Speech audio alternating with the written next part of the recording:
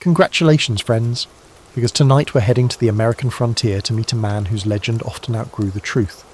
We're exploring the real history of Davy Crockett, the backwoods hunter, soldier and politician who became a folk hero draped in buckskin and a coonskin cap. From his early life in the Tennessee wilderness to his time in Congress and finally to his fate at the Alamo, Crockett's real story is a mix of grit, politics and clever self-promotion. So before we commence together, take a moment if you don't mind to like the video and subscribe. Also, please let us know where you're watching from and what time it is for you. Now, dim the lights. Maybe imagine the crackle of a campfire, the scent of wood smoke and the sound of boots on dusty trails, because this is the real story of Davy Crockett. Imagine yourself curled up in a cosy chair with a mug of something warm, because we're going to meet one of the most misunderstood figures in American history. Perhaps you and your parents hummed the Disney song about Davy Crockett, the frontier hero with the coonskin cap. Instead of starting with bear wrestling or political speeches, the true tale of David Crockett begins with a restless lad who couldn't settle into anything, and he was far more fascinating than any myth. David, sometimes known as Davy, until the politicians had their hands on him, was born in 1786 into a nomadic family in a one-room cabin in what is now eastern Tennessee. John, his father, was the type of man who would constantly look to the adjacent valley for brighter prospects. Young David likely assumed that having a permanent address was something that only other people experienced because the Crocketts packed up and moved so frequently. Now, it's easy to picture rugged outdoorsy kids growing up on the frontier, but David was really quite the eccentric. Unlike his peers, David appeared to have an aversion to sitting still, even though they were learning to plough fields and tend to livestock. School as he knew it seemed as snug as a pair of pine bark shoes, and his thoughts ran amok like a free chicken. Formal education wasn't for him after only 4 days of class. This decision would come back to haunt him years later when he struggled to sound adult in letters to his wife. At the tender age of 13, David's father, likely distraught, rented him out to a cattle driver. Envision yourself as a 13-year-old who is unexpectedly tasked with transporting hundreds of finicky cows over uncharted land. David learned that cows had zero regard for a young person's timetable or dignity as he trudged through muck for months while sleeping under the stars. However, he felt a connection to that trip. Because of his restless personality, he thrived on the wide road, where he was always moving and had to tackle difficulties as they arose. David had gained the self-assurance that comes from facing adversity head-on, and had grown 3 inches by the time he reached home. However, he still had issues with his studies. In a family where everyone could write their names, he felt like the outcast because he still couldn't read past first grade when he was 15 years old.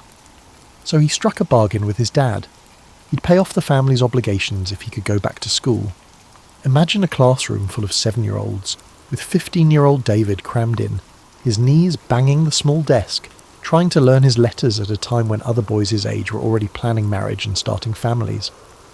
Although it must have been difficult for his pride, David persisted for a few months as he gradually acquired the fundamental abilities necessary for the complex life that lay ahead. Like many other youngsters, David found himself thrust into manhood on the frontier before he was ready. At the age of 16, he had found a job with a nearby farmer, where he could support his family and begin to shape his future. Even when things became rough, he had a way of making people laugh, and his stubborn streak would keep them going long after they gave up. He wasn't the brightest student or the toughest worker, but he had something else. In those formative years, he virtually appears as a towering, lanky boy with enormous hands and a wicked grin that seems to be perpetually hatching a plot. Parents were first frightened by his boundless energy, but they eventually came to forgive him for his charisma. Years would pass before he became the renowned frontiersman, but he had all the makings of an outlaw, an innate desire to strike off on his own, and the growing suspicion that the easy way out might not be the best choice. Delving further into our narrative, let us discuss how a young David discovered a profound truth.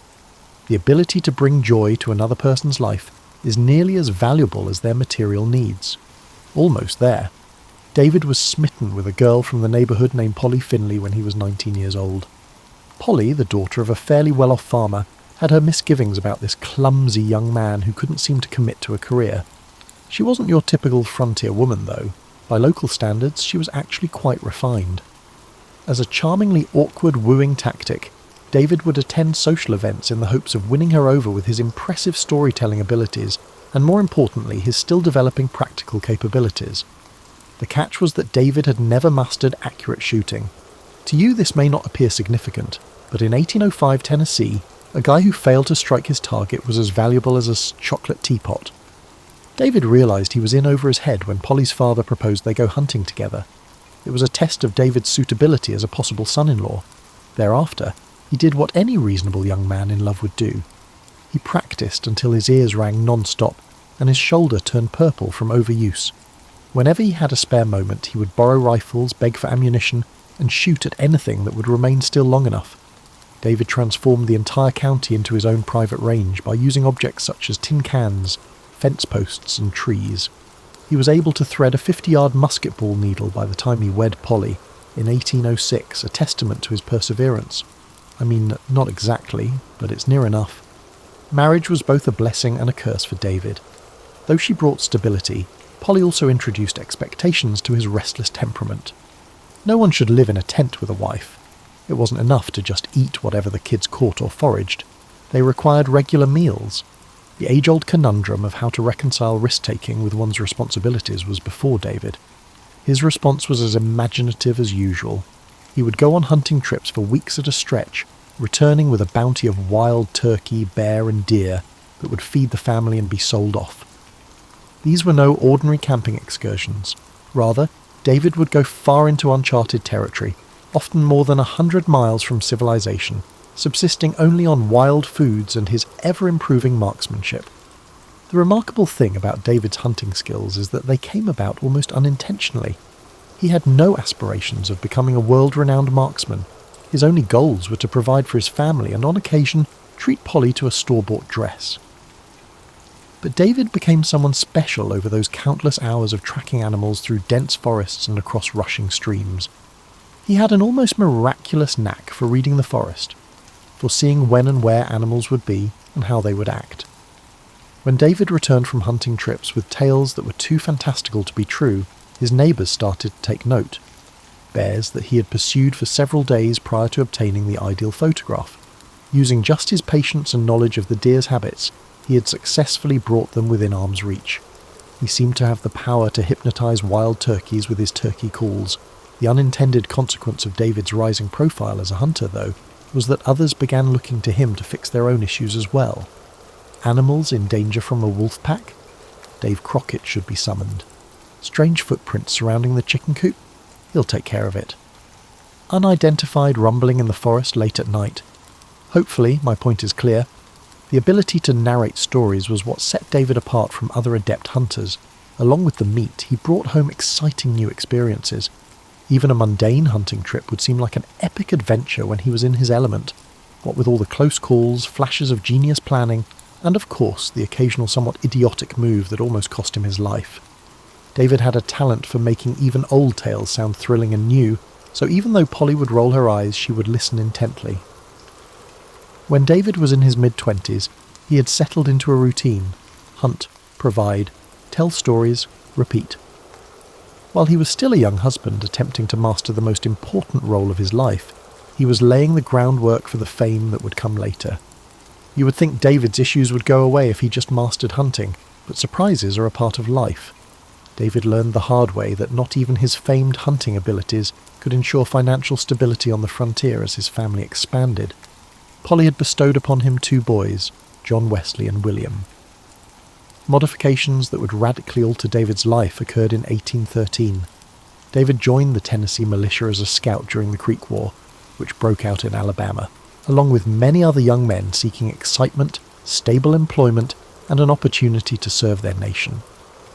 Unlike in the movies, this wasn't some idyllic military expedition.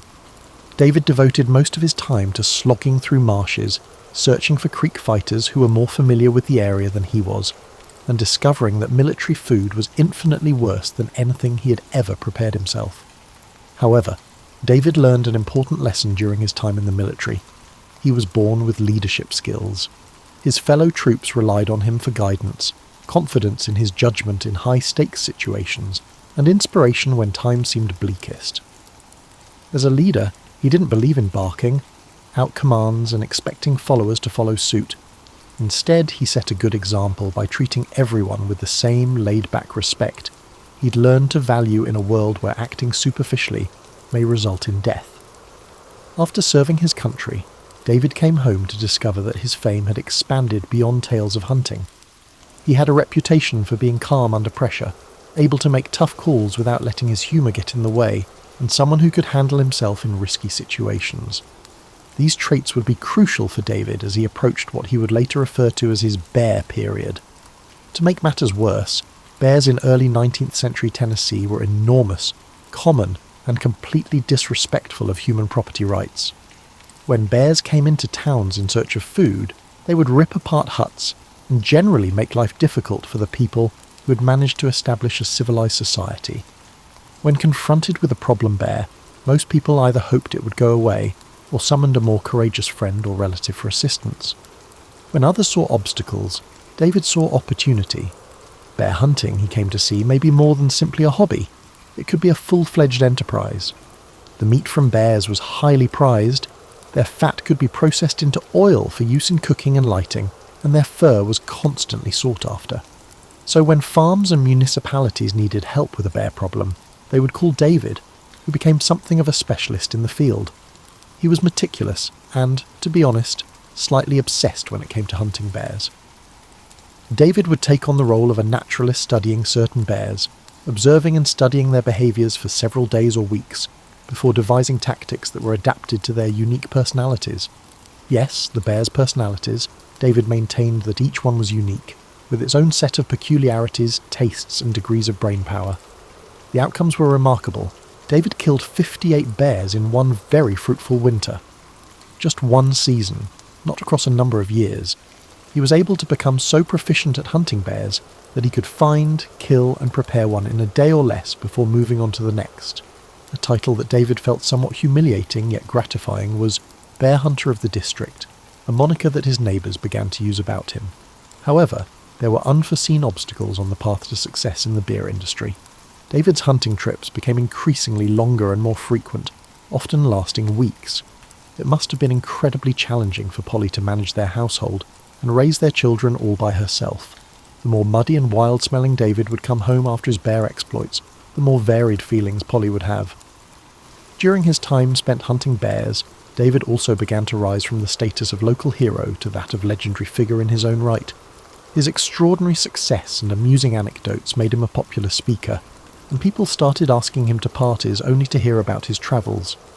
When David realised he could take his life's events and transform them into stories that could captivate an audience, he knew he had a great aptitude for performing. David never felt the need to embellish his hunting achievements, which is an intriguing aspect. It was astonishing enough that it was true. However, he did hone an ability to paint vivid pictures of everyday life, bringing drama and humour to what others might perceive as dull happenings. An ordinary bear hunt devolved into a titanic showdown between humanity and the natural world, replete with terrifying moments, brilliant moments, and, more often than not, at least one instance of David's actions that were ingenious at the moment, but almost cost him his life. As we wind down for the next chapter, it's important to discuss how, sometimes we have no choice but to start over, regardless of how prepared we are. While David was expecting to become famous in his hometown for his bear hunting exploits, he unexpectedly gained a reputation as someone who could solve problems and get things done. Because of his stellar reputation, his neighbours elected him to the position of magistrate in 1817. A magistrate was effectively a municipal judge who presided over smaller cases and disagreements. Just to refresh your memory, David's official education was limited to a few months in a one-room schoolhouse. So, when he was suddenly tasked with interpreting laws and administering justice, it was like expecting someone who had never piloted an airplane to ride horses. However, David brought his usual mix of modesty and common sense to the task. He had a really relaxed demeanour in court, fairness, practical solutions, and David's skill in mediating. Disputes amongst squabbling neighbours were more important than complicated procedures and legal precedents. David would advise the disputing farmers to go for a walk over the contested ground, and try to come to an agreement when they were arguing over who owned what. David may substitute community work for a fine where the offender is unable to pay the original amount. His rulings were mostly reasonable and equitable. However, they lacked legal sophistication. Greater political prospects arose as a result of the magistrate office. No one could have been more surprised than David when he was elected to the Tennessee State Assembly in 1821. Present in the state capitol was a man whose constituency was represented by someone who continued to struggle with language and spelling. However, David's political ideology was surprisingly uncomplicated. The government had to assist common people in resolving actual issues, not add further burdens to their lives. His character was congruent with his approach to legislation. In contrast to his fellow legislators, David spoke frankly about the issues at hand, rather than delivering lengthy ceremonial speeches replete with allusions to classical figures and legalese. Regardless of party pressure, he usually voted according to his conscience, which included supporting legislation that would help low-income households purchase land and opposing policies that appeared to benefit primarily the wealthy. However, everything changed when a tragic event occurred. David was left to raise their 3 children alone after Polly passed away in 1815. A devastating loss befell him.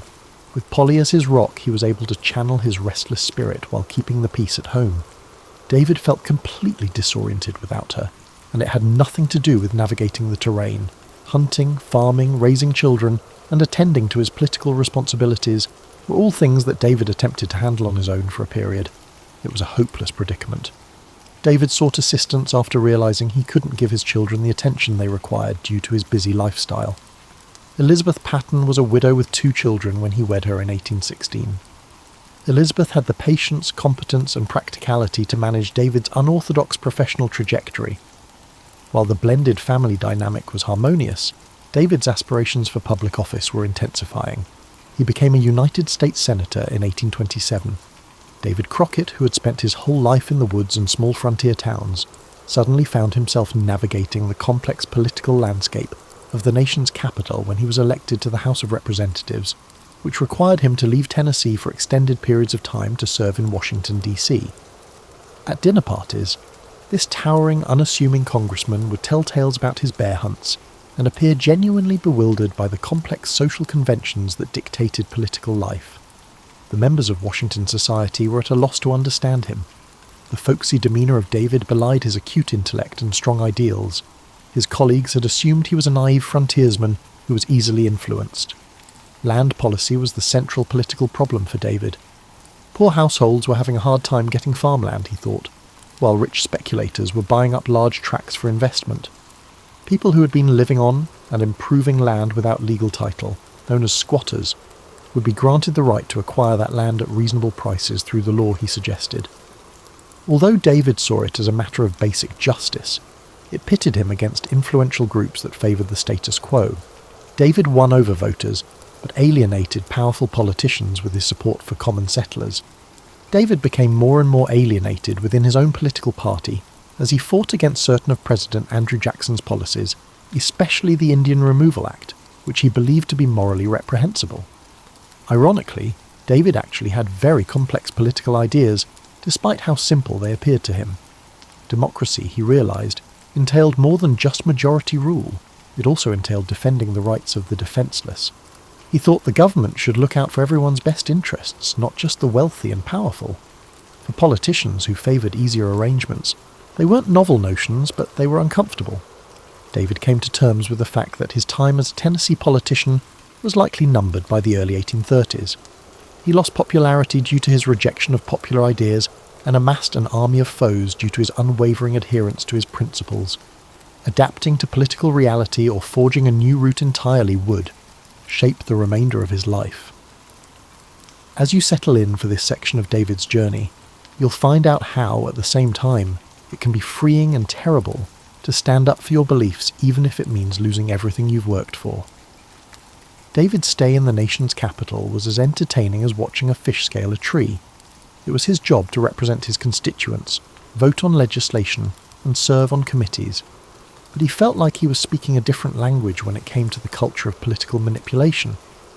David adamantly refused to let the political ramifications of his votes influence his decision-making, in contrast to his fellow lawmakers who established coalitions and traded votes like poker chips.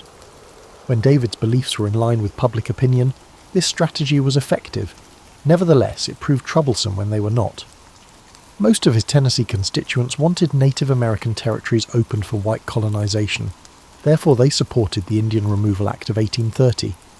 Not because he was especially progressive on racial problems by today's standards, but because David had met and respected Native Americans as individuals, he was opposed to it. He thought it was morally reprehensible to forcefully uproot entire communities from their ancient homelands.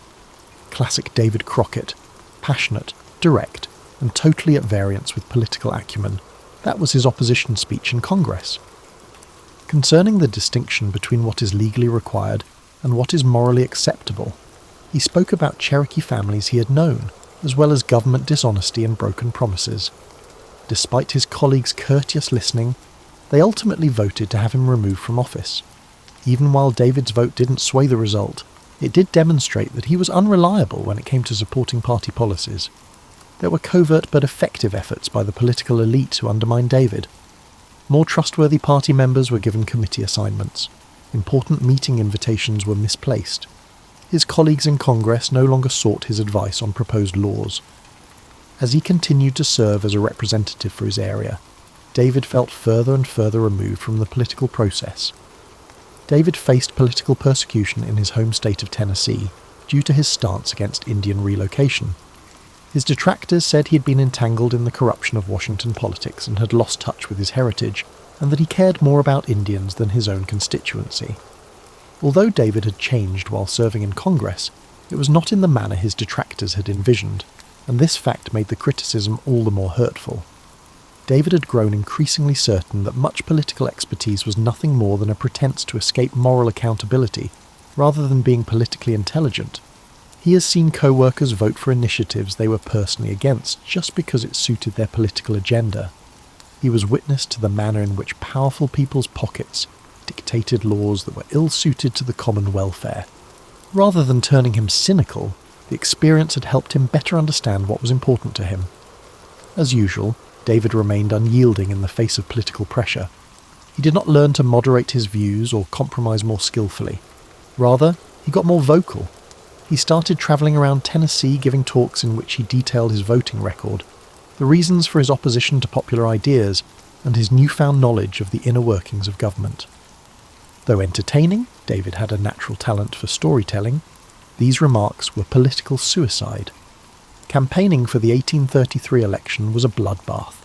There was no shortage of ammunition for David's detractors. His stance against popular initiatives, his many trips out of Tennessee while in Congress, and his ties to controversial causes. For someone whose whole sense of self was based on serving the people, being portrayed as an alien who had become disconnected from everyday life must have been extremely hurtful. David retaliated with candour and humour, which proved ineffective against a well-organised political enemy. No matter the political fallout, he pledged to keep voting his conscience, and told voters just how he felt about a variety of subjects. It was noble, based on principles, and destined to fail. As the votes were tallied, David's congressional seat was vacated. He was out of politics and faced an uncertain future after years of public service. He was at the age of 47, which was neither too young nor too old to retire gracefully, but too old to start over comfortably. David was aware that he needed to find his life's purpose while. Elizabeth remained patient regarding their financial condition. Although David was disappointed, he was also liberated from unattainable expectations as a result of his loss. He was free from the burden of considering the potential political repercussions of his statements and the impact they could have on his career. It had been years since he could do or say anything he wanted without worrying about how it might affect his chances of winning the next election. The price he had to pay for this independence was financial instability, public disillusionment, and the realization that his time in politics was essentially over. It did, however, bring with it opportunities. Texas, that enormous western territory where independence from Mexico was being discussed, started to play on David's mind. To all appearances, it was the type of community where a guy could start over, where values might take precedence over party affiliation. As we settle in for the last stretch of David's journey, we'll witness firsthand how the conclusion of one dream may pave the way for a new and, perhaps, more significant one. David pondered his next move for months after his electoral loss. His life had been organised and directed by politics for more than 10 years, and now it was all gone. He resembled a river that had been blocked for a long time, and suddenly the barrier had broken, releasing him, but also leaving him with no idea where to go. Evidently suffering with what felt like early retirement from the only work that had ever truly suited him, Elizabeth observed, as Peter paced around their cabin, starting and then abandoning projects. David usually came up with a solution. If Tennessee wasn't interested in him, he'd look for another place that was. When Americans were looking for a location to start over, where land was inexpensive and prospects were endless, many began to hear stories of Texas. The Mexican government was actively courting American settlers by distributing large tracts of land to those families who were ready to uproot and go. Texas was the pinnacle of new beginnings for David, who had lived his whole life seeking opportunity. It wasn't just personal reasons that led David to Texas. Something major was about to happen, according to his political instincts, and he had been keeping up with the news about the escalating tensions between the Mexican government and American settlers. The settlers' dissatisfaction with Mexican policies, such as those that limited local autonomy, mandated Catholicism among settlers, and restricted immigration, was growing. Conflicts where regular people were caught between their everyday demands and faraway government policies were echoes of those that had moulded David's own political career, he saw. In late 1835, David set off for Texas on an exploratory mission. He intended to survey the area, perhaps purchase some land, and then return to Tennessee to finalize his plans to move. Nevertheless, he was also cognizant of the fact that, regardless of his intentions, he might find himself embroiled if political events in Texas were to escalate. When faced with disagreements about right and wrong, David had never been adept at maintaining objectivity. By travelling through Arkansas and into Texas with a small band of followers, David was able to learn about the local conditions and interact with American settlers on multiple occasions. What he discovered was a people who were both Mexican and American in their cultural and practical identities. They were attempting to form communities based on familiar traditions while also adjusting to new rules and expectations. Hard-working couples wanting a better life for their children, the settlers David met mirrored his neighbours in Tennessee. They want solitude to cultivate land, engage in trade, and rule themselves rationally.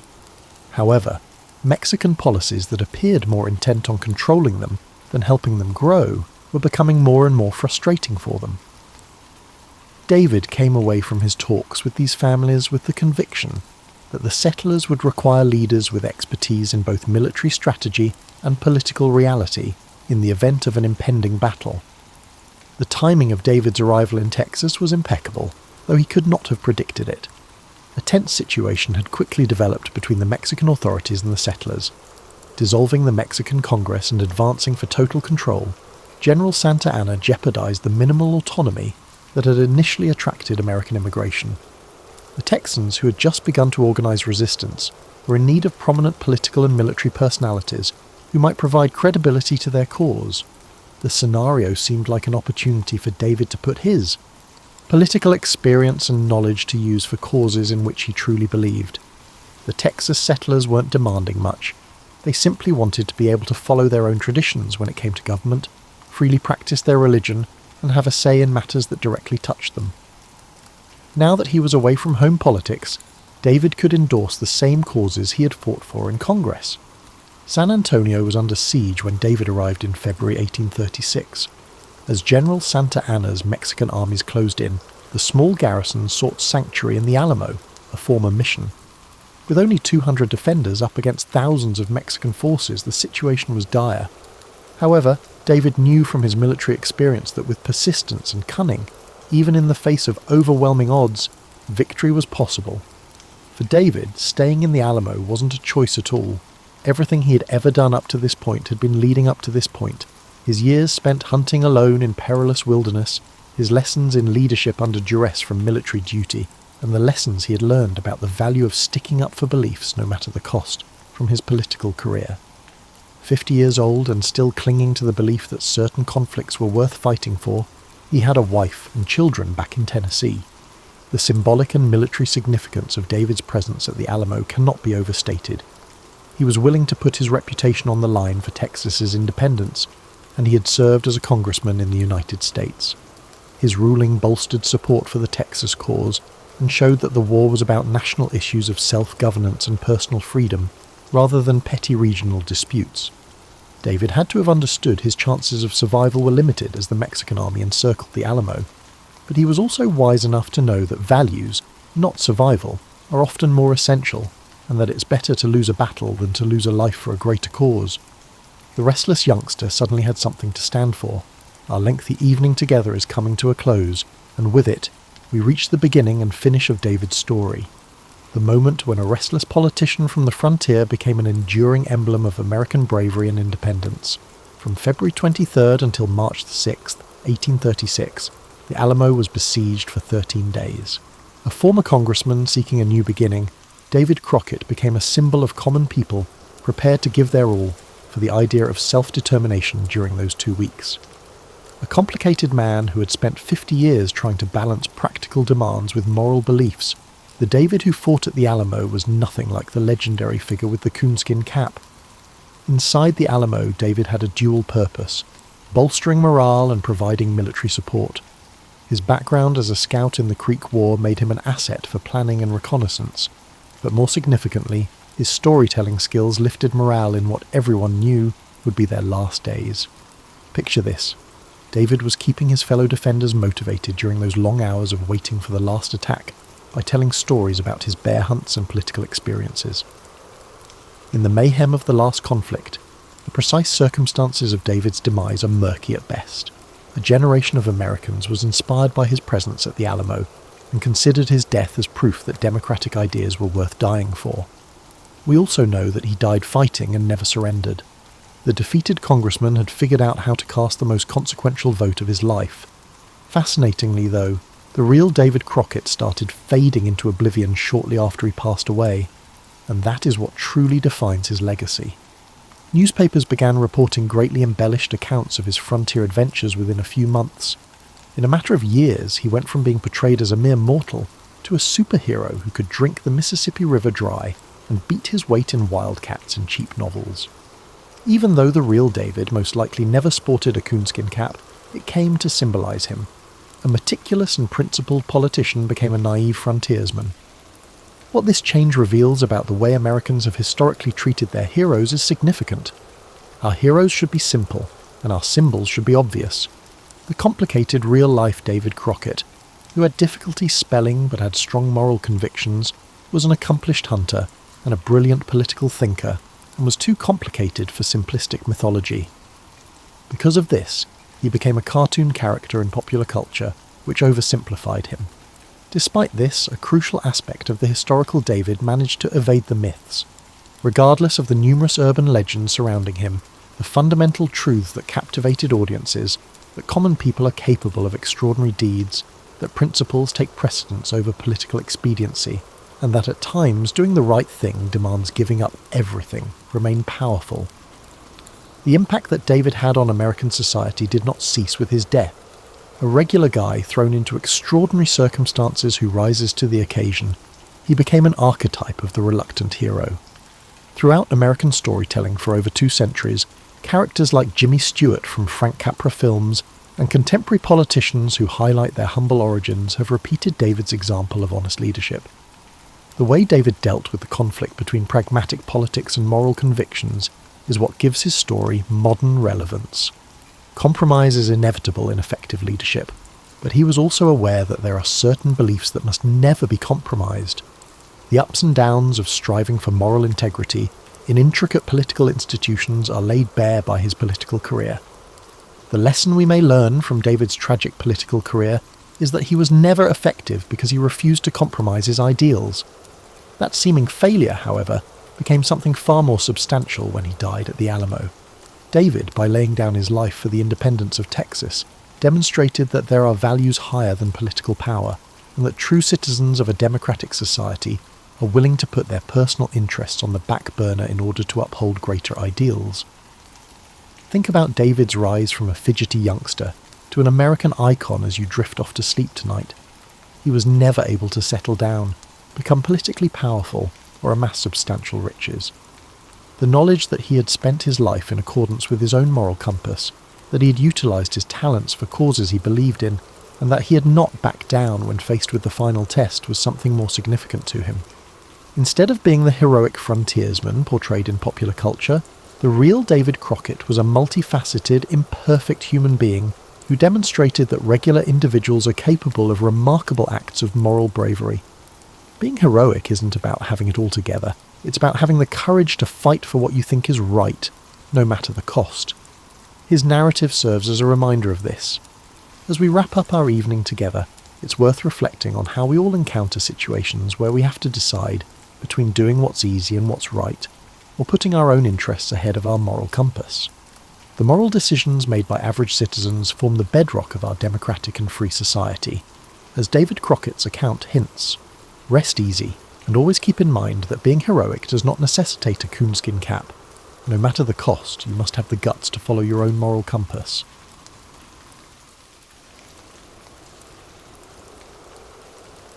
The man history would call Augustus was born Gaius Octavius on September the 23rd, 63 BCE, in a modest neighbourhood on the Palatine Hill.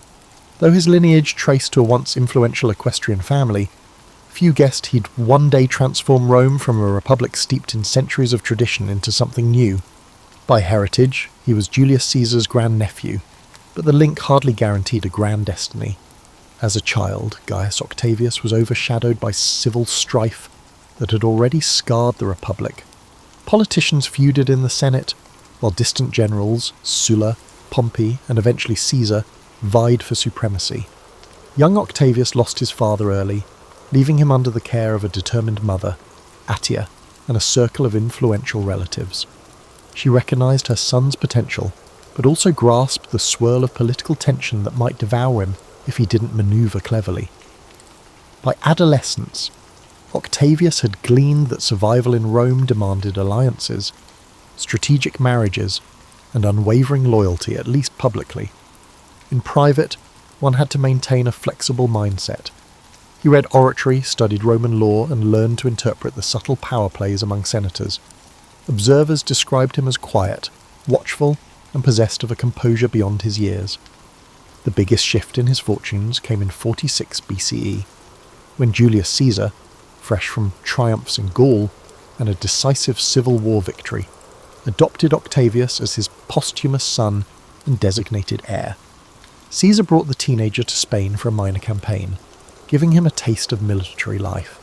The young man's seriousness impressed Caesar's aides, though few predicted that this untested youth could ever fill Caesar's sandals. Indeed, Caesar himself was at the apex of power, proclaiming reforms and holding lavish triumphs. He restructured the Senate and extended citizenship to many. To some, he teetered close to monarchy. Rumours whispered he might declare himself king. Then came the Ides of March, 44 BCE. Caesar fell under 23 knife thrusts in the Senate, a betrayal orchestrated by supposed friends like Brutus and Cassius.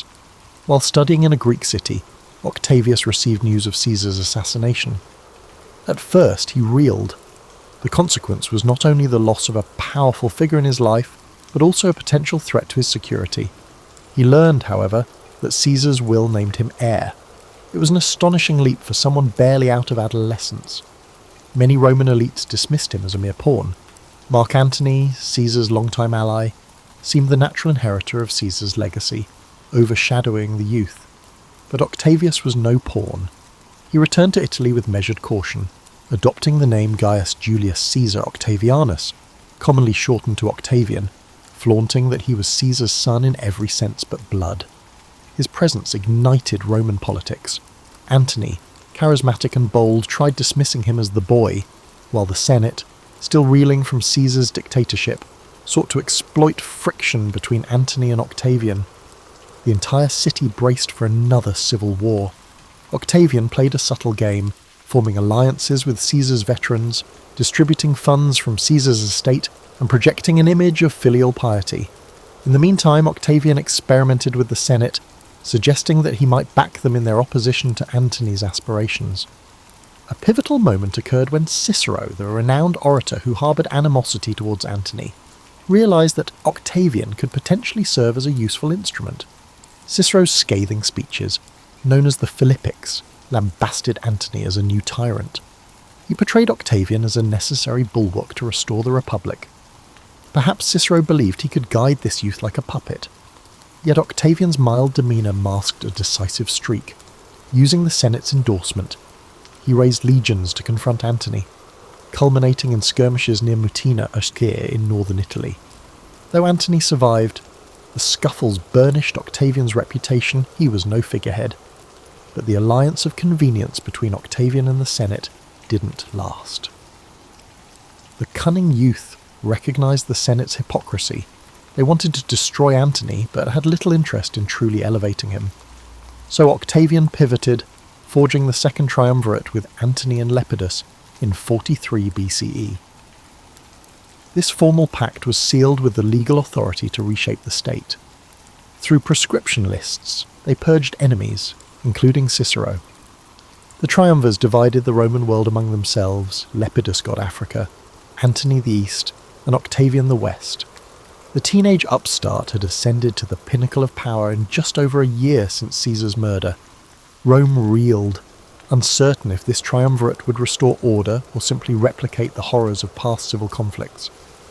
As Octavian settled into his portion of the empire, he realised the West, Italy, Gaul and Spain would test his capacity for governance. He faced rebellious legions, distrust from veterans, and a public exhausted by war. Meanwhile, Antony pursued campaigns in the east, forging ties with Cleopatra of Egypt. Lepidus drifted into irrelevance. The seeds for fresh rivalry were sown.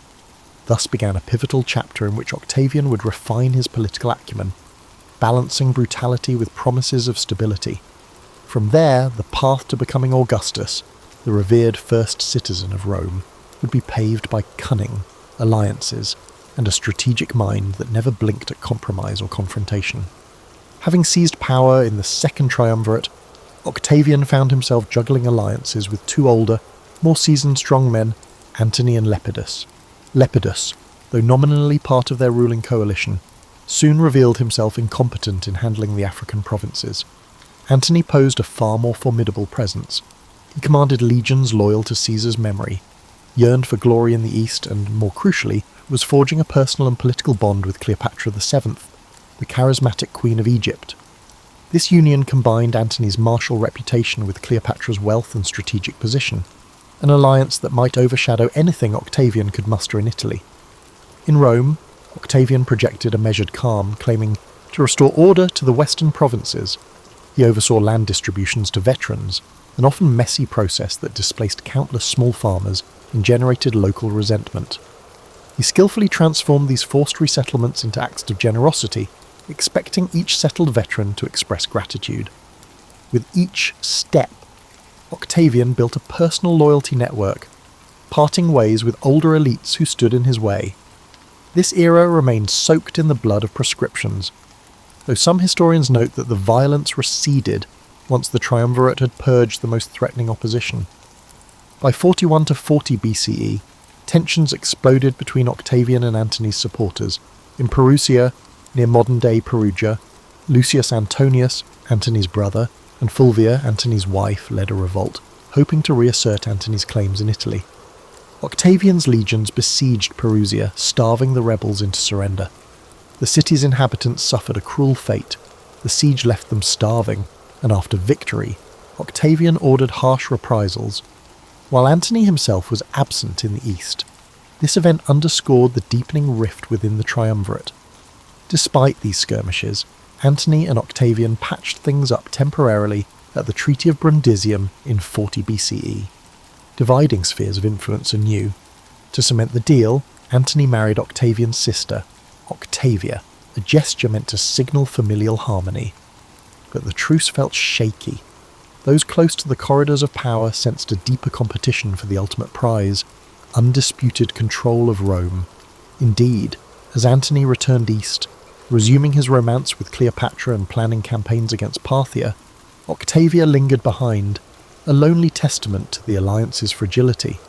Back in Rome, Octavian's attentions turned to naval struggles.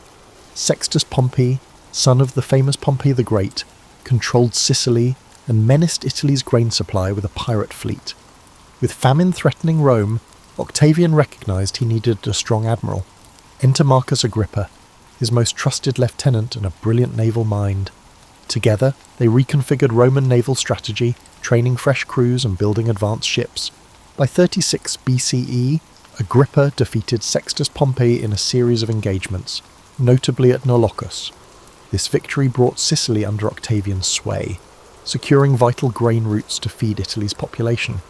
Meanwhile, Lepidus foolishly tried to flex power in Sicily, but his legions defected to Octavian.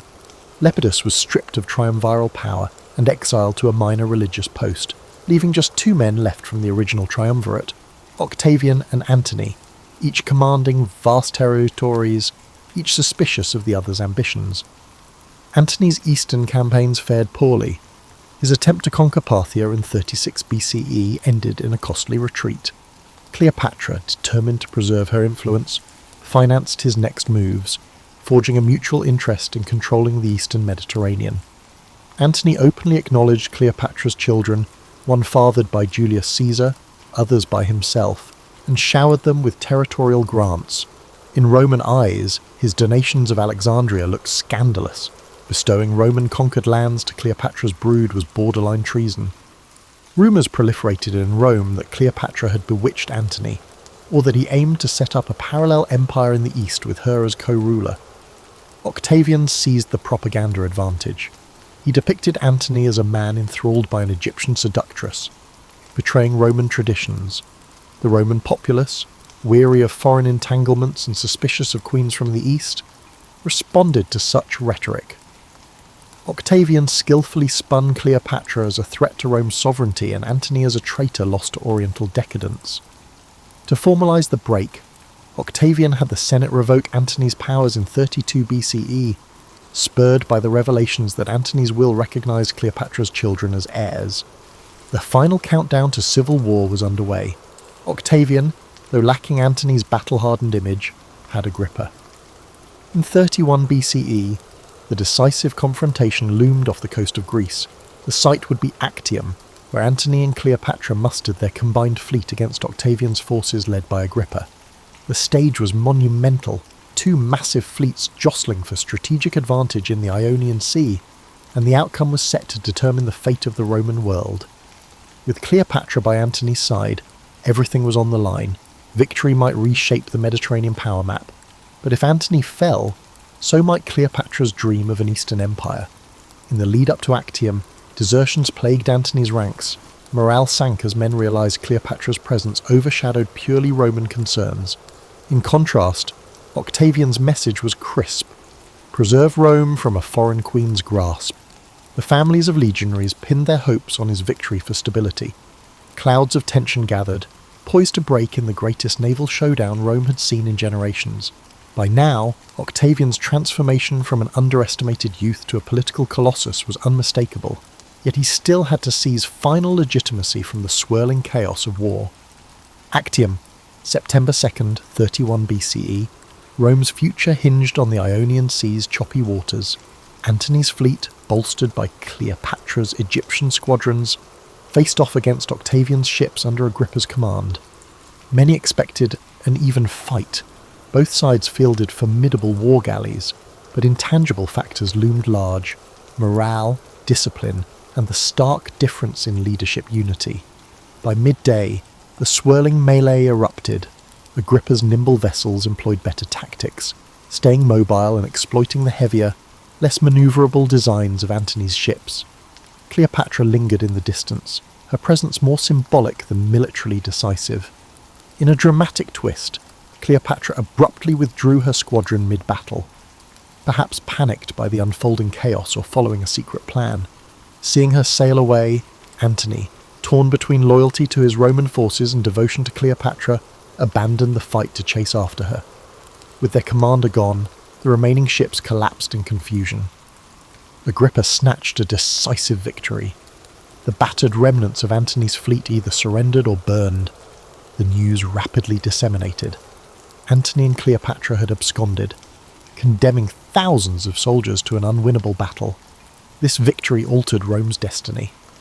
Actium wasn't just a naval triumph, it shattered the last credible threat to Octavian's ascendancy. Over the following months, Octavian pursued Antony and Cleopatra to Egypt. By August 30 BCE, with his forces surrounding Alexandria, their fate was sealed. Upon discovering the rumoured death of Cleopatra, Antony collapsed onto his sword, overcome with despair. Cleopatra, witnessing the city overrun and refusing to be paraded as a captive in Rome, reportedly took her life. Her method, a venomous asp pressed to her breast, became legendary. With that, Ptolemaic Egypt, the last Hellenistic kingdom, ended, falling under Roman control, having neutralised every rival. Octavian returned to Rome in 29 BCE, triumphant. The gates of Janus, symbolising war's presence, re-shut, indicating peace across the empire for the first time in ages. The Senate, exhausted by decades of civil strife, pinned their hopes on this young victor. They hailed him as Imperator, commander, and showered him with honours. But Octavian realised the critical lesson from Caesar's demise. Openly brandishing monarchical power risked stirring republican resentment. He needed a new blueprint for dominance, something that would calm old fears while granting him absolute authority. This balancing act would define his next steps. In 27 BCE, Octavian performed a grand gesture. He ceremoniously returned power to the Senate and people of Rome, an act broadcast as humility, even though the real levers of control remained in his hands. The Senate, keen to maintain stability, bestowed upon him the name Augustus, meaning revered or venerable.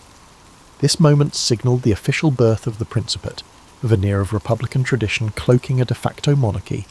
Augustus accepted titles carefully: Princeps, first citizen; Imperator, commander-in-chief; Pontifex Maximus, chief priest, and others. Combined, these roles gave him unassailable control over the army, religion, and state. A wave of reforms followed. Augustus reorganised the legions, stationed them in provinces under long-term command, ensuring their loyalty was to him personally. He restructured provincial governance, reducing corruption by rotating officials more often. The Senate oversaw peaceful provinces, while the emperor kept direct rule over trouble spots. Professional civil service emerged, staffed by freedmen and equestrians, loyal to the emperor's system. This team quietly undercut the old aristocratic networks that once jockeyed for magistracies, diminishing potential rebellion from senatorial upstarts. Culturally, Augustus recognized the power of propaganda.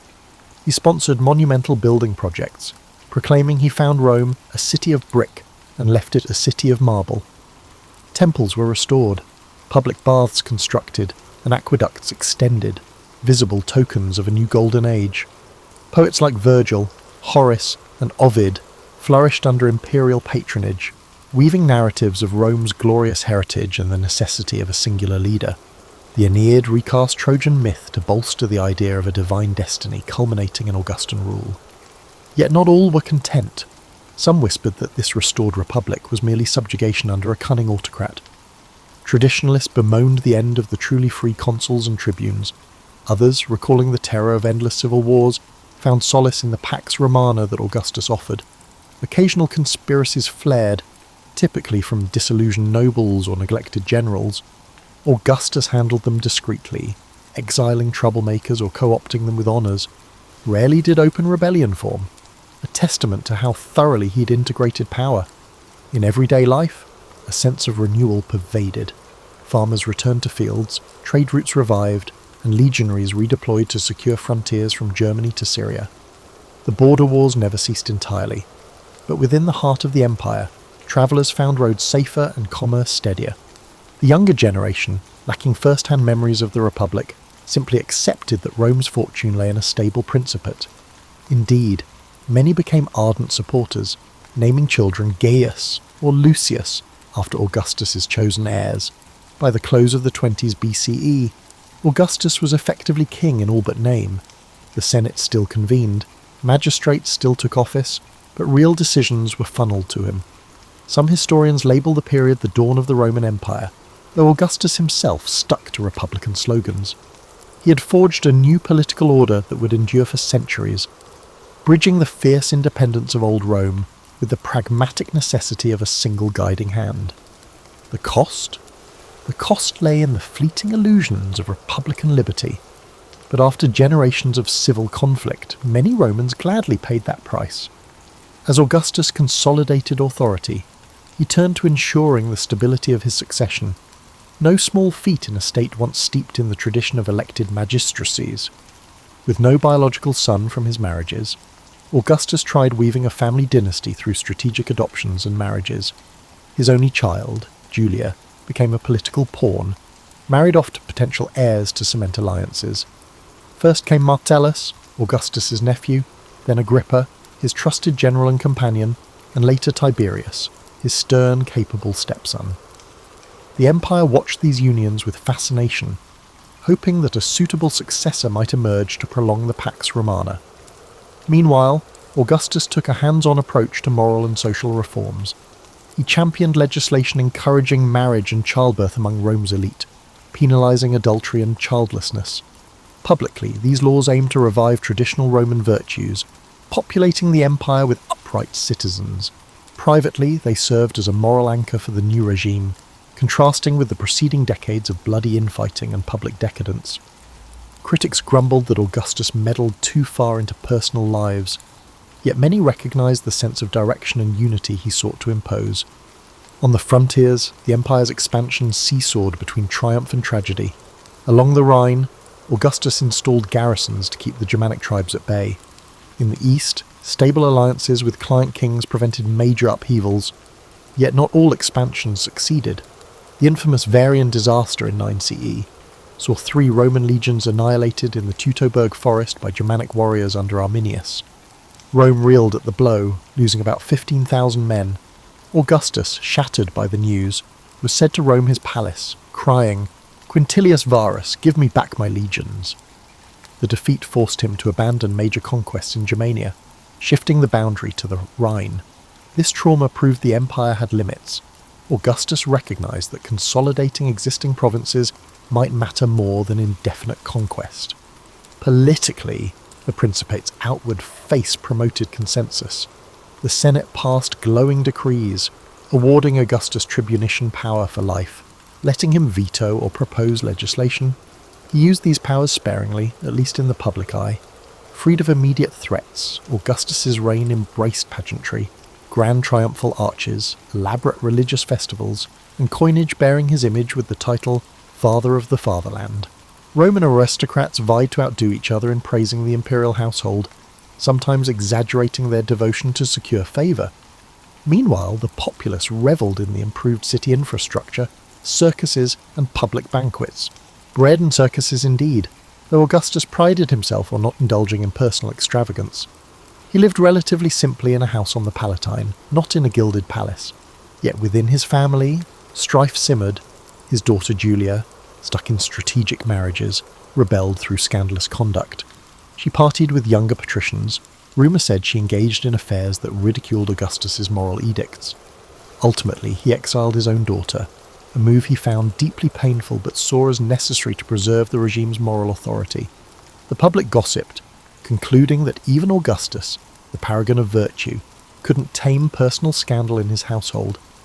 Another blow came when favoured grandsons died young, fracturing the carefully plotted succession line. Tiberius, austere and aloof, gradually emerged as the likely heir, though father and stepson had an uneasy dynamic. In the realm of culture, a golden age flourished, or so the retrospective label claimed. Patronage from Augustus and his confidants, like Maecenas, supported literary talents who produced enduring works. Virgil's Aeneid wove Trojan legends into Rome's destiny, subtly legitimising Augustan rule as fate. Livy wrote monumental histories praising Roman virtues, carefully tiptoeing around the civil wars that had cemented the Principate. Ovid's verses charmed readers with witty takes on love and mythology, until his exile for unspecified indiscretions, or perhaps for offending the imperial moral code. The tension between creative freedom and political lines became a hallmark of the era's art. Master sculptors and architects harnessed Greek influences, producing distinctive Roman designs that still grace surviving ruins. The Ara Pacis, celebrating Augustan peace, stands as a prime example. By the dawn of the 1st century CE, Augustus's principate had reigned over 2 decades of relative stability. Children grew up knowing no civil war, a remarkable shift from older generations. The memory of the Republic's freedom drifted into nostalgia for some, while others believed that a single guiding figure was the best bulwark against future chaos. Indeed, many equestrians and senators quietly recognised they were better off under predictable central rule than risking the unpredictability of competitive elections that often spiraled into assassinations or civil conflict. Yet the question of the empire's longevity remained. If Augustus died unexpectedly, would Tiberius or another figure hold the empire together? Could the principate outlast one man's lifetime? In the twilight of his reign, Augustus orchestrated subtle transitions of authority to Tiberius, conferring powers gradually. He hoped to avoid the abrupt vacuum that had ensnared Caesar. Whether the Roman world was truly ready for a dynastic monarchy, a concept so alien to its older republican ethos, was an open question, but there was no turning back. The age of Augustus had irreversibly shaped a Roman identity now intertwined with a single ruler's guiding hand. By 14 CE, Augustus was an aging figure. His hair had greyed, his health grew frailer, yet his grip on power remained firm. He'd spent decades refining the Principate's mechanics, ensuring his direct or indirect control over the military, legal, and religious spheres. Mentally, he pondered the last acts of his storied life. If the Principate was to endure, he needed Tiberius, his designated successor, to seamlessly assume control. Some suspected Tiberius possessed neither Augustus' charisma nor compassion, but there was no other candidate left with enough legitimacy. That summer, Augustus embarked on a journey with Tiberius to southern Italy. Perhaps it was a symbolic handover, or perhaps it was simply a final inspection tour. Along the way, his health deteriorated quickly. Near Nola, the place of his father's death decades prior, he lingered in bed, occasionally conversing with Tiberius and others from his retinue. According to tradition, his last words carried a hint of the theatrical flourish, comparing life to a play and imploring them to applaud if he had performed well. On August 19th, 14 CE, Augustus passed away. He was 75, having ruled the empire effectively for over 4 decades, longer than anyone had predicted. News of his death spread swiftly. In Rome, a tide of mourning ensued. The Senate declared him a god, Divus Augustus, continuing a trend that had begun with Caesar's deification. The city's populace, which had never experienced an adult life without him as a guiding presence, faced uncertain times. Rituals, eulogies, and processions offered the veneer of continuity. Tiberius stepped into the role of princeps, observing the formalities that Augustus had established. Among the masses, grief mingled with apprehension. No single figure had done more to shape the new era of Pax Romana. In the subsequent months, the city of Rome processed Augustus's memory in different ways. Loyal senators commissioned arches and statues. Families recounted how their grandparents had lived through civil wars until Augustus restored order. Freedmen who had worked in his administration wept or exploited the transition to jockey for new positions. Across the provinces, local elites who had thrived under Augustan patronage worried whether Tiberius would maintain the same approach. Despite the news unsettling the legions, they remained loyal to the new emperor.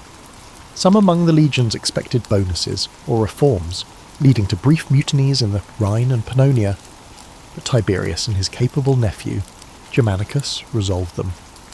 As time passed, historians began weaving Augustus's reign into grand narratives. Some, like Livy, had already praised him in near mythic terms. Others were more subdued, acknowledging that while Augustus ended civil strife, he had also strangled the old republican liberties. A new generation born under Pax Romana, however, only understood the Republic through ancestral stories. They took for granted that a single figure guided state policy, minted coins with their face, and overshadowed the Senate. The heritage of civil wars receded into second-hand accounts, leaving Augustus as an almost fatherly figure in the Roman psyche, the man who brought peace. The deeper subtleties of his rule, his cunning manipulations, the purges that built the Principate, the clandestine power plays, were overshadowed by the public facade of piety, tradition, and moderation. Indeed, the final version of his life story, shaped by his supporters, cultivated an image of a reluctant ruler who accepted power only for the public good. Detractors existed, but they rarely had a platform to challenge the official line. Over centuries, subsequent emperors embraced or distanced themselves from Augustan ideals. Some attempted to emulate his delicate balance, while others failed, allowing cruelty or extravagance to overshadow statesmanship. An essential Augustan legacy was the ongoing Pax Romana, a relative peace that spanned from Britain to the Euphrates. Though wars on the frontiers never vanished, Germanic raids, revolts in Judea, tensions with Parthia, the empire's core heartlands prospered, trade routes thrived, carrying goods from across the Mediterranean and beyond, while Roman law codes extended deeper into newly integrated communities. This stability boosted population growth, urban development and cultural exchange, fostering an environment where future historians, philosophers and architects found the resources to flourish. In subsequent centuries, Christians, when they emerged in the empire, pointed to the stable Roman roads built under Augustan expansions as an inadvertent gateway for their missionaries to travel. Even mundane aspects, standardized coinage, consistent administrative provinces, owed much to the Augustan blueprint. Emperors like Trajan and Hadrian, centuries later, recognized that forging a stable rule required a delicate dance, not entirely different from Augustus's approach, securing the loyalty of armies, appeasing the Senate, and wooing the populace. The memory of Augustus, therefore, served as an archetype for the good emperor, never mind that the path to his power was littered with cunning and bloodshed. Ultimately, Augustus's success lay in a melding contradictory impulses. He revived old festivals, yet rewrote the political structure. He promised the Senate respect, yet controlled them with cunning. He championed moral reforms, yet exiled his daughter due to a scandal. The story of his life remains a mosaic of ambition, altruism, caution, and ruthlessness. Without him, Rome might have shattered under repeated civil wars. With him, the Republic mutated into an empire anchored by one man's authority. That delicate compromise, monarchy dressed in republican costume, carried Rome forward for generations, shaping Western history in ways no one in the smoky Senate halls of yesteryear could have fully foreseen. Long after Augustus' death, the Roman world recited legends of his early days, from the moment he claimed Caesar's inheritance to the final quieting of civil strife. Poets retold how he found Rome in chaos and forged a new dawn of order.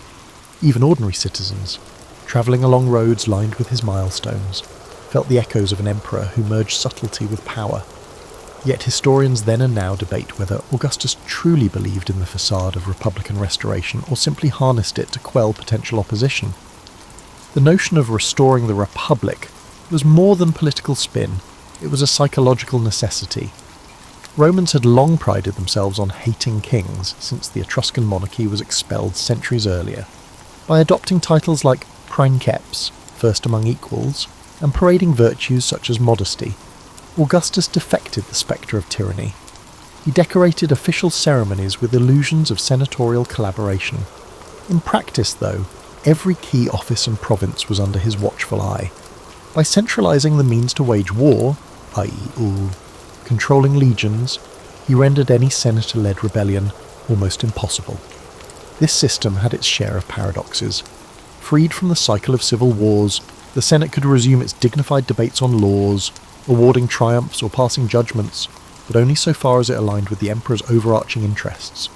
Younger senators, who never experienced the chaotic republic, found comfort in the Principate's security. They advanced in a structured career path, quaestor, praetor, consul, under Augustan oversight. Freed from the anxiety of violent contests, they pivoted to administrative tasks like refining legal codes or sponsoring public games. These changes drained some vitality from senatorial life, but also eliminated the lethal rivalries that once stained Roman politics in blood. Religious transformations also underscored his reign. The imperial cult, venerating the emperor's family, took root in the provinces. Temples to Divus Julius, the deified Julius Caesar, dotted Asia Minor and Gaul, bridging local traditions with Roman identity. Augustus carefully navigated the line between piety and blasphemy. He never outright demanded worship of himself in Italy, but in distant provinces, cult centres proclaiming his divine status arose. This practice fostered unity, as local elites built shrines to Augustus to curry favour, blending indigenous gods with Roman imperial reverence. On a personal level, Augustus's household dramas had shaped his paternalistic posture toward the empire.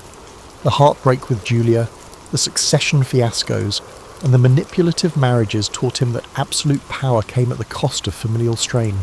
Ancient gossip lines claimed he was cold or unfeeling to those who fell out of favour. But gleaning from the letters that survive, we see glimpses of a man torn between fatherly instincts and political necessity. He exiled those he loved to maintain the moral facade he'd cultivated for the public. Real or staged, that posture anchored the moral authority behind his social reforms. Nor were the provincial expansions always peaceful. In the Spanish interior, Augustan generals waged campaigns to quell tribes that refused Roman oversight. The Alpine passes were brought under direct Roman control to secure transalpine trade routes. Fortress lines sprung up along the Danube to repel or monitor the restless Dacians. These expansions weren't often accompanied by grand triumphal processions. Augustus himself rarely took personal credit, preferring to let generals hold subdued ceremonies. He recognised that the empire needed no flamboyant displays reminiscent of earlier warlords. Instead, stable frontiers, a robust commerce network, and the Pax Romana's sense of normalcy proved enough to maintain public favour. When Tiberius finally stepped into the imperial role, most people expected continuity.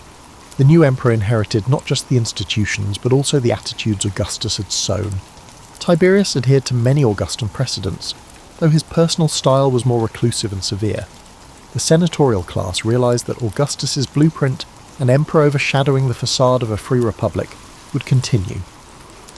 No major push to resurrect a purely republican system emerged. Some die-hard republicans still existed in the shadows, but after decades of peace and the empire's continued growth, the majority accepted the Principate as the new normal. Across centuries, Augustus's memory soared to near mythic. Emperors from Nero to Constantine either invoked or reshaped Augustan tropes. On coinage, they displayed genealogical ties or spelled out slogans reminiscent of Augustan virtues. Augustus itself became more than a name. It was an honorific for all subsequent emperors, signifying the same revered status. Writers compiled accounts of his reign, both praising his modesty and hinting at cunning. The next generations faced their crises, Caligula's mania, the Jewish revolts, or the year of the four emperors, yet Augustus's era stood out as a time of relative harmony, even if precariously balanced. Looking back from a vantage point centuries later, historians see Augustus as the pivot from a fractious republic to a stable, if autocratic, empire. Freed from crippling civil wars, the Mediterranean world blossomed in trade and culture. The seeds of an architectural revolution took root in Rome's new monuments, bridging Greek artistry with Roman engineering. And though the Principate eventually shifted toward more overt emperors like Caligula or Domitian, the Augustan model never vanished.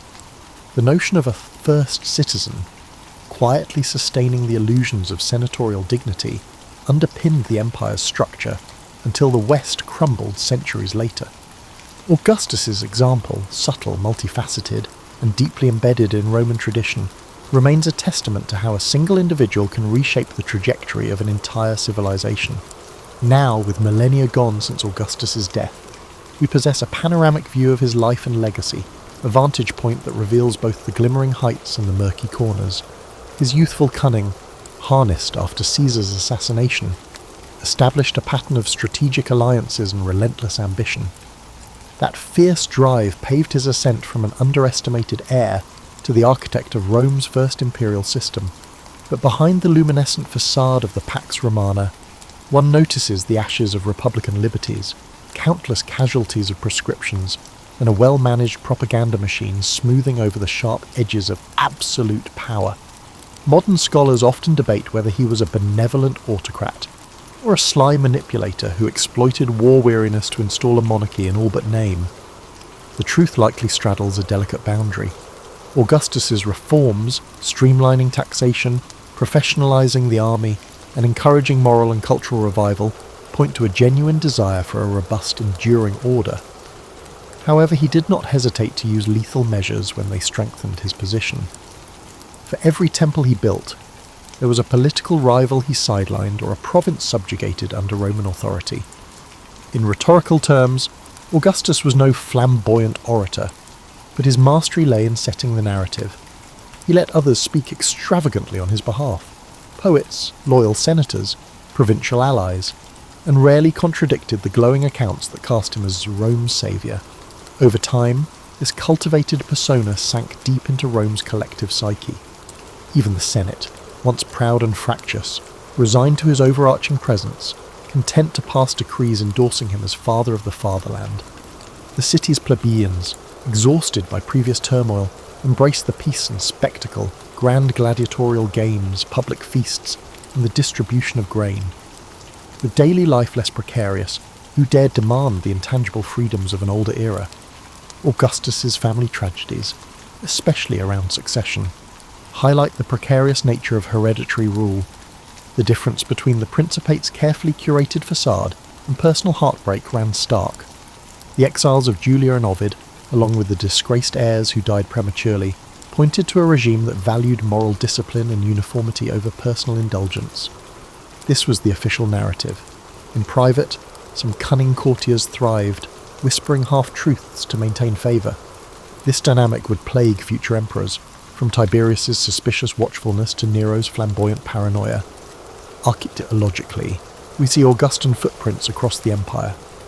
The city of Rome was adorned with the Forum of Augustus, the Temple of Mars Ultor, and the Ara Pacis, each a testament not just to religious devotion, but to the synergy between art and political messaging.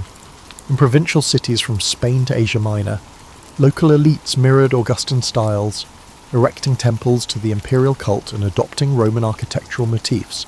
This cultural assimilation contributed to the forging of a Roman identity that transcended narrow, tribal or local loyalties. Even in the Greek East, where Hellenic culture had once overshadowed Rome's, the Augustan age catalyzed a new synthesis, merging Greek traditions with Roman rule under the notion of a shared Pax Romana. When analysing Augustus' reign, one can't ignore the question of how it impacted future governance. The next 4 centuries of Roman history revolve around the tension between the illusions of Augustan modesty and the realities of emperors who demanded worship or indulged capricious whims. The 5 good emperors, from Nerva to Marcus Aurelius, tried to echo Augustan virtues, focusing on stoic administration and public works. Others, like Caligula or Commodus, abandoned the pretenses, exposing the empire to the rawness of untempered autocracy. Through all these fluctuations, the concept of the princeps never truly vanished, only mutated, eventually morphing into the openly acknowledged dominus by the time of Diocletian. In popular imagination, Augustus remains a figure akin to a sculptor who took the shards of a fractured republic and moulded them into something new.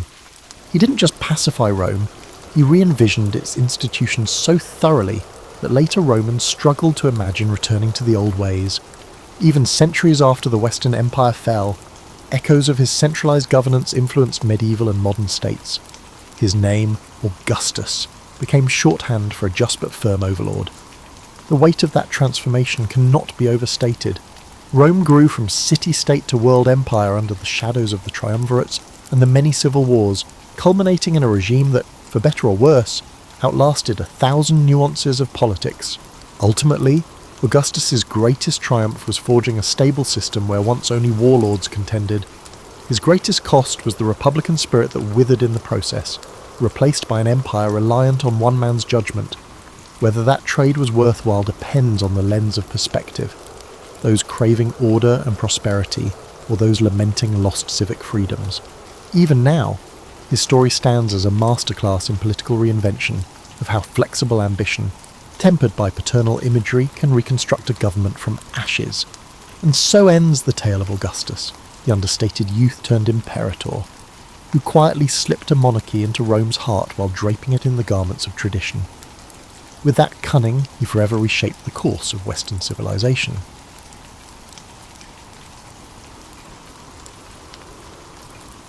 Albert Einstein was born on March 14th, 1879, in the modest city of Ulm in the German Empire.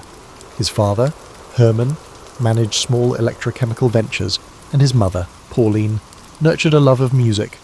Contrary to later myths, he wasn't a poor student, rather, he disliked rote memorization and preferred exploring ideas on his own. At age 5, he received a simple compass. Its unwavering needle, guided by an unseen force, left him spellbound, hinting at hidden laws in nature.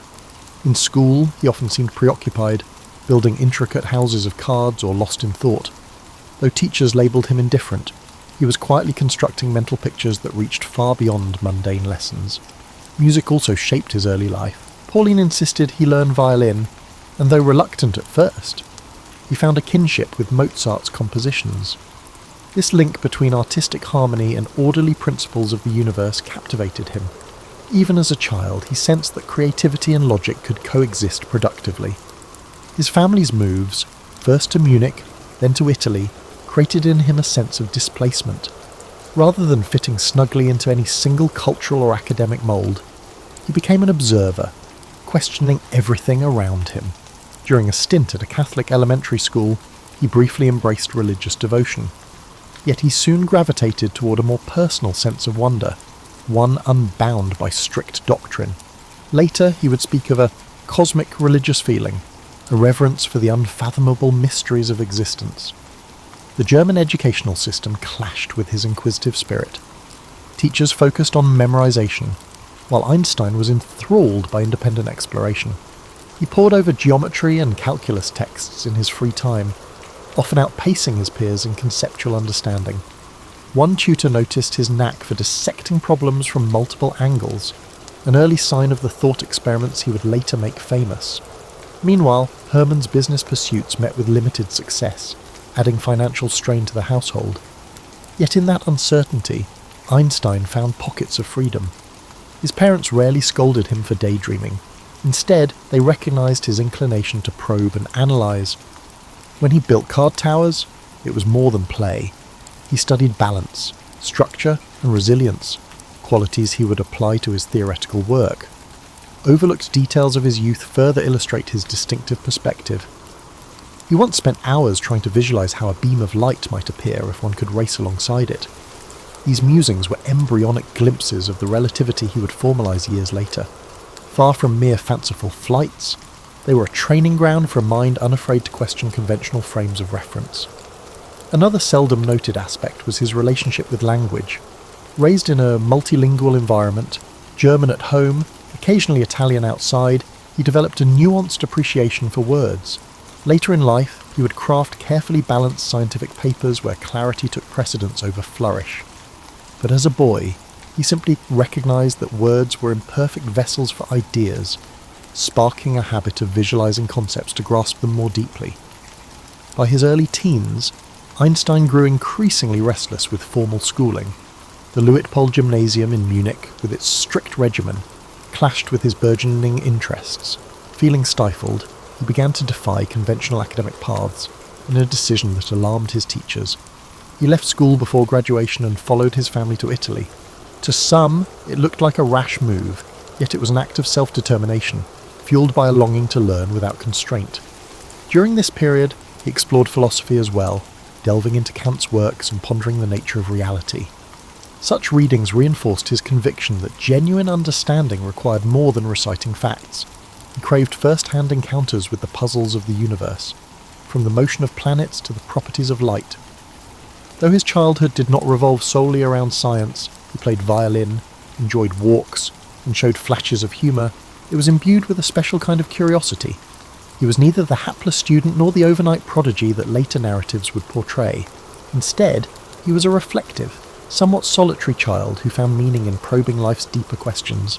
His early experiences, compass in hand, cards neatly stacked, violin tucked under his chin, crystallized into the core of a worldview that would soon turn the scientific world on its head.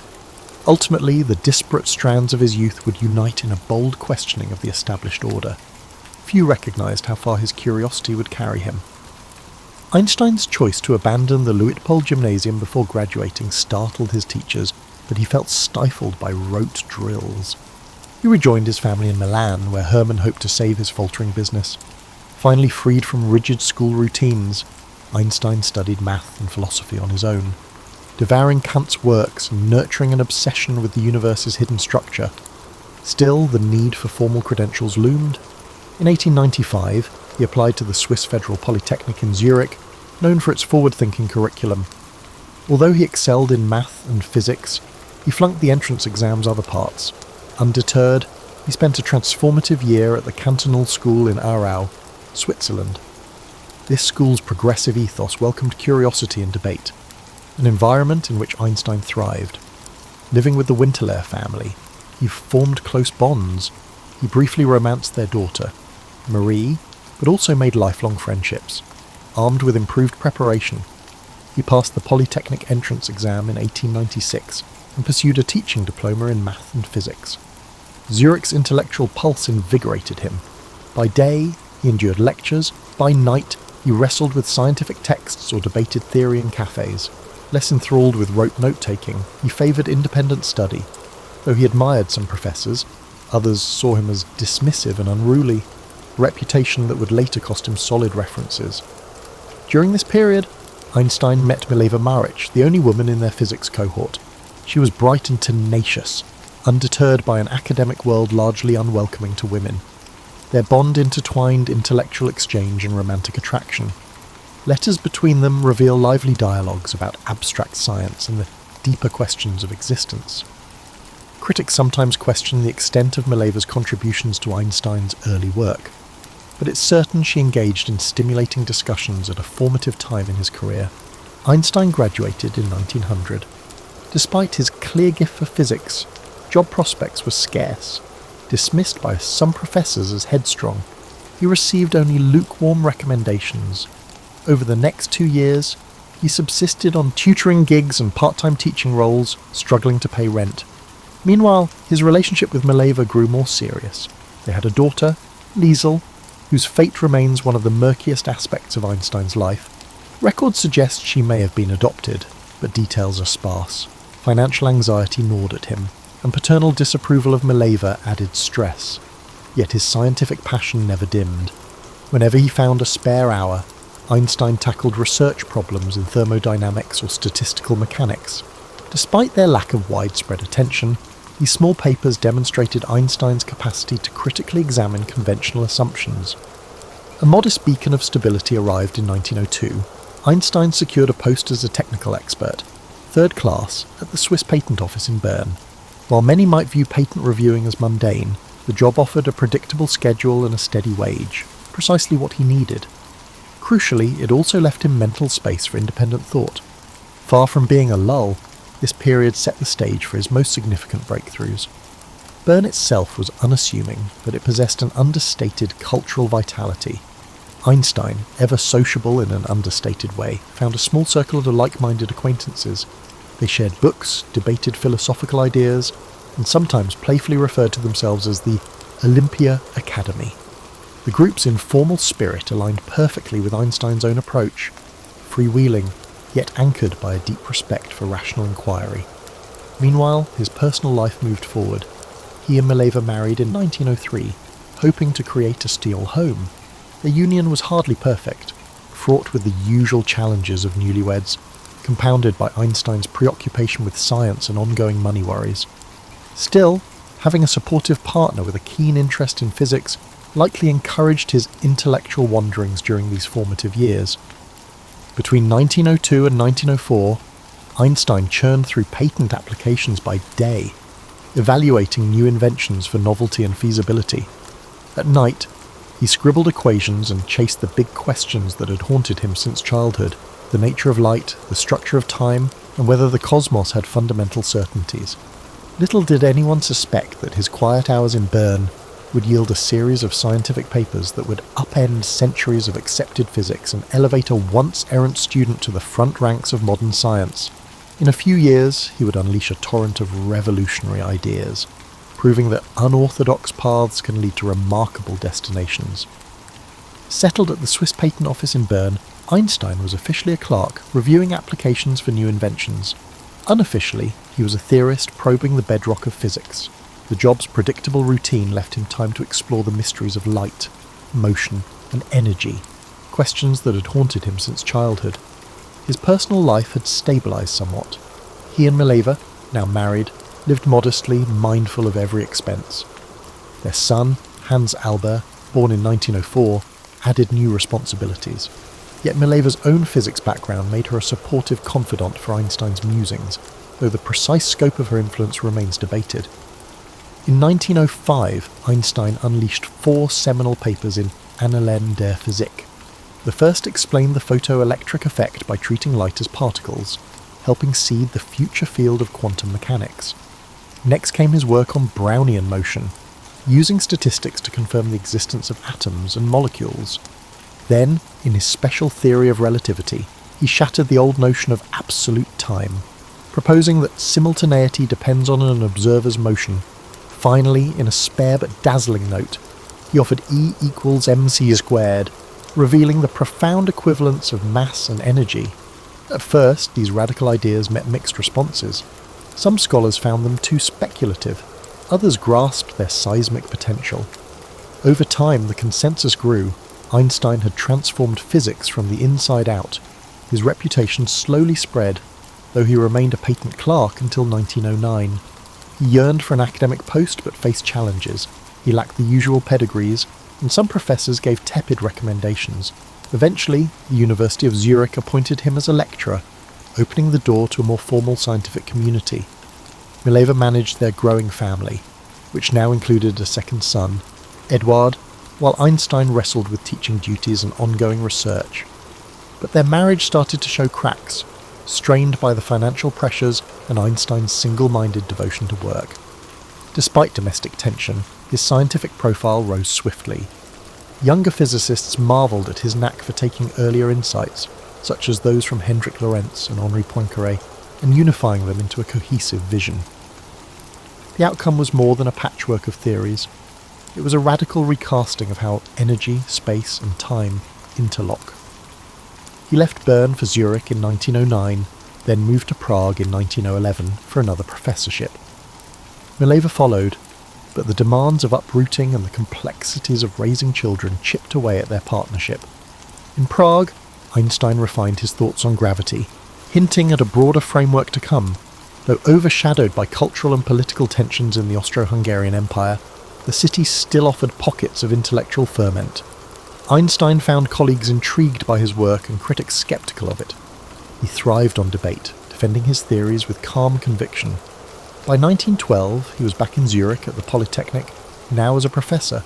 This time, he delved deeper into the mathematics needed to extend relativity to gravitational fields. His collaboration with mathematician Marcel Grossmann was vital, laying the groundwork for what would become the general theory of relativity.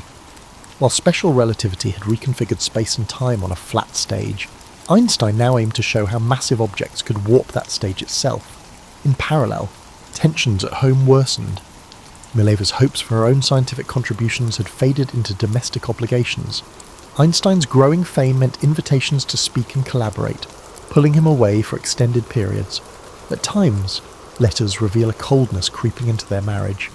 He could be absent-minded, impatient, and increasingly dismissive of Mileva's emotional needs. The personal costs of genius were mounting, even if the broadest world was beginning to admire him as a visionary. By the end of 1912, Einstein's ambitions were clear. He had cemented a reputation as the mind behind special relativity, and he was on the cusp of unveiling a more comprehensive framework to explain gravity. Universities courted him, and scientific societies began to laud his insights.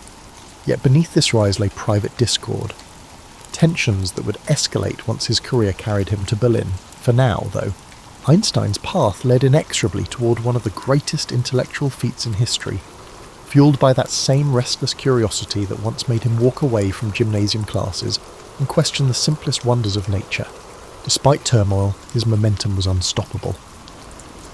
The stage was set for him to finalise a theory of gravity, a masterpiece that would reshape humanity's view of the cosmos. In 1913, the Prussian Academy of Sciences in Berlin-Base beckoned Albert Einstein with a prestigious post that required minimal teaching. By 1914, he was in the German capital, poised to perfect his theory of gravity. Yet the move magnified personal and political tensions. His marriage to Mileva was fracturing, and Europe stood on the brink of war. A pacifist at heart, Einstein found himself at odds with the fervent nationalism gripping Germany. Unperturbed by the storm outside, he pushed forward on general relativity, aided by mathematician Marcel Grossmann. Their goal was to show that gravity arose from curved space-time, a radical notion demanding complex tensor calculus.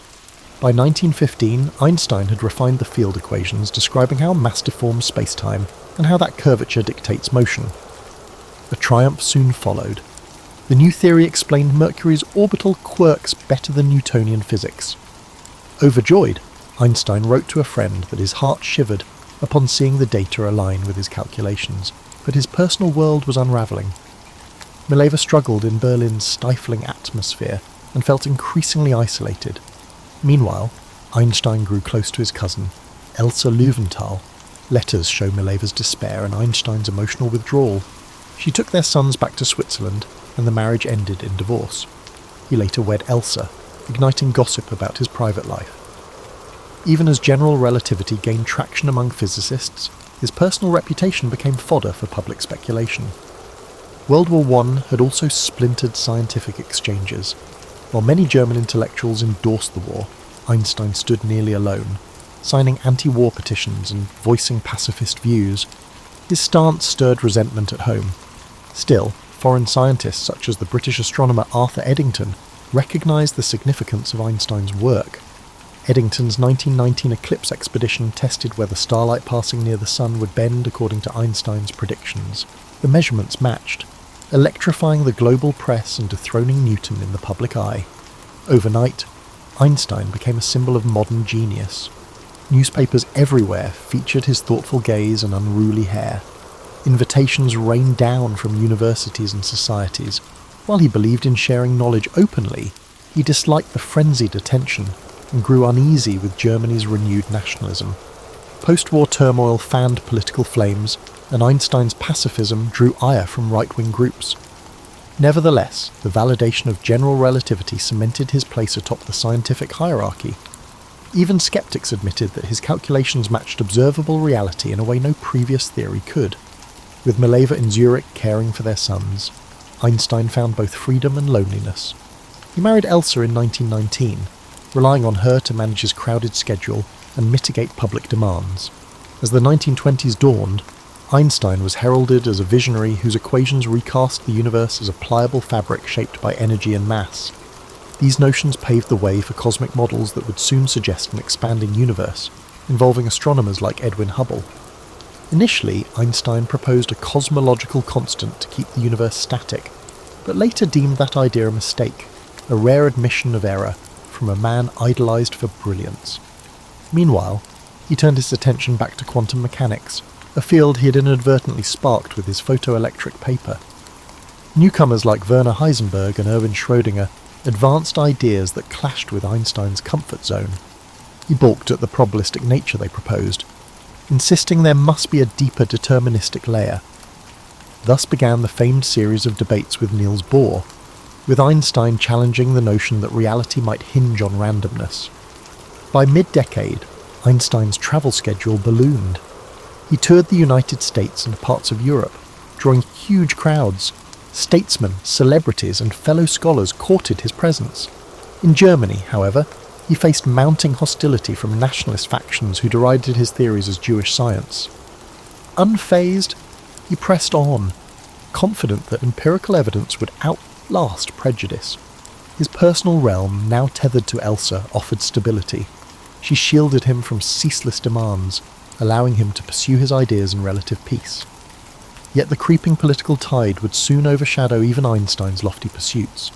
At the dawn of the next decade, Einstein found himself a global icon, yet behind that fame lay deeper struggles and fresh challenges that would shape his destiny. The 1920s were a whirlwind for Einstein, blending scientific milestones with worldwide acclaim. Ever the restless thinker, he spent these years grappling with quantum theory while maintaining his fascination with relativity. Though his general theory of relativity was universally hailed, he grew increasingly uneasy about the indeterminate flavour of quantum mechanics.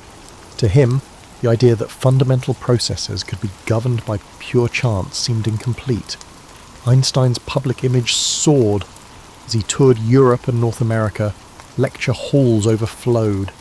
Audiences were drawn not just to his ideas, but also to his persona, rumpled suits, mischievous humour, and an aura of introspective brilliance. Journalists clamoured for interviews, often distorting his words into simplistic sound bites. Despite Elsa's best efforts to safeguard his privacy, the cult of personality grew.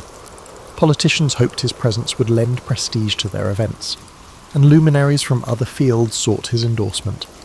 Beneath the accolades, Einstein remained wary of fame. He believed that genuine discovery flourished in quiet reflection, not in the spotlight. Whenever possible, he escaped to the Alps or the countryside, revelling in mountain walks and violin practice. Music provided a counterbalance to the rigours of theoretical work. reinforcing his belief that art and science shared a quest for harmony. Meanwhile, in academic circles, the quantum revolution thundered on. Physicists like Niels Bohr, Werner Heisenberg, and Max Born claimed that probabilities lay at the heart of physical reality. Einstein countered that God does not play dice, questioning whether randomness was the final word. Their debates, polite yet intense, fueled a new era of theoretical exploration. The young quantum guard revered Einstein's contributions but insisted that his skepticism missed the theory's core elegance. At the same time, Europe was experiencing social and political upheavals in the aftermath of World War I. Germany's Weimar Republic veered between fragile democracy and looming chaos. Hyperinflation devastated the middle class. Extremist factions, including the nascent Nazi Party, exploited economic despair, promoting xenophobia and anti-Semitism. Einstein, as a Jewish intellectual and an outspoken pacifist, became a prime target for nationalists. Hate mail arrived with disturbing regularity, accusing him of undermining Germany's scientific heritage. Despite these threats, Einstein refused to hide. He rallied for disarmament and international cooperation, endorsing pacifist causes that were deeply unpopular among nationalist circles. His celebrity magnified the visibility of his stance, making him a lightning rod for political hatred. Some colleagues implored him to be more guarded, but he believed moral convictions outweighed personal safety. In 1922, Einstein was awarded the Nobel Prize in Physics, not for relativity, surprisingly, but for his earlier explanation of the photoelectric effect. By then, the Nobel Committee had become wary of the ongoing debates about relativity, yet they could not ignore his contributions to quantum theory. When news arrived, Einstein was travelling in Asia. He embarked on a tour that took him to Japan, where he was met by enthralled crowds and showered with gifts. Notes from that trip reveal a man torn between gratitude for the adulation and a desire for solitude. Upon returning to Germany, Einstein found the political climate darker. The early stirrings of Nazi ideology were creeping into universities and public discourse. Although he tried to remain above petty bickering, vicious attacks on his un-German physics intensified. Right-wing publications branded relativity a hoax. Some of his lectures were disrupted by hostile demonstrators, and rumours of assassination plots circulated. Elsa, deeply concerned, urged him to consider emigrating. Yet Einstein hesitated. He felt a profound connection to German-speaking intellectual life, despite recognising its dangerous currents. He also clung to the hope that reason and goodwill might prevail. When not entangled in politics, he continued refining his approach to quantum puzzles. He developed thought experiments aimed at exposing hidden variables or revealing contradictions in the quantum framework.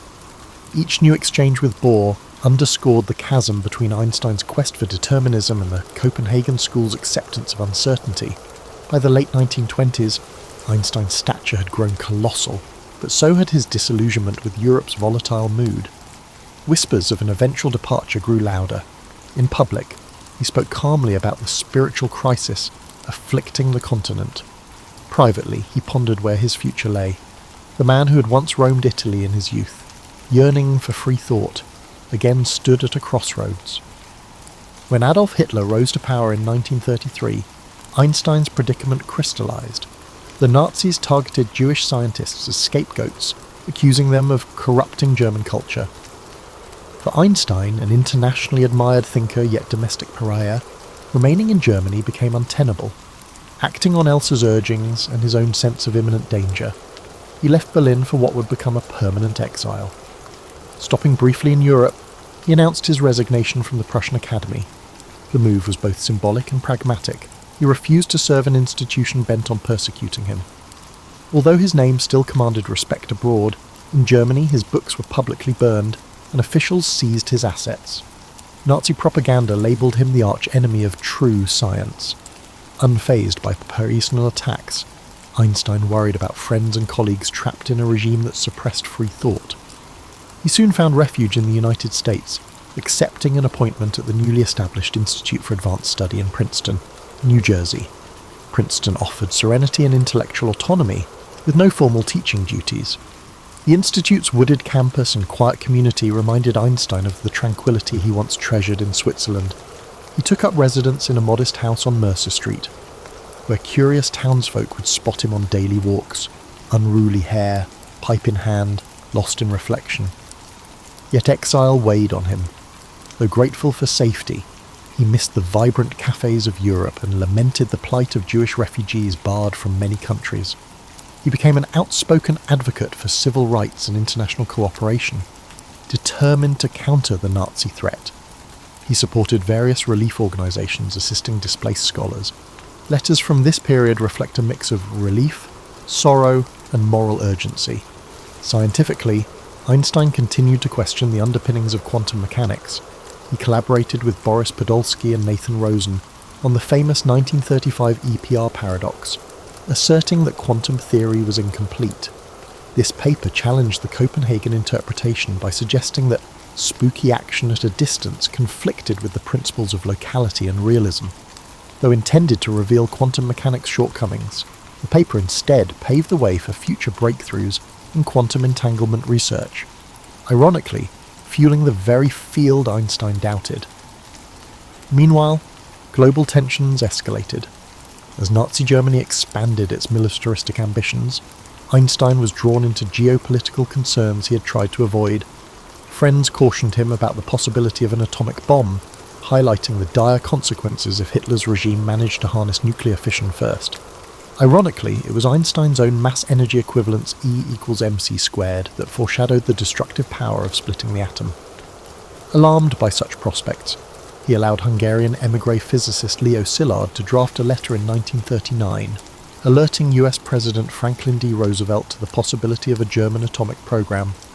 This letter, bearing Einstein's signature, catalyzed the Manhattan Project, though Einstein himself never worked directly on atomic weapons. Regret haunted him. In later recollections, he lamented that had he foreseen the scale of devastation nuclear arms would bring, he might never have signed the warning. Yet at the time, Einstein's pacifist leanings clashed with realpolitik, a painful contradiction he carried to the end of his life. Princeton gradually became home. Einstein strolled its streets in tattered sweaters, occasionally offering an impromptu violin performance for friends. He fielded letters from admirers worldwide, often replying with brief but thoughtful notes. Photos from the era show a gentle-faced figure, equal parts grandfatherly and inscrutable. He advised younger scientists, although his own research shifted away from mainstream physics. Fixated on unifying gravity with electromagnetic forces, he pursued a theory of everything that increasingly isolated him from the cutting-edge work on quantum fields. Outside the academic sphere, Einstein gained a voice in public debates. He spoke out against racism in America, comparing it to the anti-Jewish sentiments he had witnessed in Europe. He supported civil rights activists and forged friendships with prominent black leaders, despite the era's pervasive discrimination. Occasionally, he faced criticism for meddling in social issues rather than sticking to science. But Einstein considered moral responsibility inseparable from intellectual freedom. As World War II raged, Einstein's heartbreak was twofold. Germany, once his intellectual cradle, had become a synonym for barbarity, while the Allies were forced to develop weapons of unprecedented lethality. He could only watch from afar, offering moral support and condemnation of fascist ideologies. In the aftermath of World War II, Albert Einstein's status as a global icon solidified, yet his latter years were marked by reflection and a sense of unresolved questions. Despite pushing physics towards quantum theory, he remained resistant to its probabilistic core. Though the Manhattan Project had validated the destructive potential of E equals mc squared, it also weighed heavily on his conscience. He loathed the arms race that followed and spoke openly against nuclear proliferation. Living in Princeton, he continued his quest for a unified field theory, an ambitious bid to reconcile electromagnetism and gravity under one framework. He toiled over complex equations, convinced that nature possessed an underlying simplicity. Critics, meanwhile, argued that he was out of touch with emerging quantum field theories. Undeterred, Einstein pursued his unification program almost in solitude, likening himself to a lone traveller on a winding road. Younger physicists acknowledged his genius, but often parted ways with his methods, embracing instead the quantum approach he had always found unsettling. Beyond science, Einstein's voice resonated in global debates.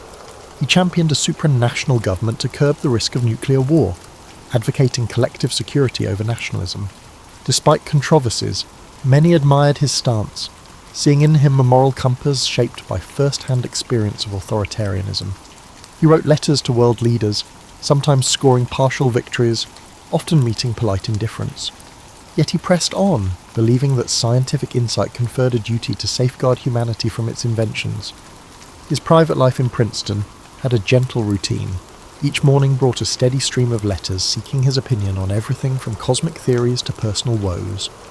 He obliged when he could, but dismissed frivolous requests. Afternoons often involved slow walks or reading classical literature. Evenings might find him improvising on the violin, seeking solace in music's structured freedom. Friends found him warm but occasionally aloof, an introvert who valued genuine conversation yet disdained small talk. Elsa's death in 1936 had left an emotional gap that he filled through companionship with his stepdaughter, Margot, and a circle of close confidants. His older son, Hans Albert, pursued an engineering career, while younger son Eduard battled health challenges that Einstein struggled to comprehend, but he remained steadfast in providing financial and emotional support from afar. As the Cold War dawned, Einstein found himself in a complicated political environment. Paradoxically, the FBI kept files on him, viewing his pacifist leanings and global outlook as potentially subversive. Rumours circulated that he was sympathetic to communist causes, though he consistently denounced Stalinist oppression. Instead, Einstein championed universal human rights. He grew vocally critical of McCarthyism, branding it an assault on intellectual freedom akin to the political witch hunts he had fled in Germany. By the early 1950s, health issues nudged him toward a quieter pace. Yet his mind remained agile, and he sometimes engaged in public letters urging scientists to unite for peaceful endeavours. He admired younger luminaries like Kurt Gödel and conversed with them about the nature of logic and mathematics, but he found little common ground with the new wave of particle physics. Students worldwide still saw him as an emblem of pure genius, while Einstein himself downplayed personal accolades, insisting he had simply followed his curiosity wherever it led. In 1955, Einstein experienced internal bleeding from an abdominal aneurysm. Though doctors recommended surgery, he refused, declaring that it was his time to go with dignity. True to form, he spent his final days revising a speech he intended to deliver for Israel's 7th anniversary, reflecting his long-standing support for Jewish communities while advocating peaceful coexistence. He died on April 18, 1955, leaving behind notes and half-finished equations in search of that elusive unified field. News of his passing reverberated across the globe. World leaders and fellow scientists paid tribute to the man who had reshaped our understanding of space, time, and energy. Yet Einstein's legacy extended beyond equations. He embodied the principle that moral conviction and intellectual daring can and must coexist. In death, he became even more iconic, his name synonymous with visionary genius, and his photograph instantly recognizable as a totem of human possibility. Today, Einstein's work undergirds technologies from GPS to nuclear power. His debates about quantum mechanics remain at the heart of physics, pointing toward frontiers in entanglement.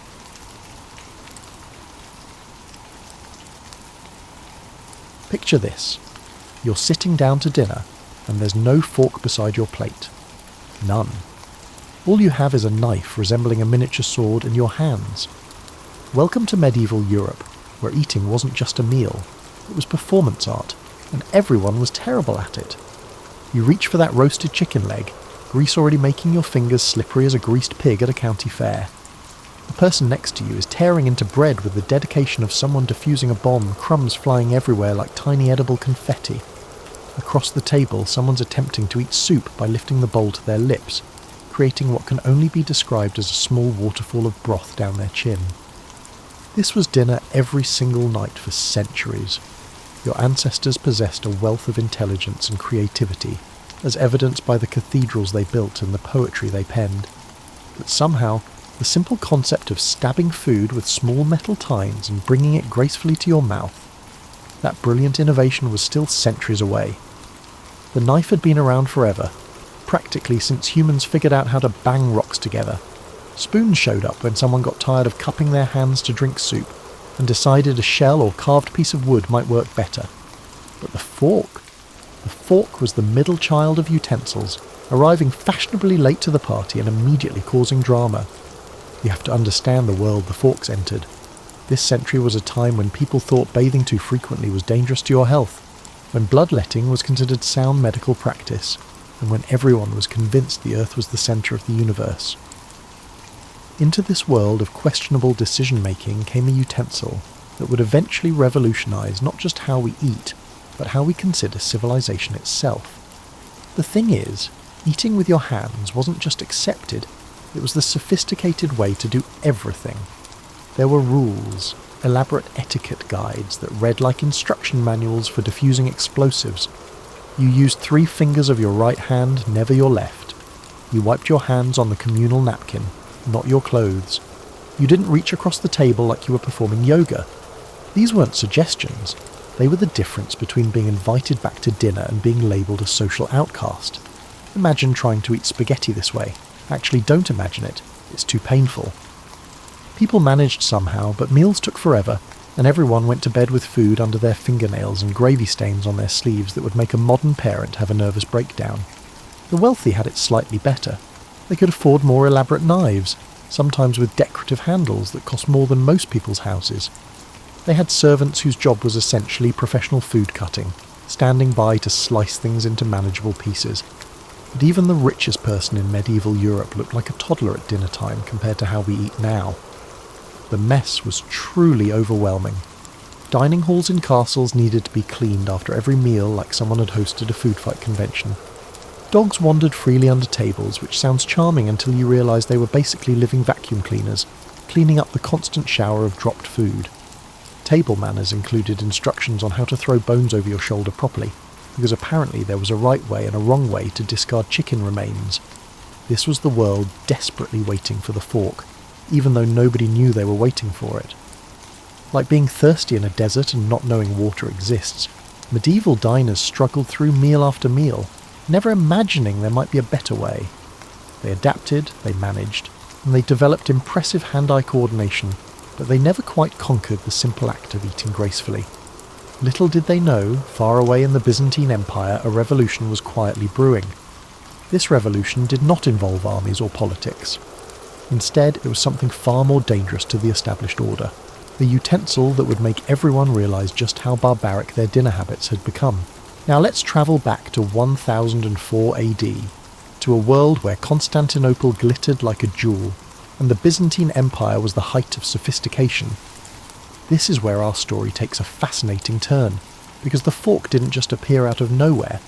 It arrived with all the drama of a soap opera, complete with a scandalous princess, and enough cultural shock to power a small city.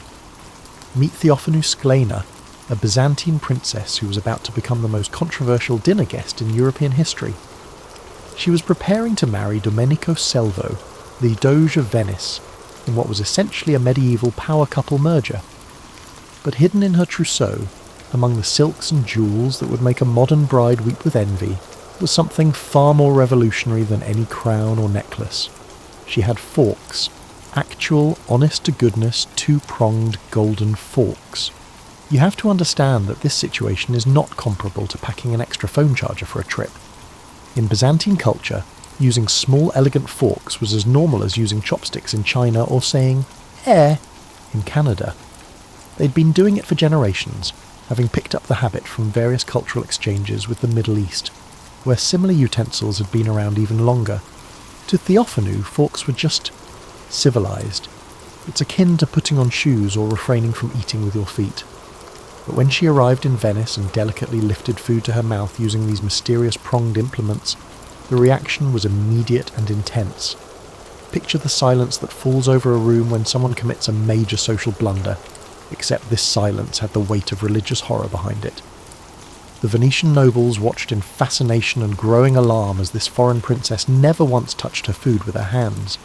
She speared pieces of meat with surgical precision, twirled pasta like she was conducting a tiny orchestra, and somehow managed to eat an entire meal without getting a single drop of sauce on her elaborate sleeves. It was like watching magic, although this magic was also deeply unsettling.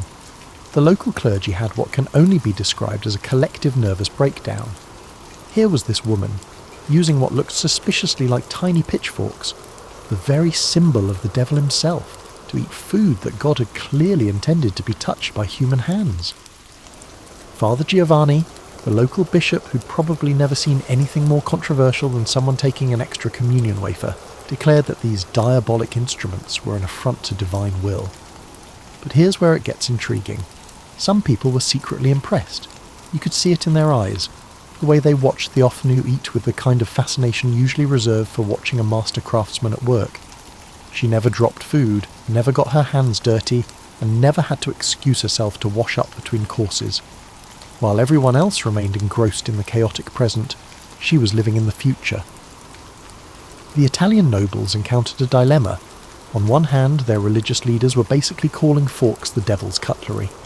On the other hand, watching someone eat with such grace and efficiency was like seeing a glimpse of what human civilization could become. It was the medieval equivalent of watching someone use a smartphone when you're still trying to figure out how to work a rotary telephone. Theophanu, for her part, seemed genuinely puzzled by the fuss.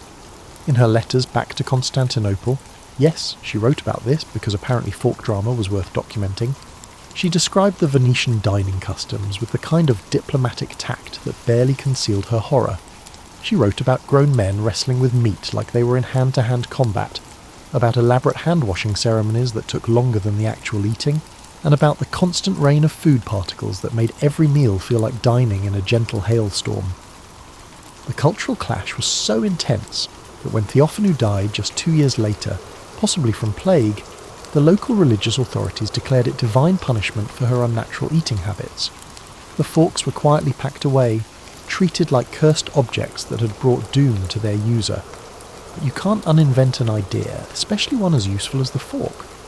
Those few Venetian nobles who had watched Theophanu eat didn't forget what they'd seen. They tucked that memory away like a secret recipe or a hidden treasure map, waiting for the right moment to bring it back to light. The seed was planted. In the very heart of medieval Europe, a handful of people now knew there was a better way to eat. They'd seen the future of dining, and it had two prongs and the power to change everything. For the next several centuries after Theophanu's brief dramatic introduction of forks to Europe, something fascinating happened. Absolutely nothing. Well, not nothing exactly, but the kind of stubborn, foot-dragging resistance to change that would make a teenager refusing to clean their room look like enthusiastic cooperation. The fork had shown up, demonstrated its obvious superiority, and then Europe collectively decided to pretend it had never happened. It was like that friend who shows you an amazing new restaurant, but instead of trying it, you keep going back to the same fast food place because change is scary, and the fries are predictably mediocre. This event wasn't just about eating utensils, though. That's what made it so perfect for human nature to dig in its heels. The fork symbolised a more profound threat, the notion that the traditional methods may not always be optimal, and if people started questioning how they ate, who knew what else they might start questioning? The church, meanwhile, had developed a full theological position on forks that would have been hilarious if it weren't so influential. According to various religious authorities, God had given humans hands specifically for eating. Using artificial extensions, like forks, was therefore questioning divine wisdom. It was the medieval equivalent of mansplaining, except instead of explaining why you don't need help parallel parking, they were explaining why you don't need help eating soup. Some particularly creative clergy argued that the suffering involved in eating with your hands, the burns from hot food, the mess, the general difficulty, was spiritually beneficial, character building they called it. Apparently graceful dining was a path to moral corruption, because nothing says slippery slope to damnation, quite like not getting grease under your fingernails during dinner. But the real resistance came from something much more human: social embarrassment. The few people who did try to use forks discovered something modern. Early adopters know well. Being the first person to use new technology makes you look either pretentious or ridiculous, and sometimes both simultaneously. Picture yourself at a medieval feast, carefully using a fork while everyone around you is diving in hands first. You're eating elegantly, efficiently, and cleanly, and every single person at the table is staring at you like you've sprouted a second head. Someone inevitably makes a joke about your fancy airs, and suddenly you're the person who thinks they're too acceptable for normal eating. Nobody wants to be that person. The social pressure was enormous. Medieval society operated on conformity, akin to the intensity of a high school cafeteria, but with greater stakes and longer-lasting consequences. stand out too much, and you weren't just unpopular, you were suspicious. Those who were suspicious often faced uncomfortable questions from authorities who were not known for their humour. Therefore the fork retreated both literally and figuratively. A few wealthy merchants might have them tucked away for private use. Some Italian nobles kept them as curiosities, conversation pieces to show sophisticated dinner guests from foreign lands. However, how did they actually function in daily life? The fork's impact on regular dining could be compared to that of a unicorn. Meanwhile, the practical problems of eating with hands continued to be, well, problematic. Medieval medicine, such as it was, recommended all sorts of elaborate hand-washing rituals to prevent disease, not understanding that maybe the solution wasn't more washing but less hand-to-food contact in the first place.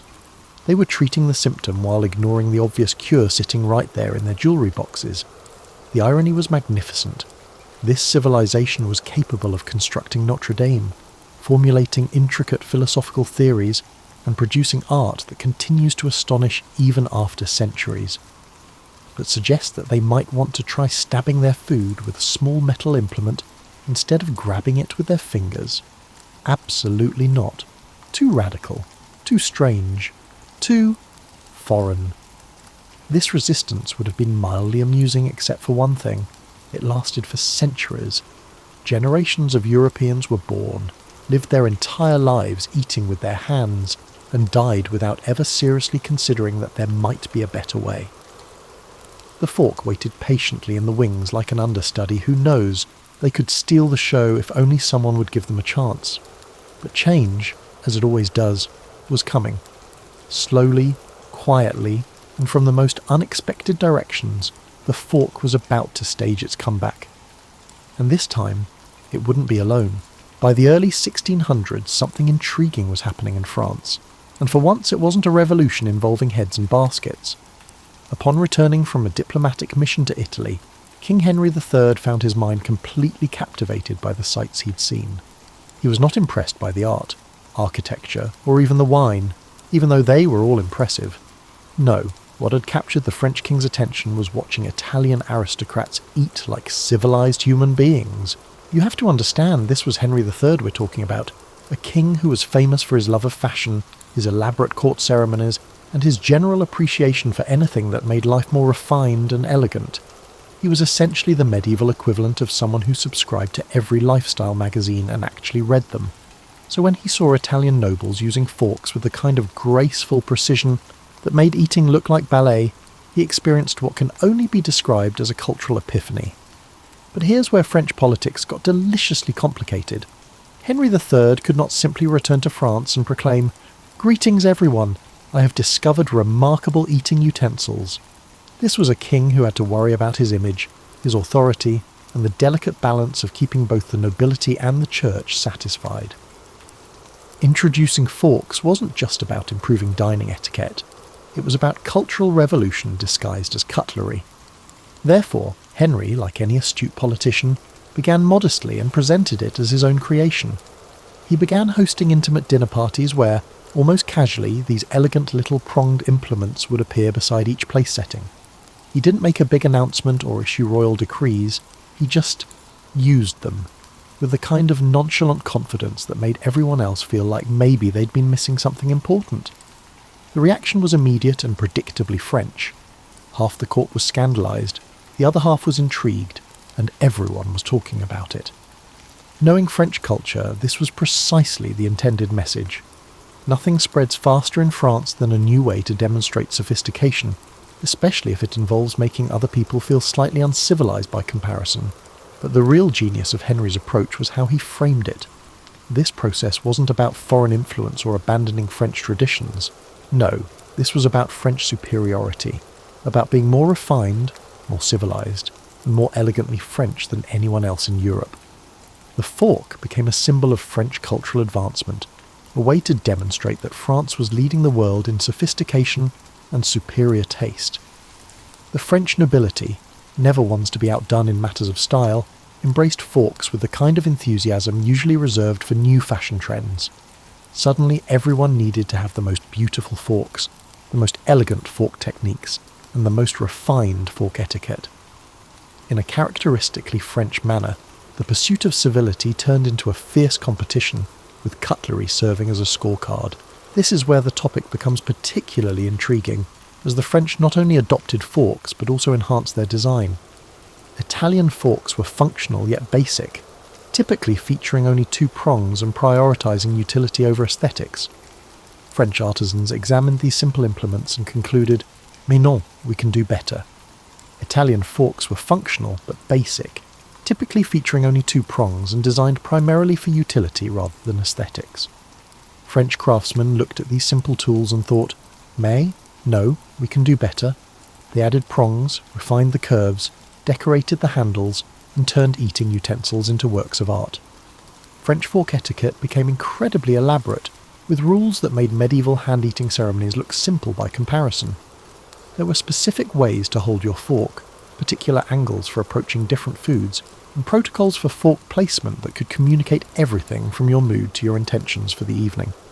It was like learning a new language, except the alphabet was made of tiny metal tines. The Church in France chose a much more diplomatic approach than their medieval predecessors, skillfully reading the political winds like experienced sailors. Instead of declaring forks demonic, French clergy positioned themselves as arbiters of proper Christian fork usage.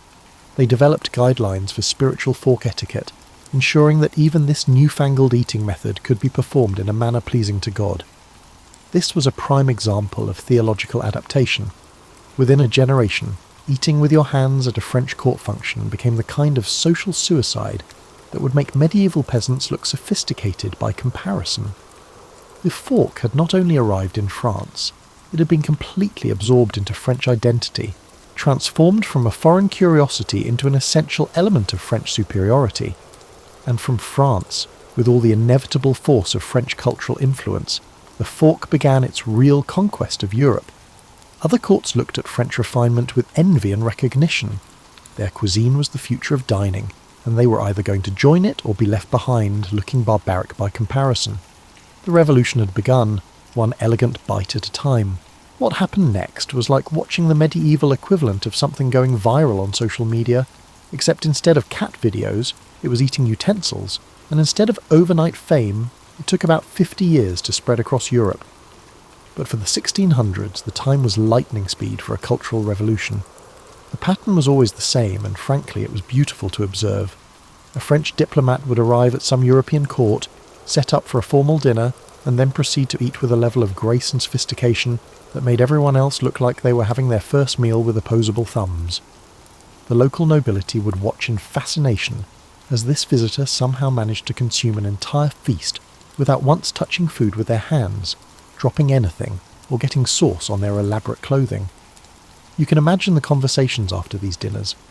Picture groups of German princes or English lords huddled together, whispering like teenagers who'd just discovered something their parents didn't want them to know about.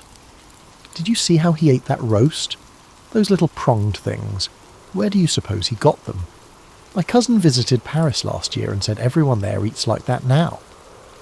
The tipping point came when European nobility realised they had a choice: learn to use forks or look like country bumpkins every time they hosted foreign dignitaries. And if there's one thing aristocrats throughout history have hated more than paying taxes, it's looking unsophisticated in front of their peers. England, predictably, held out the longest. The English had perfected the art of being stubbornly traditional, while simultaneously claiming to be more civilised than everyone else, and they weren't about to abandon this comfortable contradiction for some French eating fashion. British nobles continued eating with their hands while making pointed comments about continental affectations and foreign nonsense. But even the English couldn't resist forever, especially after a particularly embarrassing diplomatic dinner where the visiting French ambassador ate an entire meal without spilling a drop, while the English hosts looked like they were engaged in hand-to-hand combat with their food. The story spread through London society with a kind of devastating efficiency that only truly mortifying gossip can achieve. What's fascinating is how each country adapted the fork to their own cultural identity. The Germans naturally made them incredibly sturdy and functional. German forks could probably double as small weapons in an emergency, and their fork etiquette emphasised efficiency and precision. The Germans emphasised efficiency and precision over nonsense and frills, ensuring their forks were functional and effective. The Spanish developed elaborate silver forks that were practically jewellery. turning meals into opportunities to display wealth and artistic taste. Spanish fork etiquette became intertwined with concepts of honour and family pride. Insult someone's fork technique, and you might find yourself facing a duel at dawn. The Italians, who'd been quietly using forks all along while the rest of Europe had their collective cultural breakdown, suddenly found themselves in the amusing position of being trendsetters by accident. Italian fork makers became the most sought-after craftsmen in Europe, exporting their knowledge to courts that were desperately trying to catch up to what Italians had been doing for centuries.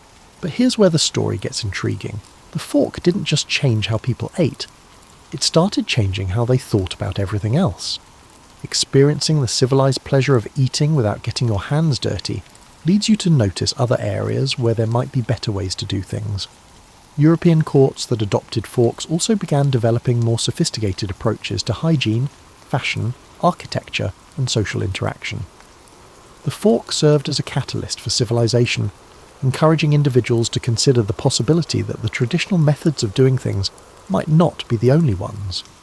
The ripple effects were widespread. Dinner parties became more elaborate and refined, with hosts competing to demonstrate their mastery of fork etiquette. Cookbook writers began developing recipes specifically designed for fork eating, leading to more complex and delicate cuisine. Table linens became more important because nobody wanted to ruin beautiful fabric with food stains that proper fork use could prevent. Even the common people, who couldn't afford fancy silver forks, began making crude versions from wood or cheap metal. The desire to eat like civilized humans, once awakened, proved impossible to suppress. Street vendors started selling simple wooden forks alongside their food, recognizing that customers would pay extra for the privilege of eating without getting their hands messy. By the late 1600s, the transformation was nearly complete. What had started as one Byzantine princess's dining preference had become the standard of European civilization. The fork had won, not through force or legislation, but through the simple, irresistible appeal of a better way to live. But the real revolution was just beginning. The fork quietly began reshaping the entire foundation of how humans organized their lives together. And what happened next wasn't just about better table manners or cleaner hands. Think about it this way. For thousands of years, meals had been communal free-for-alls where everyone reached into shared dishes, tore food with their hands, and basically turned dinner time into a contact sport. Privacy at meals? Impossible. Personal space? What's that? Individual portions? Completely foreign concept. Everyone ate from the same dishes, shared the same serving utensils, and basically spent every meal in intimate physical contact with their fellow diners. But once you provide people individual forks, something magical happens. Suddenly everyone can have their portion, served on their own plate, eaten with their utensils. For the first time in human history, meals became personal, private experiences that happened to occur in the same room as other people. This might seem like a small change, but it was actually revolutionary. The individual fork led to individual plates, which led to individual place settings, which led to the entire concept of personal space at the dinner table. As people grew accustomed to personal space during meals, they began to crave it in other areas as well. European architecture began changing in fascinating ways. Dining rooms became more spacious, with room for individual chairs around tables designed for personal place settings, rather than communal benches around shared platters. Houses began including separate dining areas distinct from kitchens, because fork-based dining was elegant enough to deserve its own special space. The social implications were enormous. In the old days of communal eating, meals were inherently democratic. Everyone reached for the same food, everyone got messy together, and social hierarchies temporarily dissolved in the shared struggle to consume dinner without starving or embarrassing yourself. But individual place settings changed all that. Suddenly, you could demonstrate social status through your cutlery, your individual plate, and your personal napkin. The wealthy could eat differently from the poor, not just in terms of what they ate, but also how they ate it. Fork etiquette became a class marker, a way to instantly identify who belonged in polite society and who didn't. This led to something unprecedented, the rise of formal dining education. For the first time in history, people needed to be taught how to eat properly. Etiquette books appeared, detailing the correct way to hold a fork, the proper angle for approaching different foods, and the appropriate fork switching techniques for various courses. Eating became a skill that required instruction, practice, and social polish. The economic ripple effects were staggering. Entire industries sprang up around fork-based dining. Silversmith guilds became incredibly powerful, specialising in increasingly elaborate cutlery. Table linen manufacturing exploded because proper fork dining required proper table settings. China and pottery makers developed new designs specifically for individual place settings, rather than communal serving dishes. But here's the really fascinating part. The fork helped create modern concepts of privacy, individuality, and personal hygiene that we now take completely for granted. Once people became accustomed to eating without touching their food, they started expecting that same level of cleanliness in other areas of life. Bathing became more frequent and more private. Personal clothing became more important since you weren't constantly getting food stains on everything. People began developing stronger concepts of personal property, personal space, and personal responsibility. The fork, in its quiet way, helped create the foundation for modern individualism. Medical knowledge advanced too, though not always accurately. Doctors began promoting theories about the health benefits of fork eating, claiming it prevented various diseases and promoted better digestion. They weren't entirely wrong. Reducing hand-to-food contact certainly helped with hygiene, but they also credited forks with curing everything from melancholy to gout, which was probably optimistic. The Protestant work ethic, which was developing around the same time, embraced fork dining as evidence of human improvement and moral advancement. Being able to eat cleanly and efficiently became associated with virtue, self-control, and spiritual development. People literally saw proper fork technique as a sign of being closer to God.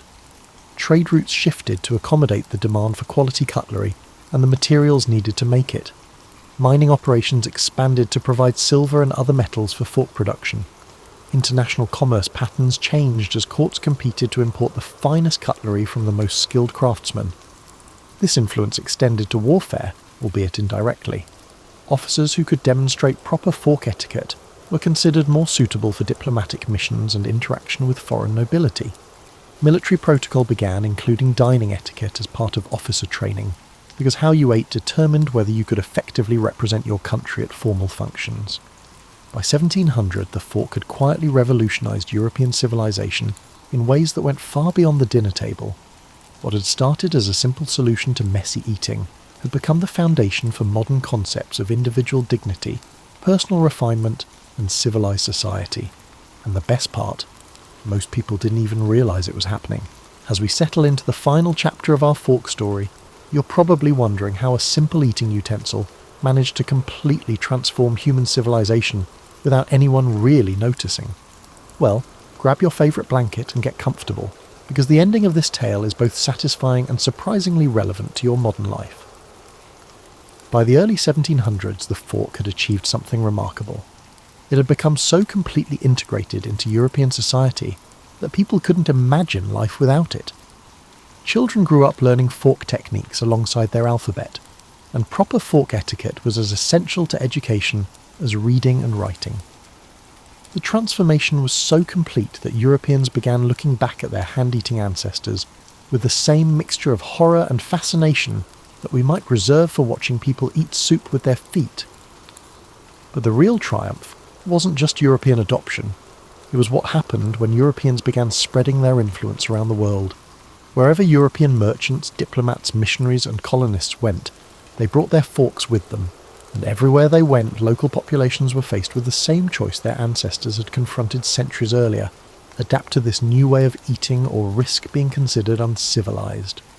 The fork became a symbol of European sophistication and, by extension, European superiority.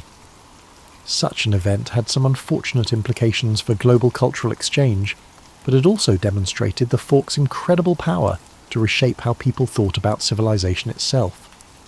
Using a fork wasn't just about eating anymore, it was about joining the modern world.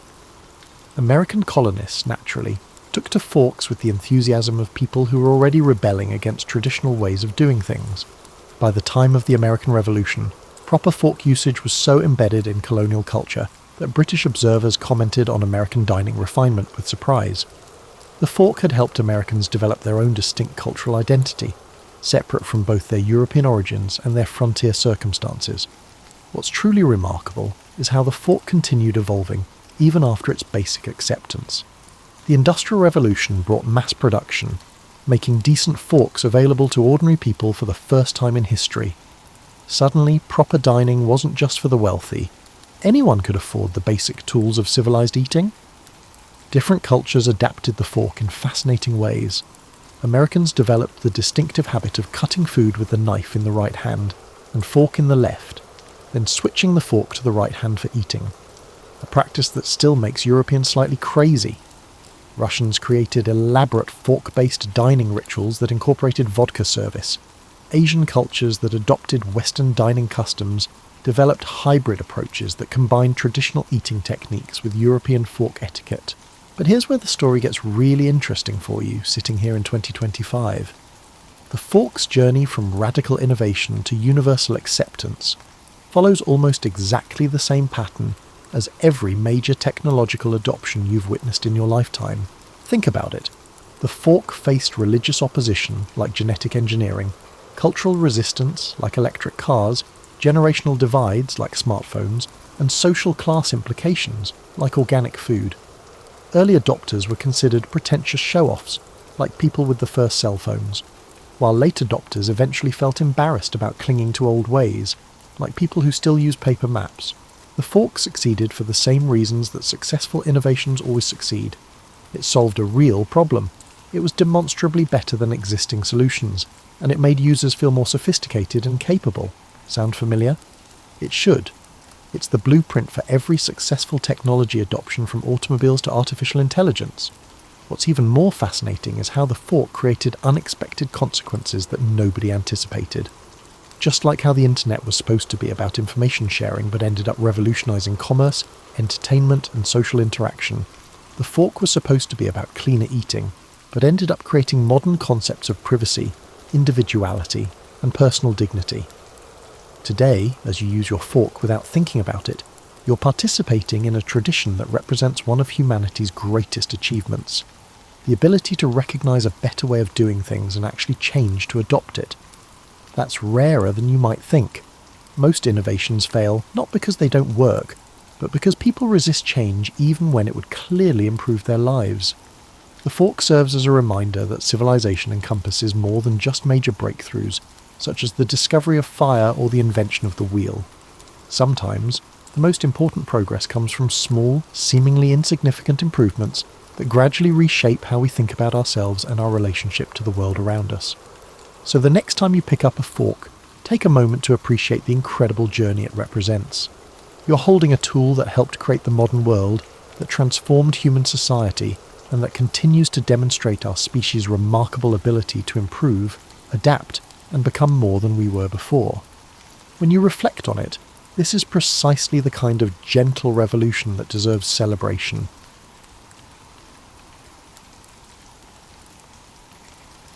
Picture this. It's a crisp morning in May 16, and you're a respectable citizen of Salem, Massachusetts. Maybe you're a farmer, a merchant, or a craftsman, someone who's managed to stay out of trouble and earn a decent living in this Puritan community. You're probably thinking about the day ahead, perhaps wondering if your crops will survive the late spring frost when there's a knock at your door. Standing on your threshold is the town constable, looking unusually serious. He's not here about your neighbour's wandering pig or a dispute over property lines. No, today he's carrying a list of names, and unfortunately for you, yours is on it.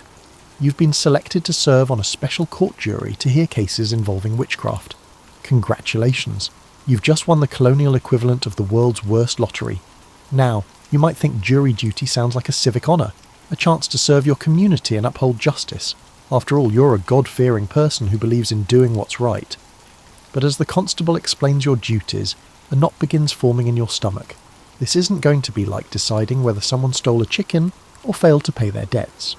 You're going to be determining whether your neighbours, people you've known for years, are in league with the devil himself. The weight of this responsibility settles on your shoulders like a heavy woolen cloak.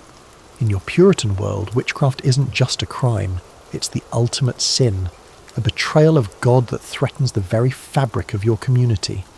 The Bible is clear: thou shalt not suffer a witch to live. If you find someone guilty, you're essentially signing their death warrant. If you find them innocent when they are actually guilty, you might be allowing Satan's influence to spread through your town like a plague. As you stand there in your doorway, listening to the constable's words, you realise your peaceful life is about to become incredibly complicated. You can't exactly refuse. Jury service is mandatory, and besides, what would people think if you tried to get out of it? Would they wonder if you had something to hide? In Salem, suspicion spreads faster than gossip, and gossip spreads faster than fire. The constable hands you a notice with the date and time of the first trial. You'll be joining 8 other men of good standing to form the jury. The trials will be held at the Salem townhouse, and you're expected to be there bright and early.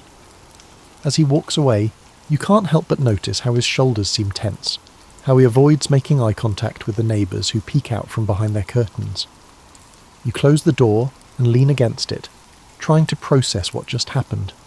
Your wife looks at you with concern, and you have to break the news that your summer is about to become very, very interesting. She doesn't say much, but you can see the worry in her eyes. Everyone in Salem knows that strange things have been happening. Young girls having fits, accusations flying, arrests being made. What started as whispers has grown into a full-blown crisis. The irony isn't lost on you. Here you are, chosen to help determine the truth about witchcraft, and you're not even entirely sure what witchcraft looks like. Sure, you've heard the stories. People flying through the air, turning into animals, making pacts with the devil. But you've never actually seen any of this yourself. Most of what you know comes from sermons, gossip, and the occasional pamphlet that makes its way to Salem from Boston or Europe. As you prepare for bed that night, you can't shake the feeling that your life has just taken a turn into uncharted territory. Tomorrow, you'll begin a journey that will test not just your judgment, but your courage, your faith, and your ability to sleep soundly at night. Because once you've looked into the eyes of an accused witch and decided their fate, there's no going back to the simple certainties of your old life. The morning of your first trial arrives with an unseasonable chill that seems to seep into your bones. You've barely slept, tossing and turning as you wondered what the day would bring. As you walk toward the Salem townhouse, you notice other jury members making their way through the streets. Some walk with purpose, others seem to drag their feet. Everyone looks a bit pale, and you wonder if you look as nervous as they do. The townhouse is buzzing with activity when you arrive. People have gathered from all over Salem and the surrounding areas, drawn by a mixture of curiosity, fear, and that peculiar human fascination with witnessing someone else's potential downfall. The atmosphere is electric in the worst possible way, like the air before a thunderstorm, heavy with anticipation and dread. You take your place in the jury box, and that's when you first notice just how many eyes are on you. It's not just the spectators, it's the judges, the ministers, the town officials, and most unnerving of all, the accusers themselves. These are the young women and girls whose strange afflictions started this whole mess, and they're watching you with an intensity that makes your skin crawl. The first case is called, and you're shocked to see it's someone you know. Sarah Good, a woman you've seen around town for years. She's never been popular, admittedly. She's poor, she begs for food, and she has a sharp tongue when people refuse her. But a witch. The accusation seems almost surreal as you watch her being led into the courtroom in chains. What strikes you immediately is how the whole process feels like theatre, but theatre where the audience participation might get you killed. The accusers begin their performance, and it really does feel like a performance. They writhe, they scream, and they claim to see Good Spectre tormenting them right there in the courtroom. The judges nod gravely, the ministers quote scripture, and the crowd murmurs with a mixture of horror and fascination.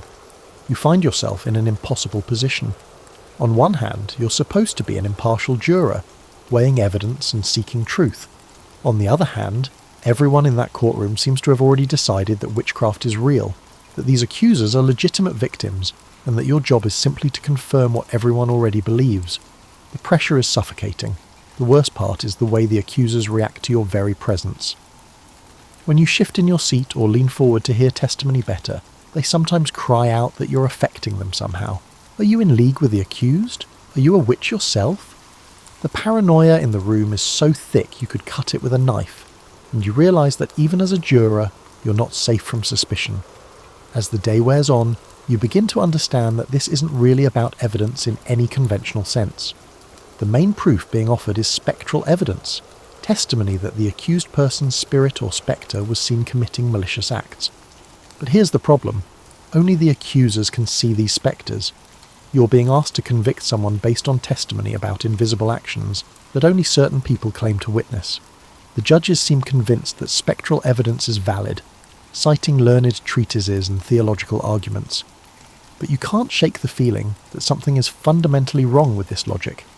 If only the accusers can see the evidence, how can you verify it? How can you cross-examine a ghost? How can you determine if what they're seeing is real or imagined? Making matters worse, you're beginning to notice patterns in the accusations that trouble you. The accused tend to be people who don't fit in well: the poor, the argumentative, the eccentric. Meanwhile, the accusers are mostly young women from prominent families, and their accusations carry enormous weight. You start to wonder if there might be social and economic factors at play here that have nothing to do with the supernatural. But expressing these doubts would be incredibly dangerous. The judges, ministers, and community leaders all seem united in their belief that Salem is under attack by Satan himself. To question the proceedings might be seen as questioning God's will, or worse, as evidence that you yourself are influenced by dark forces. You're trapped between your growing skepticism and your need to appear as a faithful, orthodox member of the community. As the first day ends, and you walk home through the twilight, you realise that being on this jury isn't just about determining guilt or innocence. It's about navigating a social and political minefield where one wrong step could make you the next target.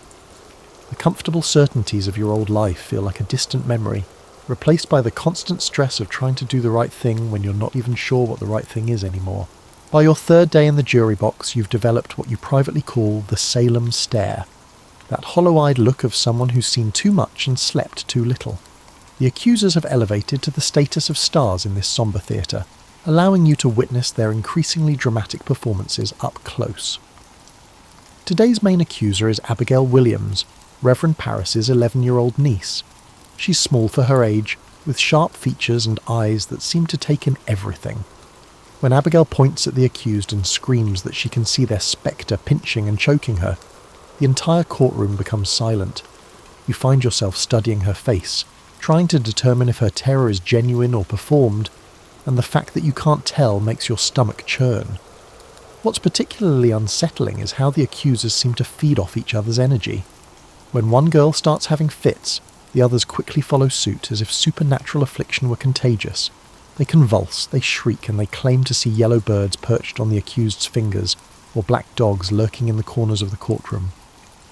The judges treat each outburst as crucial evidence, scribbling notes furiously and asking probing questions about the exact nature of what the girls are experiencing.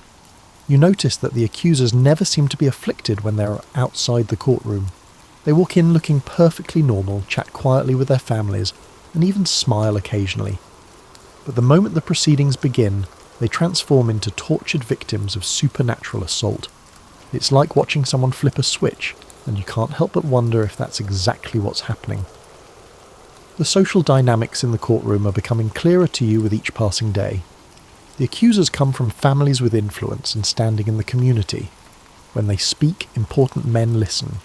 When they cry out in pain, those same men spring into action. You're watching young women wield a kind of power that would normally be unthinkable in Puritan society, and they seem to understand exactly how to use it. Meanwhile, the accused are almost always marginalised individuals, the impoverished, the argumentative, and the unconventional. Often after spending weeks in the miserable conditions of Salem jail, they arrive looking haggard and frightened. They're given little opportunity to defend themselves effectively, and when they do speak, their words are often twisted and used against them. If they maintain their innocence, they're accused of lying. If they confess, authorities ask them to identify their accomplices. You're starting to realise that confession might actually be the safest route for the accused, even if they're innocent. Those who confess are often spared execution, while those who maintain their innocence are more likely to face the gallows. It's a perverse system that seems to reward false confessions while punishing truthful declarations of innocence. The pressure on you as a juror is intensifying. After each day's testimony, you're expected to discuss the case with your fellow jurors, but these conversations feel more like exercises in group conformity than genuine deliberation. Anyone who expresses too much skepticism is met with sharp looks and pointed questions about their own spiritual state. The message is clear. Honest Christians believe in the reality of witchcraft and the credibility of the accusers. What's making you lose sleep is the growing realization that you're part of a system that seems designed to produce guilty verdicts regardless of actual guilt or innocence. The rules of evidence favour the accusers, the judges are clearly biased, and the community pressure is enormous. You're supposed to be seeking truth and justice, but it feels more like you're participating in a ritual that's already predetermined its outcome. The worst part is when you catch yourself getting caught up in the hysteria. During particularly dramatic testimony, you sometimes find yourself believing, or at least wanting to believe, that what you're witnessing is real supernatural activity. The alternative, that this is all elaborate deception or mass delusion, is almost too disturbing to contemplate.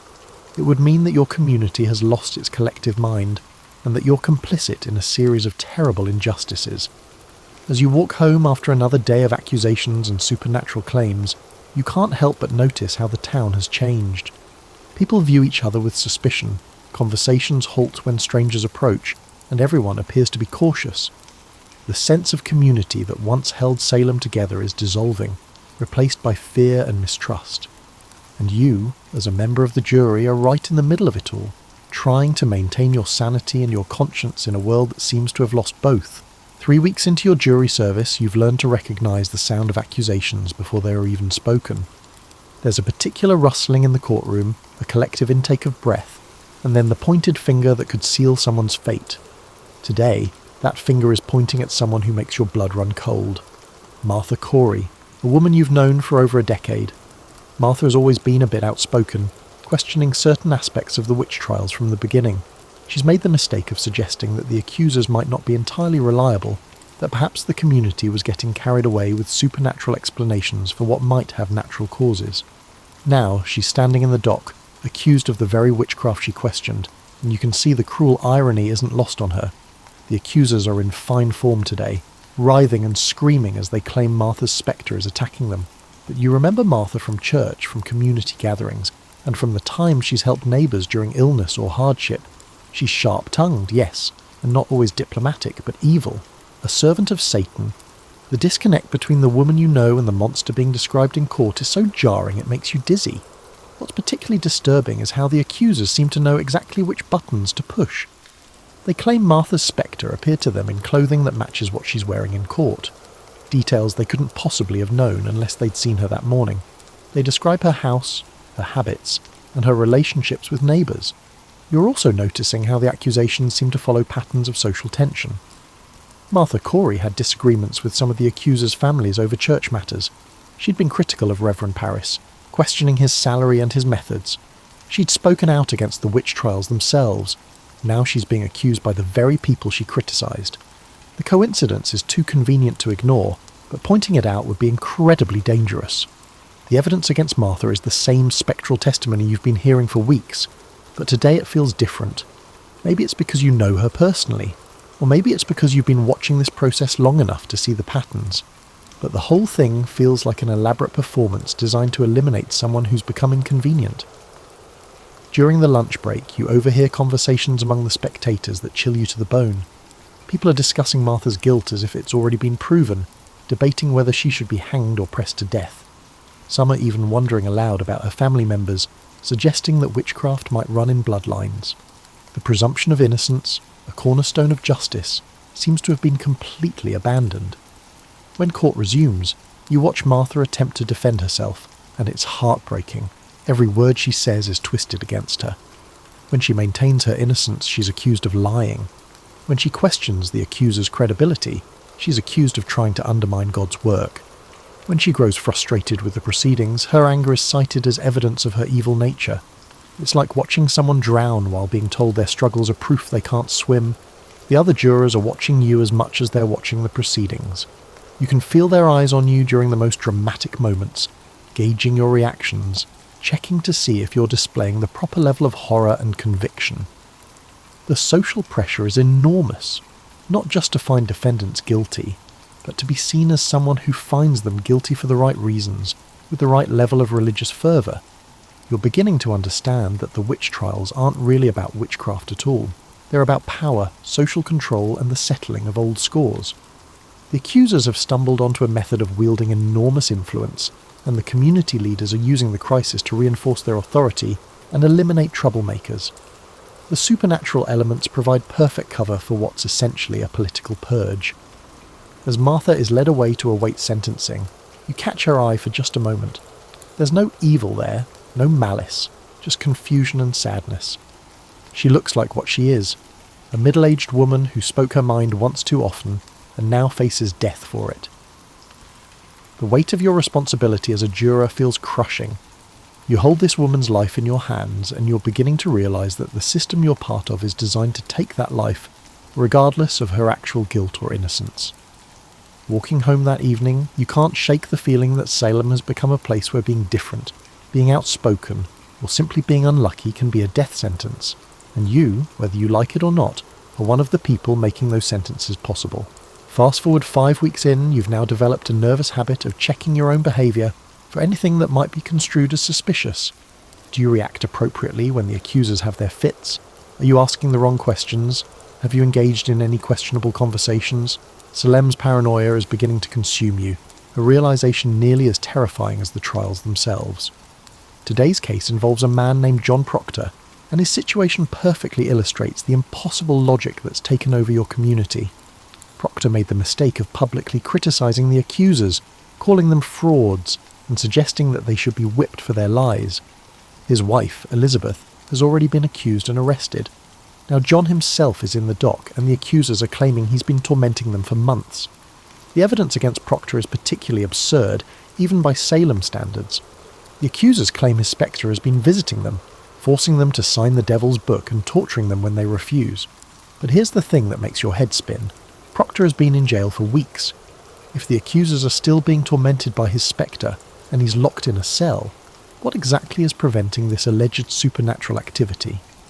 The judges seem untroubled by this logical inconsistency, but it's keeping you awake at night. What's worse is watching how Proctor's attempts to defend himself are twisted into evidence of his guilt. When he points out the contradictions in the accuser's testimony, he's accused of trying to confuse the court with Satan's logic. When he maintains his innocence, he's accused of prideful stubbornness. When he shows anger at the injustice of the proceedings, his anger is cited as evidence of his evil nature. It's like watching someone try to prove they're not wet while being pushed deeper underwater. The accusers have refined their performance to an art form. They've learned exactly how to time their outburst for maximum effect, how to coordinate their afflictions to support each other's claims, and how to direct their accusations toward the most vulnerable targets. Today, they're putting on a particularly elaborate show, claiming to see Proctor's spectre right there in the courtroom, mimicking their movements and mocking their pain. You find yourself studying the faces of the other jurors, trying to read their thoughts. Some seem genuinely convinced by what they're seeing, others look troubled but stay silent. A few appear to be going through the motions, saying what they think they're supposed to say while keeping their real thoughts hidden. The atmosphere of fear and suspicion has made honest communication almost impossible. The judges continue to treat spectral evidence as if it were as reliable as fingerprints or DNA. They ask detailed questions about the appearance and behaviour of spectres that only the accusers can see, recording their answers as if they were documenting observable facts. You keep wanting to ask the obvious question. If the devil can create false spectres to deceive people, how do we know these visions are real? But asking that question would be tantamount to confessing your own lack of faith. During a particularly intense moment of testimony, one of the accusers suddenly points directly at you and screams that she can see your spectre, whispering to the accused. The courtroom falls silent, and you feel every eye in the room focusing on you. Your heart pounds so hard you're sure everyone can hear it. For a terrifying moment you realise you could be next, that your position as a juror provides no protection against the machinery of accusation. The judge quickly intervenes, suggesting that the accuser must be mistaken, that the devil is trying to confuse her by creating false visions. But the moment has shaken you to your core. If you, a member of the jury, can be accused, then literally no one is safe. The realisation that you're sitting in judgment of others while being potentially one accusation away from the dock yourself is almost too much to bear. The worst part is that you're starting to understand why some people confess to witchcraft, even when they're innocent. The pressure is so intense, the logic so twisted, and the alternatives so terrible, that false confession begins to seem like the only rational choice. If maintaining your innocence means facing death, While confessing means survival, what would you choose? The question haunts you because you don't know the answer. You glimpse Elizabeth in the gallery as they lead Proctor away to await his verdict. She's pregnant, which has temporarily saved her from execution, but you can see the desperation in her eyes. Her husband is probably going to die for the crime of speaking truth to power, and there's nothing she can do to save him. You're part of the system that's destroying this family, and that knowledge sits in your stomach like a stone. 2 months into your service, you've stopped counting the number of people you've helped condemn. The exact number feels less important than the weight of their collective presence, which seems to follow you everywhere. You see their faces when you close your eyes, hear their final words when the house is quiet, feel their absence in the spaces they used to occupy around town. Today brings a particularly difficult case. Rebecca Nurse, a woman so universally respected that her accusation has sent shockwaves through the community. She's 71 years old, deeply religious, and known for her charitable works and gentle nature. If Rebecca Nurse can be a witch, the logic goes, then anyone can be. The accusation has forced Salem to confront the possibility that evil can hide behind the most innocent faces, which somehow makes everyone seem more dangerous. The accusers seem to understand the significance of this case, and they're pulling out all the stops. Their performances are more dramatic than usual, their claims more outrageous. They're saying Rebecca's spectre has been tormenting them for months, appearing in their bedrooms at night, pinching and choking them, trying to force them to sign the devil's book. Watching this frail, elderly woman being accused of such energetic, supernatural terrorism would be almost comical if the consequences weren't so deadly serious. What's particularly disturbing is how the community is split over Rebecca's case. Her family and close friends maintain her innocence passionately, while others seem relieved to finally have an explanation for various misfortunes they've attributed to supernatural causes. Old grudges and property disputes are being reframed as evidence of malevolent witchcraft. You're watching Salem's social fabric tear itself apart, one accusation at a time. The evidence against Rebecca is the same spectral testimony you've been hearing for weeks, but her case highlights the fundamental absurdity of the entire system. If this woman, who has spent her entire life serving God and helping others, can be credibly accused of serving Satan, then the accusations have become meaningless. Either the accusers are lying, or the entire concept of judging people by their character and actions is worthless. During deliberations, you find yourself in the uncomfortable position of being one of the few jurors who seems troubled by the case. The others seem convinced that the accusers wouldn't lie about something so serious, that the consistency of their testimony proves its truth, and that Rebecca's very respectability might be a cunning disguise for her evil nature. The logic is so twisted that it makes your head spin, but questioning it too openly would be dangerous. You're also dealing with the personal cost of your jury service. Your family is suffering from your constant stress and distraction. Your wife looks at you with increasing concern. Your children seem afraid of your dark moods, and your work is suffering from your inability to concentrate. The witch trials aren't just destroying the accused, they're taking a toll on everyone involved in the process. The worst part is that you're beginning to see how the trials have become self-perpetuating. Each conviction validates the accuser's credibility, making the next accusation more likely to be believed. Each execution demonstrates the community's commitment to fighting Satan, making it harder to admit that mistakes might have been made. The system has gained a momentum of its own, and you're not sure anyone has the power to stop it anymore. When the jury finally reaches its verdict in Rebecca's case, you feel something inside you break. You've just helped condemn a woman whose only crime was being vulnerable to accusation in a community that has lost its moral compass. The weight of that decision will stay with you for the rest of your life, and you know it. You've crossed a line that can never be uncrossed and participated in an injustice that can never be undone. As you watch Rebecca receive her sentence, you see something in her eyes that will haunt you forever. Not anger or fear, but pity. She gazes at you and the other jurors with the same compassion she might show to lost children, and you realise she knows something you're just starting to grasp. The witch trials haven't just claimed innocent victims, they've corrupted everyone involved in them. You came into this believing you were serving justice, but you've become complicit in its opposite. Walking home through the Salem streets, you notice how empty they've become. People hurry past each other without making eye contact, afraid that any interaction might be misinterpreted, any conversation might provide ammunition for future accusations. The community that once held you together has dissolved into a collection of frightened individuals, each trying to avoid becoming the next target, and you've helped create this atmosphere of terror, one verdict at a time. 3 months have passed since you first took your seat in the jury box, and Salem barely resembles the town you once knew. The witch trials have transformed into a mechanism that consumes individuals, relationships, and sanity with equal efficiency.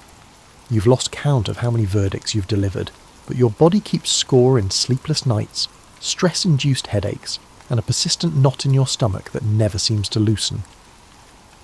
The most recent case concerns Mary Eastie, the sister of Rebecca Nurse, whose circumstances encapsulate all the negative aspects of the trials. Mary has maintained her innocence throughout the proceedings, but she's also done something that shows remarkable courage and wisdom. She's written a petition to the court not asking for her life, but pleading for the trials to be conducted more carefully to prevent future injustices. Her petition haunts you because it's so reasonable, measured, and obviously correct. Mary acknowledges that witchcraft exists but questions whether the current methods of detecting it are reliable. She points out the inconsistencies in spectral evidence, the dangers of mass hysteria, and the possibility that innocent people are dying for crimes they didn't commit. It's everything you've been thinking but haven't dared to say aloud. Reading her petition, you realise you've been witnessing the destruction of everything you once believed about justice, community, and truth. The trials haven't shielded Salem from evil. Instead, they've unleashed a distinct form of evil, one that divides neighbours and uses accusations as a weapon of mass devastation. The very people who are supposed to be fighting Satan have become instruments of a different kind of darkness. You're not the only one who's beginning to see the truth. Some of the other jurors are showing signs of doubt, though they're careful not to express it openly. There are whispered conversations about the growing implausibility of the accusations, quiet concerns about the accuser's motivations, and troubled questions about the reliability of spectral evidence. But by now, you're all so deep in the system that backing out seems impossible. The social cost of changing course would be enormous. Admitting the trials are wrong would mean acknowledging that innocent people have died, that the community has been deceived, and that everyone involved in the proceedings has been complicit in a massive injustice. It's easier to keep moving forward, to maintain the fiction that what you're doing is necessary and right, than to confront the alternative. But Mary Eastie's petition has forced you to confront that alternative. She's going to die. You can see it in the judges' faces, hear it in the accuser's testimony, and feel it in the courtroom's atmosphere. But she's using her final moments to try to prevent others from suffering the same fate. Her courage makes your complicity feel even more shameful. As you deliberate Mary's case, you're struck by the realization that you've become part of a system that values conformity over truth, fear over justice, and accusation over evidence. You came into this believing you were serving God and community, but you've instead served the darker impulses of human nature, the desire to blame others for our problems, to find simple explanations for complex issues, and to maintain social order through fear rather than justice. The verdict in Mary's case is predetermined, just like all the others. The jury's role has become purely ceremonial, a way of legitimizing decisions that have already been made by judges who believe in the accuser's infallibility and the reality of spectral evidence. You're not engaging in a deliberative process. Instead, you are merely validating a system that is completely disconnected from actual justice. When Mary Eastie is finally executed, something in Salem's collective consciousness seems to shift. Her dignity and death, her reasoned petition, and the growing implausibility of the accusations begin to create cracks in the certainty that has driven the trials. People start asking questions they should have asked months ago, noticing inconsistencies they should have seen from the beginning. However, you come to this realization too late. You've already been part of condemning at least 20 people to death, and no amount of later wisdom can undo that fact. You'll spend the rest of your life knowing that when your community lost its mind, you went along with the madness. When justice needed defenders, you were too frightened to speak up. When innocent people needed your courage, you chose your safety instead. The witch trials will eventually end, discredited and abandoned by the same people who once supported them enthusiastically. The accusers will recant or be forgotten. The judges will quietly distance themselves from the proceedings, and the community will try to move on as if nothing happened. But for you, there will be no moving on. You'll carry the weight of those verdicts forever. a reminder of how easily ordinary people can become complicit in extraordinary evil. Years later, when historians study the Salem witch trials, they'll focus on the accusers, the judges, and the victims. But you know the real story includes people like you, ordinary citizens who are swept up in events beyond their control and forced to make impossible choices. You were just trying to do your civic duty, to serve your community and uphold justice. Instead, you found yourself embroiled in one of the most tumultuous periods in American history, serving as a stark reminder that good intentions can lead to dire consequences. The trials taught you that courage isn't just about facing physical danger. It's about standing up for truth when everyone around you has abandoned it. Justice isn't just about following procedures, it's about questioning those procedures when they produce unjust results. Community is about protecting the vulnerable, even when it's inconvenient or dangerous. You failed those tests, and Salem failed them too. The witch trials succeeded in their stated goal of rooting out evil, but the evil they found was in the hearts of the accusers and the complicity of people like you. That's a lesson worth remembering, even if it's one you learned too late to do any good.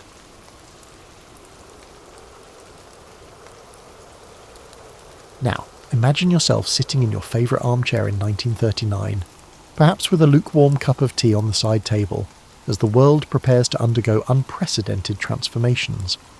But the people who were about to change it had no idea they were writing the most expensive recipe ever. The recipe required approximately 130,000 individuals, a duration of 3 years, and sufficient funds to establish a modest nation. It all started because some very smart people got very worried. Imagine the feeling you get when you realise you left the stove on, and imagine that feeling multiplied by the entire future of civilization. That's roughly what Leo Szilard felt when he heard that German scientists had figured out how to split uranium atoms. Szilard was a genius who could probably calculate the trajectory of falling toast in his pyjamas, but even he couldn't foresee the consequences of his concern. The amusing thing about Szilard is that he was the kind of guy who would patent an idea for a nuclear reactor, then immediately realise it might be dangerous and try to keep it secret.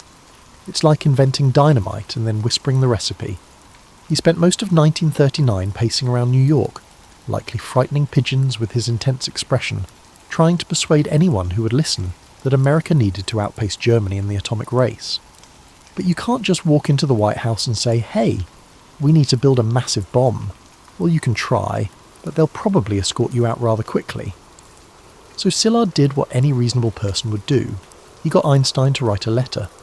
Apparently, even in 1939, name recognition held significant importance. Einstein, who probably just wanted to work on his theories in peace, found himself accidentally becoming the godfather of the atomic age. He later recognised the irony, given that he was a pacifist who had previously expressed a preference for being a lighthouse keeper over a physicist. Roosevelt got the letter in October 1939, right around the time he was dealing with a dozen other world-ending problems. You have to admire the man's ability to prioritise. Most of us get overwhelmed choosing what to watch on streaming services, but FDR was juggling potential nuclear weapons, a world war, and probably wondering if his morning coffee was strong enough for any of this. The initial response was about as enthusiastic as you'd expect from a government bureaucracy. They formed a committee. Nothing conveys the urgency of a world-changing scientific breakthrough more effectively than the formation of a committee. The Uranium Committee, as they called it, met a few times, allocated a whopping $6,000 for research, and probably spent more on coffee than uranium. It was the governmental equivalent of putting a band-aid on a volcano. But here's where the story gets intriguing, in that uniquely American way. While the committee was busy being committee-like, Pearl Harbor happened. Suddenly, the abstract concept of maybe we should look into this atomic thing became, we need this atomic thing yesterday, and we'll build it bigger than anyone has ever built anything. Enter General Leslie Groves, a man who had just finished building the Pentagon and was probably looking forward to a comfortable, quiet desk job. Instead, he got handed the Manhattan Project, which was like being asked to organise the world's most dangerous science fair with unlimited funding and a deadline that could determine the fate of democracy. Groves was the kind of military mind who could look at an impossible task and immediately start figuring out how to make it slightly less impossible, one spreadsheet at a time.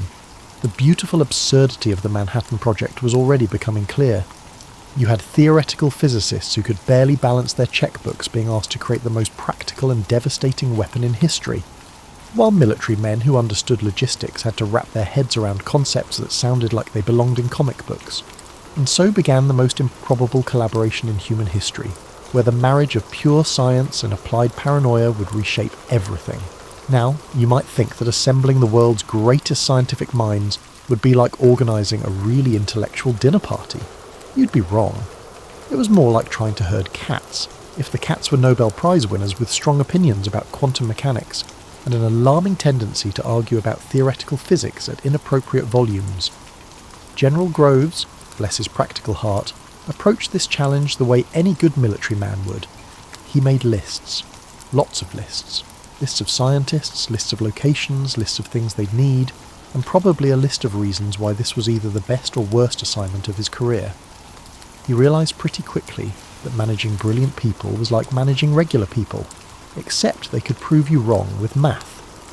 The first real breakthrough came when someone suggested they recruit Robert Oppenheimer to lead the scientific effort. Now, Oppenheimer was an interesting choice. He was brilliant, absolutely, but he was also the kind of guy who quoted Sanskrit at cocktail parties, and had a habit of making everyone around him feel slightly undereducated. He was like that friend who can discuss wine, literature and nuclear physics with equal fluency, except instead of being annoying at dinner parties, he was about to become the most famous scientist in America. What made Oppenheimer perfect for the job wasn't just his scientific credentials, though those were impressive enough. It was his ability to translate between the language of pure science and the language of "we need results now, please." He could talk to a theoretical physicist about quantum mechanics in the morning and explain to a general why they needed more funding in the afternoon, all while maintaining the kind of cool demeanour that suggested he found the whole thing intellectually fascinating rather than terrifying. But you can't run a massive scientific project from university offices and borrowed laboratories. They needed space, and not just any space. They needed secret space.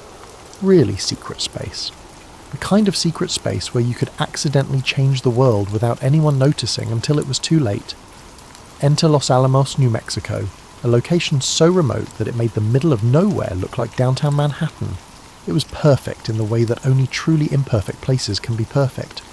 The site was isolated enough that any accidental explosions would mostly just bother the local wildlife, but accessible enough that they could actually transport equipment and people without requiring pack mules. The original plan was to house maybe 30 scientists there. This was a bit like planning a small dinner party and having it turn into a wedding reception for 500 people. By the end of the project, Los Alamos had grown from a sleepy ranch school into a secret city with its own post office, school system, and probably the highest concentration of advanced degrees per square mile in human history. But Los Alamos was just one piece of the puzzle. The Manhattan Project ended up requiring an entire secret infrastructure spread across the country. They built massive facilities in Oak Ridge, Tennessee, where they would separate uranium isotopes using methods that were equal parts brilliant and brute force. They constructed another enormous complex in Hanford, Washington, for producing plutonium, because apparently one type of nuclear material wasn't enough for their ambitious plans. The logistics alone were mind-boggling. Try explaining to your accountant that you need to build several cities from scratch, hire tens of thousands of people, and consume more electricity than some entire states, all for a project you can't actually tell anyone about. The Tennessee Valley Authority suddenly found itself powering what looked like the industrial equivalent of a small alien invasion, and they just had to trust that someone, somewhere, knew what they were doing. The security measures were so elaborate they bordered on comedy. Workers at Oak Ridge were told they were helping with the war effort, but most had no idea what they were actually producing. Some thought they were making industrial equipment.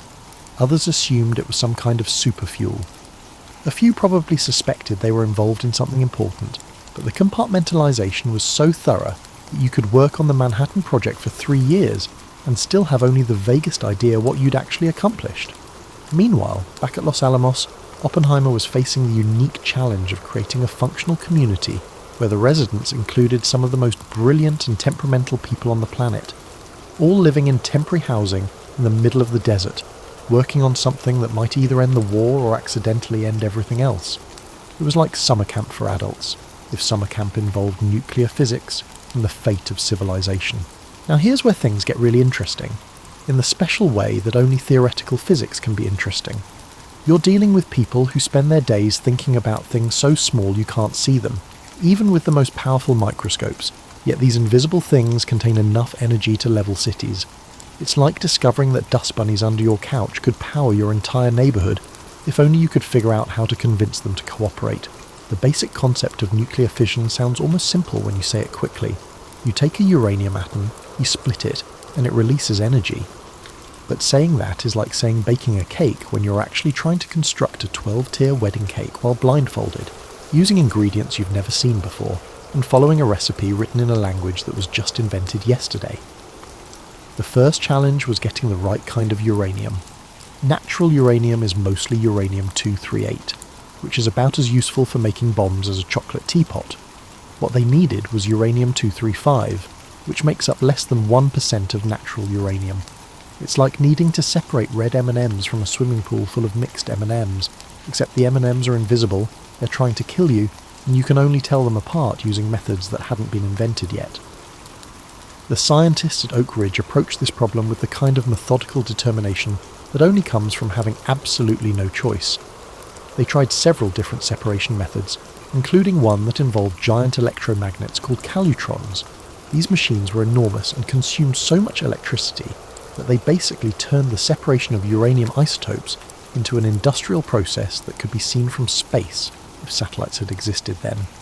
However, uranium was not the sole option available. Nuclear reactors could create plutonium, an element absent in nature. Plutonium was like uranium's more complicated cousin, potentially more powerful, but also more difficult to work with and with a personality that could charitably be described as temperamental. Creating plutonium required building nuclear reactors, which brought its own special set of challenges. The first reactor was built under the football stadium at the University of Chicago because apparently someone thought that the best place to test humanity's first controlled nuclear chain reaction was directly underneath a major American city. The physicist in charge of this experiment, Enrico Fermi, was reportedly betting on whether the reaction would stop when they wanted it to, which shows how well they understood what they were doing. Fermi, incidentally, was the kind of scientist who could calculate complex physics problems in his head, while other people were still looking for their calculators. He was also famous for his ability to estimate almost anything. Give him a few minutes and some basic information, and he could tell you approximately how many piano tuners lived in Chicago, or how much energy would be released by various theoretical nuclear explosions. This skill turned out to be surprisingly useful when dealing with weapons that released more energy than anyone had ever handled before. The Chicago reactor worked, thankfully, without accidentally eliminating the Midwest, and it provided the proof of concept needed to build much larger reactors at Hanford. These reactors were designed to produce plutonium on an industrial scale, turning the abstract concept of artificially created elements into something measured in tons rather than microscopic quantities. However, obtaining nuclear material was only half the challenge. The other half was figuring out how to make it explode in a controlled, predictable way that would release all that energy at exactly the right moment. This step turned out to be significantly more complicated than anyone had anticipated, like the difference between lighting a candle and conducting a symphony orchestra made entirely of fire. The simplest design, called gun type, worked by shooting one piece of uranium into another piece of uranium rapidly. It was elegant in its simplicity, like nuclear physics designed by someone who really understood hammers. But this method only worked with uranium-235, and they didn't have enough for more than one bomb. The plutonium bomb required a completely different approach called implosion, which involved surrounding a ball of plutonium with conventional explosives and detonating them all at exactly the same moment, compressing the plutonium until it reached critical mass. Achieving this required such precision that it would make Swiss watchmakers nervous.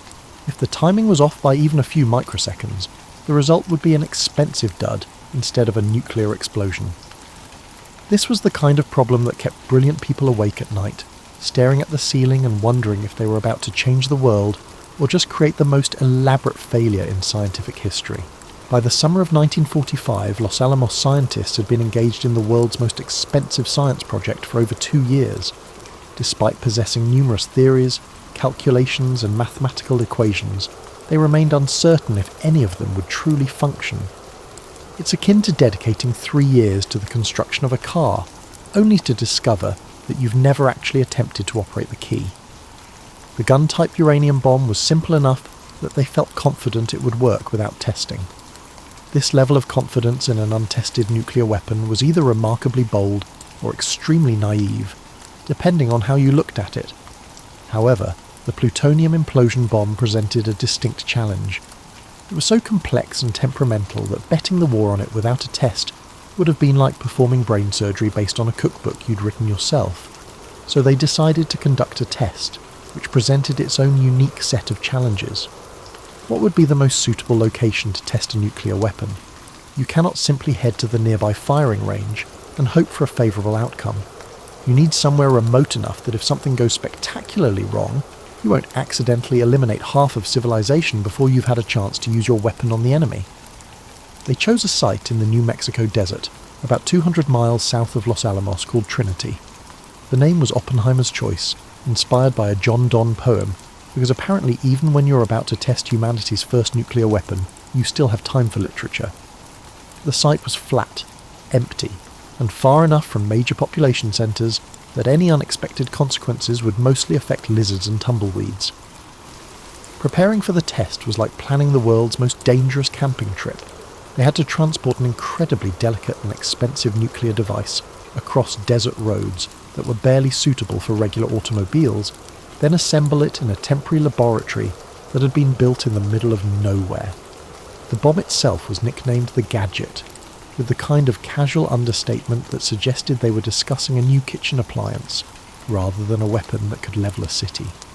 The scientists and military personnel involved in the test were dealing with unprecedented questions. How far away did you need to be to observe a nuclear explosion safely? Nobody knew, because nobody had ever observed a nuclear explosion before. They made their best guesses based on calculations and hoped they weren't catastrophically wrong.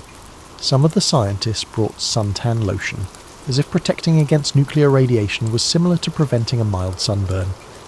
The test was scheduled for the early morning hours of July 16th, 1945, partly for security reasons and partly because someone thought it would be easier to see the explosion against the pre-dawn sky.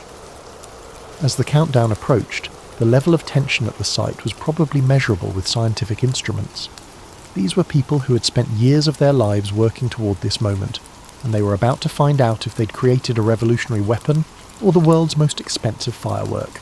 Oppenheimer and the other key scientists gathered at a control bunker about 6 miles from Ground Zero, which seemed like a safe distance until you realised that nobody actually knew what constituted a safe distance from humanity's first nuclear explosion. They lay down on the ground, facing away from the blast site, with instructions to look only after the initial flash had passed.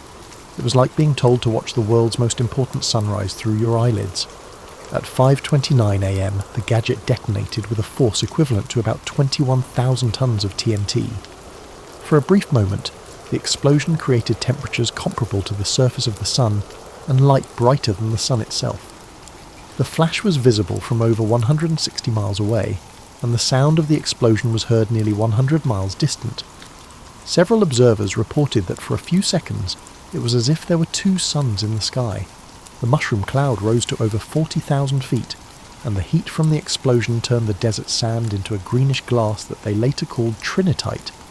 The steel tower that held the bomb vaporized, along with everything else within a substantial radius of Ground Zero. In the space of a few seconds, the theoretical had become devastatingly real. Oppenheimer later said that as he watched the explosion, a line from the Bhagavad Gita came to mind. "Now I am become death, destroyer of worlds." It was the kind of literary reference that seemed almost absurdly intellectual given the circumstances, but it captured the magnitude of what they had just witnessed. They had successfully created a weapon that could destroy entire cities in an instant. The test was a complete success, which meant that the Manhattan Project had achieved its primary goal. They had beaten Germany to the atomic bomb. Of course, by this point Germany had already surrendered, so the original motivation for the project was somewhat moot. But there was still Japan to consider, and the war in the Pacific was far from over. As the mushroom cloud dissipated over the New Mexico desert, the scientists and military personnel at Trinity began grappling with the implications of what they had just accomplished. They had unlocked a portal that would never reopen. Now comes the part of the story where things get complicated in ways that make quantum physics look straightforward. You have this incredibly powerful weapon that works exactly as advertised, a war that's still raging in the Pacific, and a bunch of very smart people suddenly realizing that creating the thing was actually the easy part. The real challenge lay in deciding what to do with it. President Truman, who had inherited both the presidency and the Manhattan Project from Roosevelt, found himself in the position of having to make decisions about weapons he barely understood. Imagine being given the keys to a weapon that could destroy cities and being told to learn how to use it in a few weeks. Truman was a practical man who preferred straightforward problems with straightforward solutions, but there was nothing straightforward about atomic weapons. Military estimates for the invasion of Japan were extremely sobering. Operation Downfall, as it was known, had the potential to cause over 1 million American casualties and several million Japanese deaths. These weren't abstract numbers on a strategic planning document. They represented real people, families, and entire communities. The alternative was using atomic weapons against Japanese cities, which would also kill enormous numbers of civilians, but might end the war quickly enough to prevent an even larger catastrophe. It's the kind of decision that would keep anyone awake at night, the kind of moral calculation that has no clearly right answer. Do you choose the option that kills fewer people overall, but involves using weapons of unprecedented destructive power? Or do you choose the conventional invasion that might ultimately cost more lives but doesn't cross the threshold into nuclear warfare? Some of the scientists involved in the Manhattan Project were seriously reconsidering their involvement in its creation. Leo Szilard, who had started the whole thing with his worries about German atomic research, now found himself trying to stop the use of the weapons he had helped create. He and several other scientists petitioned Truman to demonstrate the bomb's power without using it against populated areas, perhaps by detonating it over an uninhabited area where Japanese leaders could witness its destructive potential. But military planners argued that a demonstration might not be convincing enough to force Japanese surrender, especially if the bomb failed to detonate properly. They had exactly 2 operational atomic weapons, Little Boy, the uranium bomb, and Fat Man, the plutonium bomb, and using one for a demonstration would leave them with only 1 weapon for actual combat use. It was like having 2 bullets and wondering whether to fire one into the air as a warning shot. The decision-making process was complicated by the fact that many of the people involved still didn't fully understand what they were dealing with. The long-term effects of radiation exposure weren't well understood. The political implications of introducing nuclear weapons to warfare hadn't been fully considered. They were making decisions about the future of human conflict with incomplete information and under enormous time pressure. Japanese resistance was fierce and showed no signs of diminishing. The Battle of Okinawa had demonstrated the terrible cost of invading fortified Japanese positions, and intelligence suggested that the Japanese were preparing to defend their home islands with even greater determination. Kamikaze attacks were increasing in frequency and intensity. From a purely military perspective, anything that could end the war quickly was worth serious consideration. On the other hand, several high-ranking military officials questioned whether atomic weapons were necessary at all. Some argued that Japan was already on the verge of surrender due to conventional bombing, naval blockade, and the Soviet entry into the war against Japan. Others suggested that the primary motivation for using the bombs was not to defeat Japan, but to demonstrate American nuclear capability to the Soviet Union, thereby initiating the Cold War. The target selection process was grimly methodical. Military planners wanted cities that were militarily significant, but had not been heavily damaged by conventional bombing, so that the effects of the atomic weapon could be clearly observed and documented. They also wanted targets that would have maximum psychological impact on Japanese leadership. The final target list included Hiroshima, Kokura, Niigata, and Nagasaki. Kyoto was initially on the list as well, but Secretary of War Henry Stimson reportedly removed it from consideration, because he had visited the city and appreciated its cultural and historical significance. It's one of those small human moments that had enormous consequences, a single person's aesthetic sensibility potentially saving a city and its hundreds of thousands of inhabitants from nuclear destruction. As the decision deadline approached, Truman was receiving advice from multiple directions, much of it contradictory. Military commanders wanted to use the weapons to save American lives. There was a divide among scientists between those seeking to demonstrate the bomb's power and those advocating for its decisive use. political advisors were thinking about post-war relationships with both Japan and the Soviet Union. In the end, Truman made the decision that he believed would end the war most quickly and save the most lives overall. Whether he was right or wrong is a question that historians and ethicists continue to debate today. But in the summer of 1945, with incomplete information and enormous pressure, he chose to authorize the use of atomic weapons against Japan. It was a decision that would define not just the end of World War II, but the beginning of the nuclear age. On the morning of August 6, 1945, the crew of the Enola Gay, a B-29 bomber named after the pilot's mother, took off from Tinian Island carrying Little Boy, the uranium bomb that had never been tested but was expected to work based on theoretical calculations. It's important to take a moment to appreciate the surreal nature of this moment. They were piloting an untested nuclear weapon over the Pacific Ocean, relying on 3 years of theoretical physics and engineering to perform precisely as intended at the crucial moment. Colonel Paul Tibbets, the pilot, probably had the strangest job description in military history that morning. He was essentially a delivery driver, except his package could destroy an entire city, and his route included flying over enemy territory while carrying the most expensive and dangerous cargo in human history. The crew had been told they were carrying a very powerful bomb, but most didn't know they were about to witness the first use of nuclear weapons in warfare. Hiroshima was chosen as the primary target, partly because it was an important military centre, and partly because it had been largely spared from conventional bombing, making it ideal for observing the effects of atomic weapons. The city had about 350,000 people going about their morning routines, unaware that they were about to witness a historic moment. At 8:15 a.m. local time, Little Boy detonated about 1,900 feet above the city centre. The explosion created a fireball with temperatures exceeding those at the centre of the sun, followed by a shockwave that destroyed virtually everything within a 1-mile radius. The mushroom cloud rose to over 60,000 feet, and the flash of light was visible for miles. Suddenly, a bustling metropolis transformed into the epicentre of the nuclear era. The immediate destruction was almost incomprehensible. Buildings simply vanished. People who were close to the hypercentre were vaporised so quickly that their shadows were burned into concrete and stone surfaces. The intense heat, the crushing force of the shockwave, or the collapse of buildings killed others.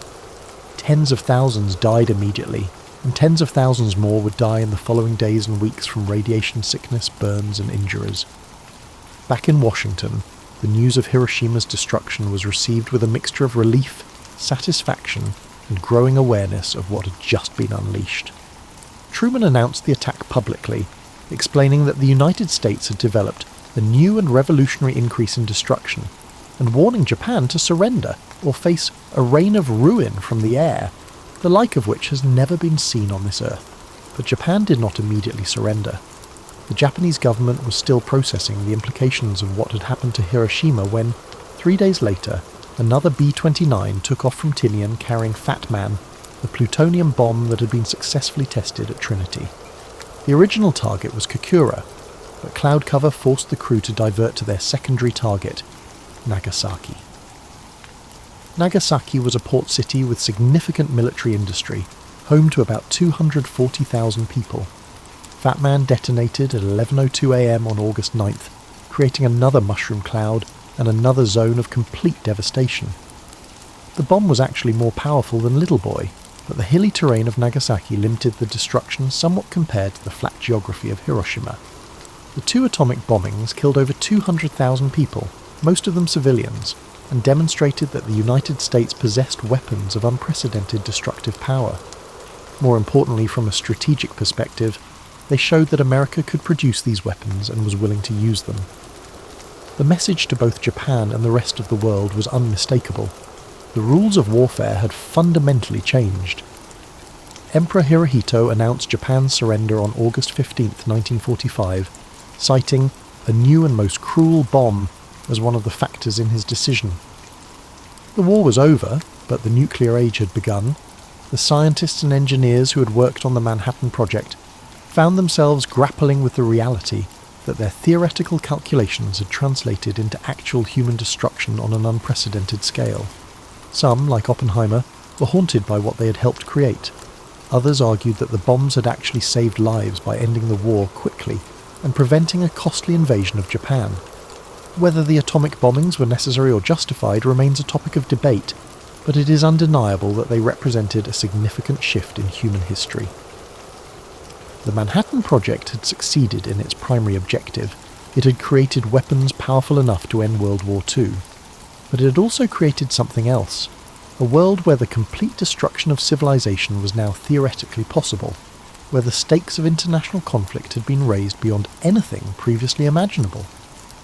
As the aftermath of Hiroshima and Nagasaki receded, the scientists, who had dedicated 3 years to their clandestine work, came to understand that their efforts were far from concluded. They had solved the technical challenge of nuclear weapons, but they had also created political, ethical and strategic challenges that would define international relations for generations to come. The atomic age had arrived and there was no going back. When the celebration parades ended and the newspapers stopped running headlines about the miracle weapons that had ended the war, the people who had created those weapons found themselves dealing with a peculiar kind of hangover. It wasn't the sort you get from too much champagne at a victory party, but the kind that comes from realizing you've fundamentally changed the world and aren't entirely sure whether you should feel proud or terrified.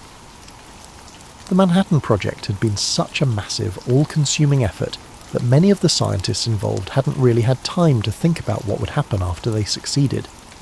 It's akin to devoting 3 years to the construction of a race car, only to abruptly discover you don't know where to steer it.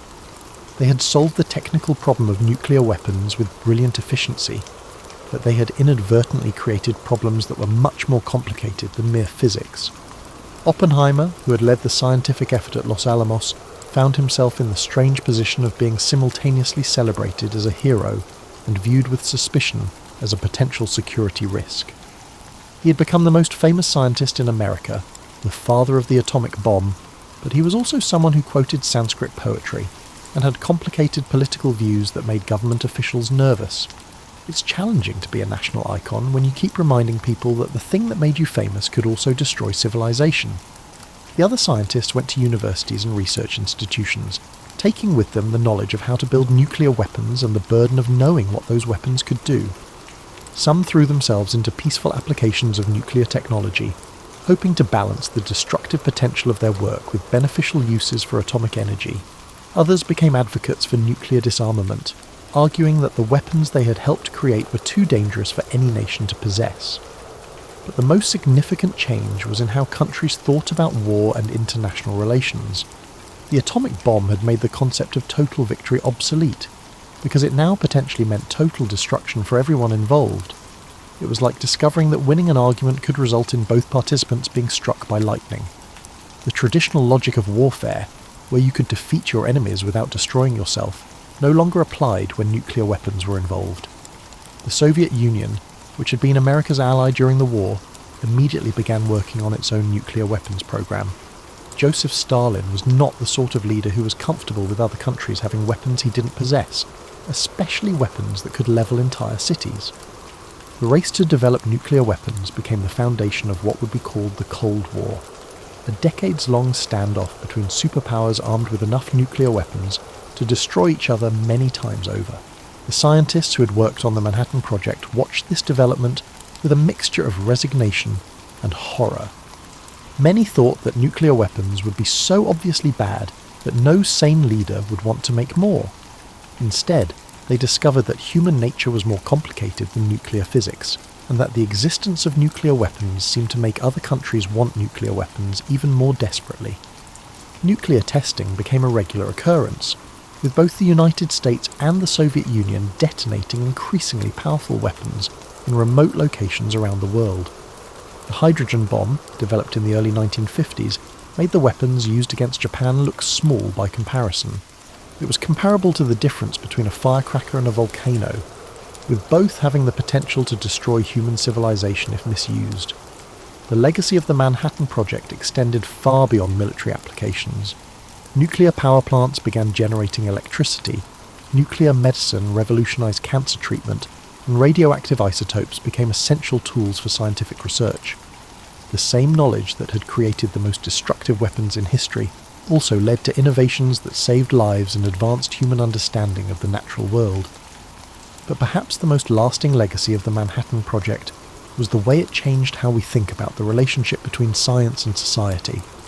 Before 1945, most people viewed scientific research as inherently beneficial, a pure pursuit of knowledge that inevitably led to human progress. After Hiroshima and Nagasaki, it became clear that scientific knowledge could be used for purposes that were anything but beneficial, and that scientists had responsibilities that extended beyond their laboratories. The Manhattan Project demonstrated that, given enough resources, brilliant people, and sufficient motivation, humans could solve almost any technical problem. But it also showed that solving technical problems was often easier than dealing with the consequences of those solutions.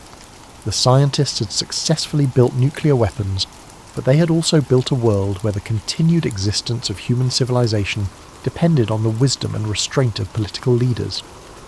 As you settle in for sleep tonight, it's worth remembering that the story of the Manhattan Project is ultimately a story about human beings trying to solve an unprecedented problem under enormous pressure, making decisions with incomplete information and dealing with consequences they couldn't fully anticipate. The scientists, engineers, and military personnel involved were not fundamentally different from people today. They were just people trying to do their jobs in extraordinary circumstances. The atomic age that began in the New Mexico desert in 1945 is still with us today, and probably always will be. The knowledge of how to split atoms and release enormous amounts of energy cannot be uninvented, and the weapons created during the Manhattan Project have shaped international relations for over 70 years. But perhaps that's not entirely a bad thing. The existence of nuclear weapons has made large-scale wars between major powers extremely risky, creating a strange kind of peace through the threat of mutual destruction.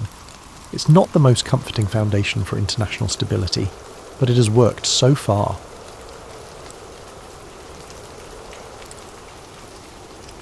Picture this: you wake up on a sweltering July morning and your first instinct is to reach for that blessed thermostat. But imagine just for a moment that there's no thermostat to reach for. No gentle hum of central air, no window unit rattling away like a mechanical cricket. Welcome to the world your great-grandparents knew intimately, a world where summer meant something entirely different than it does for you today. Before 1902, when a young engineer named Willis Carrier first figured out how to control humidity in a Brooklyn printing plant, humans had been dealing with heat the same way for thousands of years. They got creative, they got resourceful, and honestly, they got pretty good at it. You might think they were just sweating it out in misery, but you'd be surprised at how ingenious people became when comfort depended on cleverness rather than electricity bills. Your ancestors didn't just endure the heat, they developed an entire culture around it. They understood their environment in ways we've forgotten, reading the subtle signs of weather changes, knowing exactly which windows to open at what time of day, and timing their daily activities around the sun's path across the sky like choreographers of comfort. Think about your own relationship with heat for a moment. When it's 85 degrees outside, you probably consider that uncomfortably warm. Your great-grandmother would have called that a pleasant day and maybe even worn a light sweater in the morning. The human body's tolerance for temperature was remarkably different when it was regularly exposed to natural variations, much like how your eyes adjust to darkness when you're not constantly staring at bright screens. The pre-air conditioning world operated on rhythms that seem almost mystical to us now. People rose with the sun not because they were more virtuous, but because the coolest part of the day was precious and not to be wasted. They took afternoon naps not out of laziness, but because even the most ambitious person recognised that fighting the peak heat was often futile. Evening activities began later and lasted longer, creating social patterns that persisted well into the night when the air finally offered some relief. Communities were shaped by heat in ways that went far beyond personal comfort. Cities look different, you'll discover more about this soon, but the social fabric was different too. Neighbours knew each other better, partly because everyone spent more time outside on porches and stoops, seeking whatever breeze might be available. The evening constitutional wasn't just exercise, it was social networking, news sharing, and communal heat management, all rolled into one pleasant tradition. You've probably noticed how quiet your neighbourhood gets when everyone retreats indoors to their climate-controlled environments. In the pre-AC era, neighbourhoods came alive during the cooler hours. Children played in the streets until well past dark, adults lingered on front porches with glasses of sweet tea or lemonade, and the boundaries between private and public space blurred in the most wonderful ways. Food culture, clothing choices, architectural decisions, work schedules, social gatherings, and even romance. Everything was influenced by the simple fact that when it got hot, you had to deal with it using nothing but human ingenuity and natural resources. Your ancestors became masters of reading air currents, understanding thermal dynamics, and working with nature rather than against it. This isn't a story about how tough people used to be, though they certainly were resourceful. It's about how different life was when humans lived in closer harmony with the natural cycles, when comfort was something you actively created rather than passively consumed. It's about communities that formed around shared challenges and clever solutions that often worked better than our modern brute force approach of simply cranking up the AC and hoping the electric grid holds. As you settle in for this journey through the pre-air conditioning world, you'll discover that our ancestors weren't just surviving the heat, they were thriving in it, creating beauty and comfort and community in ways that might surprise you and maybe even inspire you. So let's step back in time together, when staying cool was an art form, and summer evenings were something people actually looked forward to. Your ancestors were essentially climate engineers, and they didn't even know it. Before the advent of HVAC systems, builders were crafting structures that would leave modern energy efficiency experts in awe. They understood something we've largely forgotten, that the right building can be a natural air conditioning system, working with physics rather than against it. Walk through any historic neighbourhood, and you'll notice things that might seem decorative but were actually brilliant cooling strategies. Those deep wraparound porches weren't just for sitting, they were thermal buffer zones, creating shade that kept the sun's heat from ever reaching the main walls of the house. The wide, overhanging eaves you see on older homes weren't architectural flourishes, they were carefully calculated to block the high summer sun while allowing the lower winter sun to warm the interior. Consider the lofty ceilings of old houses, which may seem intimidating to those accustomed to modern 8-foot rooms. Your great-grandparents built those high ceilings because hot air rises, and they wanted it to rise as far away from them as possible. Those ceiling fans you see in historic homes weren't working against the natural convection. They were amplifying it, creating air movement that made 85 degrees feel like a comfortable 75. The most ingenious homes had what we'd now call passive cooling systems built right into their bones. In the south, you'll find houses built on tall piers that allowed air to flow underneath, cooling the floors from below. The famous dog trot houses, with an open breezeway running right through the centre, were essentially wind tunnels that captured every available breeze and funneled it through the living spaces. Your ancestors understood cross-ventilation like meteorologists. They positioned windows not just for light or views, but to create pathways for air to move through the house. They knew that a window on the shaded north side would draw cool air in, while a window on the sunny south side would let hot air escape, creating a natural circulation system that worked as long as there was even the slightest temperature difference between inside and outside. In hot climates, thick walls weren't just for durability, they were thermal mass, absorbing heat during the day and releasing it slowly at night, essentially smoothing out temperature swings.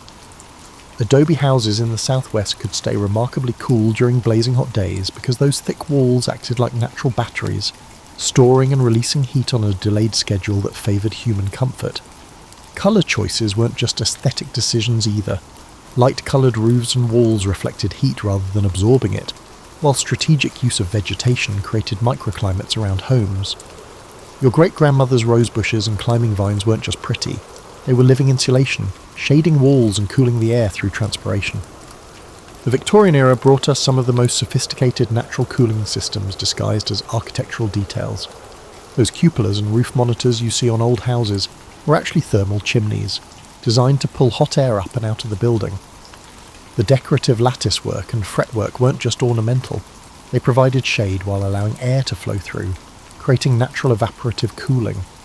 Even urban planning was influenced by the need to stay cool.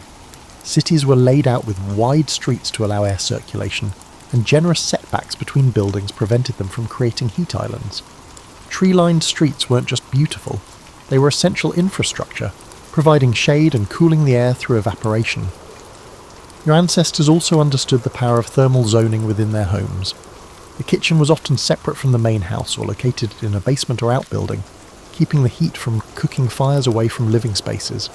Bedrooms were typically on upper floors where breezes were stronger, while daily activities happened in the cooler ground floor rooms during hot weather.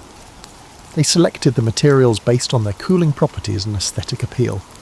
Hardwood floors stayed cooler than carpets, high-quality plaster walls had better thermal properties than thin drywall, and natural materials like stone and brick had thermal mass that helped regulate temperature naturally.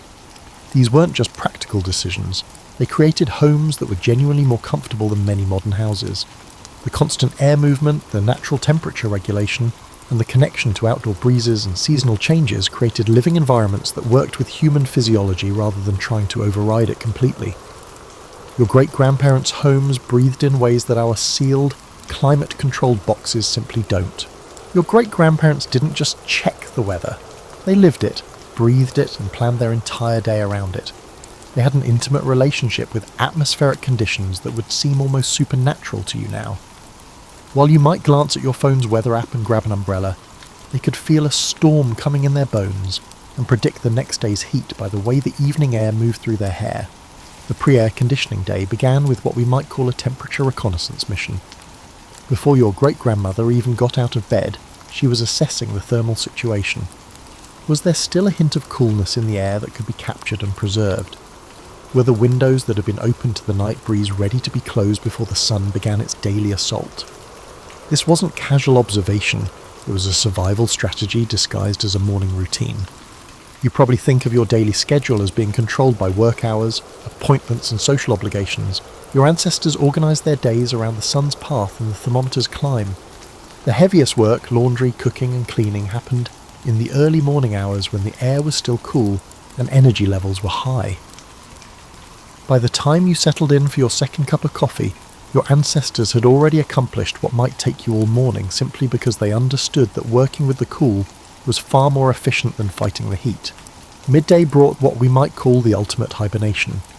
Between 11 a.m. and 3 p.m, when the sun was most merciless, sensible people found shady spots and settled in for activities that required minimal movement. This wasn't laziness, it was physics. Your great-grandfather understood that his body was a heat-generating machine, and adding human-generated warmth to the day's natural furnace was simply poor engineering.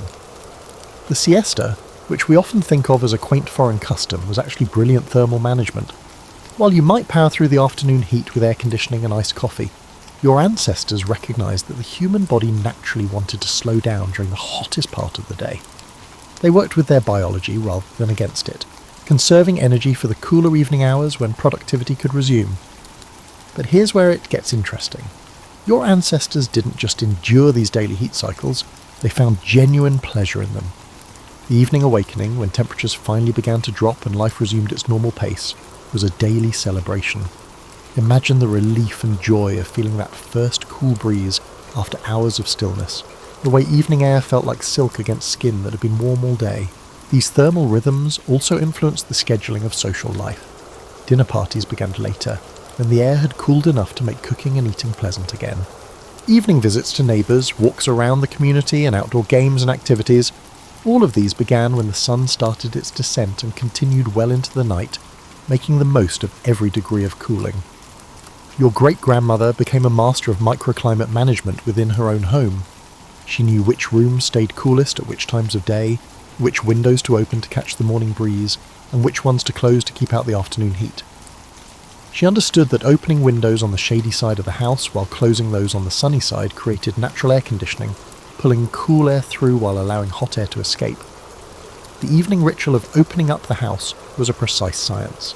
As temperatures dropped, windows throughout the home were strategically opened to capture every available breeze and encourage air circulation. Your ancestors could feel the subtle pressure changes that indicated when outdoor air was finally cooler than indoor air, the exact moment when natural ventilation would begin working in their favour rather than against it. They also understood the art of thermal layering in their daily lives. Light, loose clothing during the day could be supplemented with light shawls or wraps as evening breezes picked up. During hot hours, they styled their hair up and off the neck, allowing it to flow freely when the coolness returned. Even the choice of where to sit, which chair to choose, and which side of the porch to favour, all of these decisions were made with thermal comfort in mind. Weather prediction became a survival skill. Your great-grandfather could read cloud formations, wind patterns, and atmospheric pressure changes like you read traffic signs. A shift in wind direction might mean relief was coming. Certain cloud formations promised afternoon thunderstorms that would break the heat.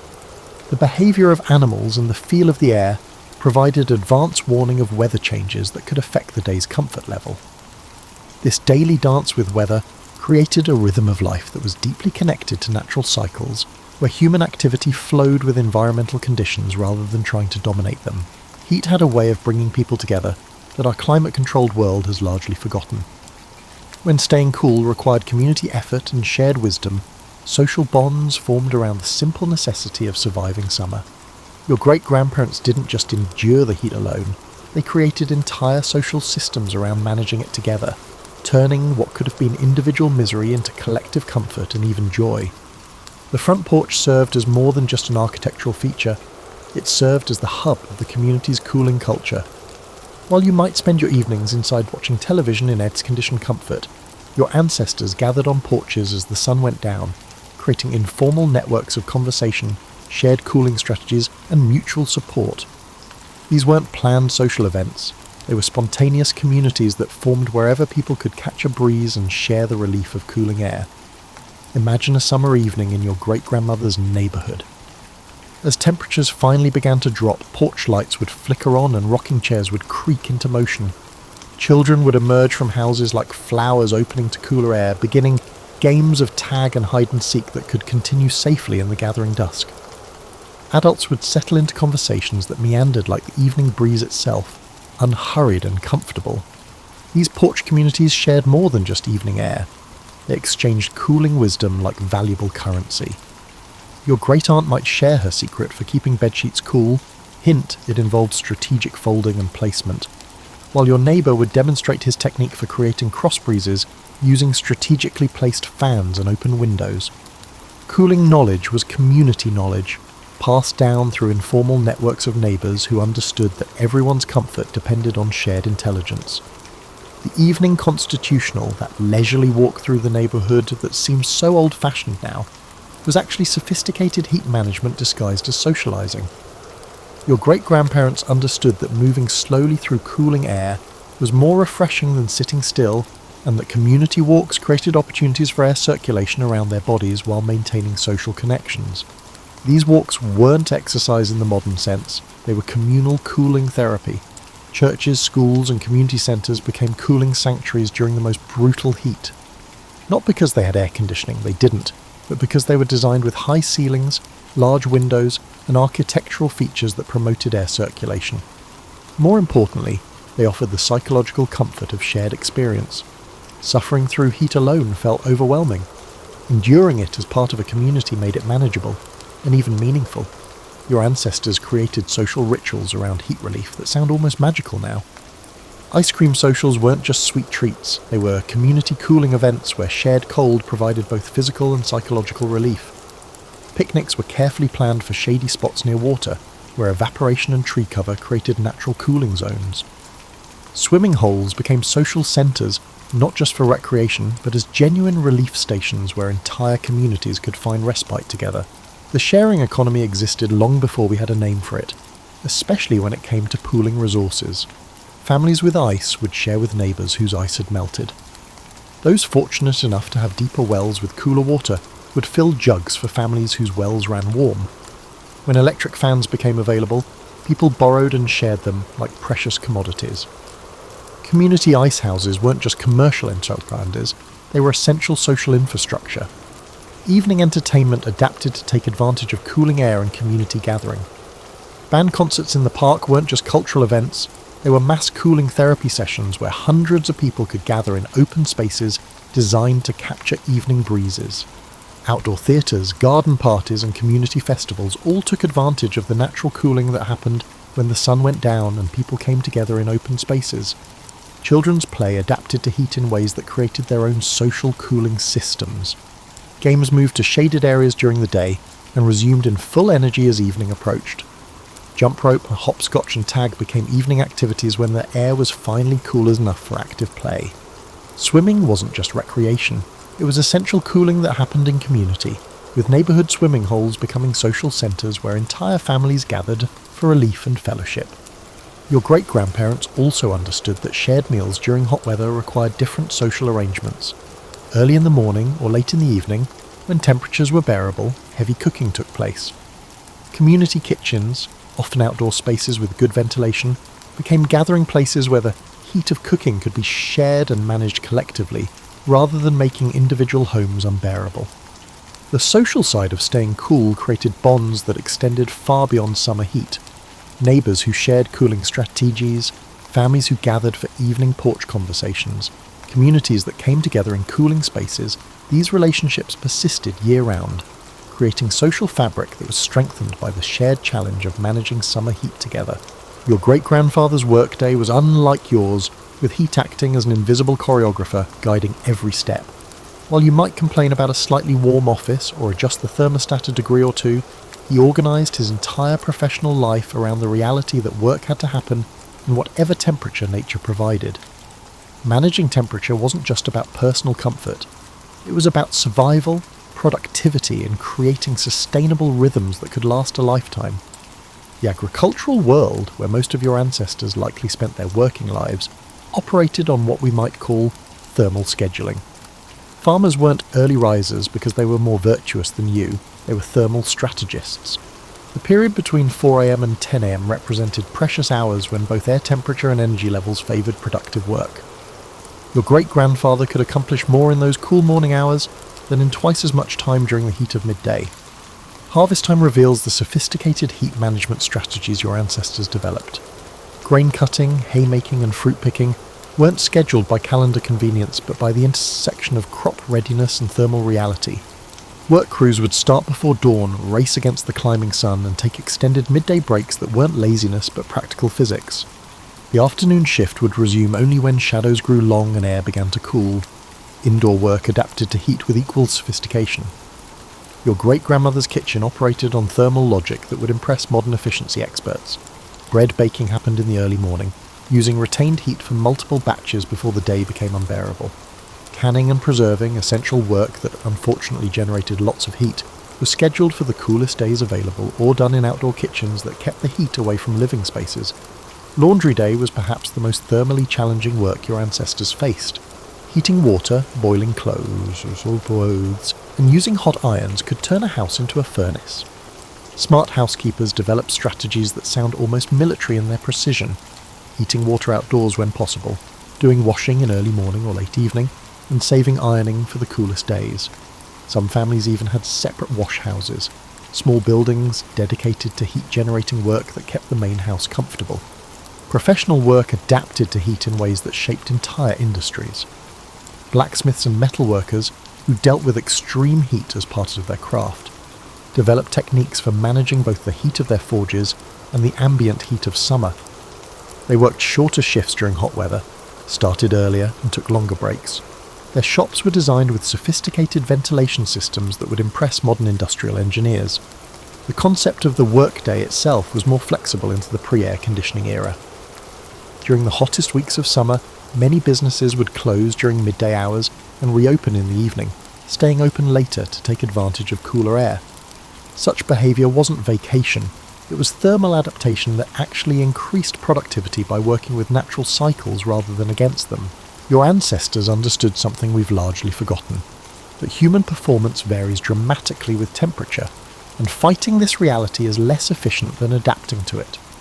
Thermal comfort significantly affects cognitive function, physical endurance, and even mood, as modern research confirms their intuitive understanding.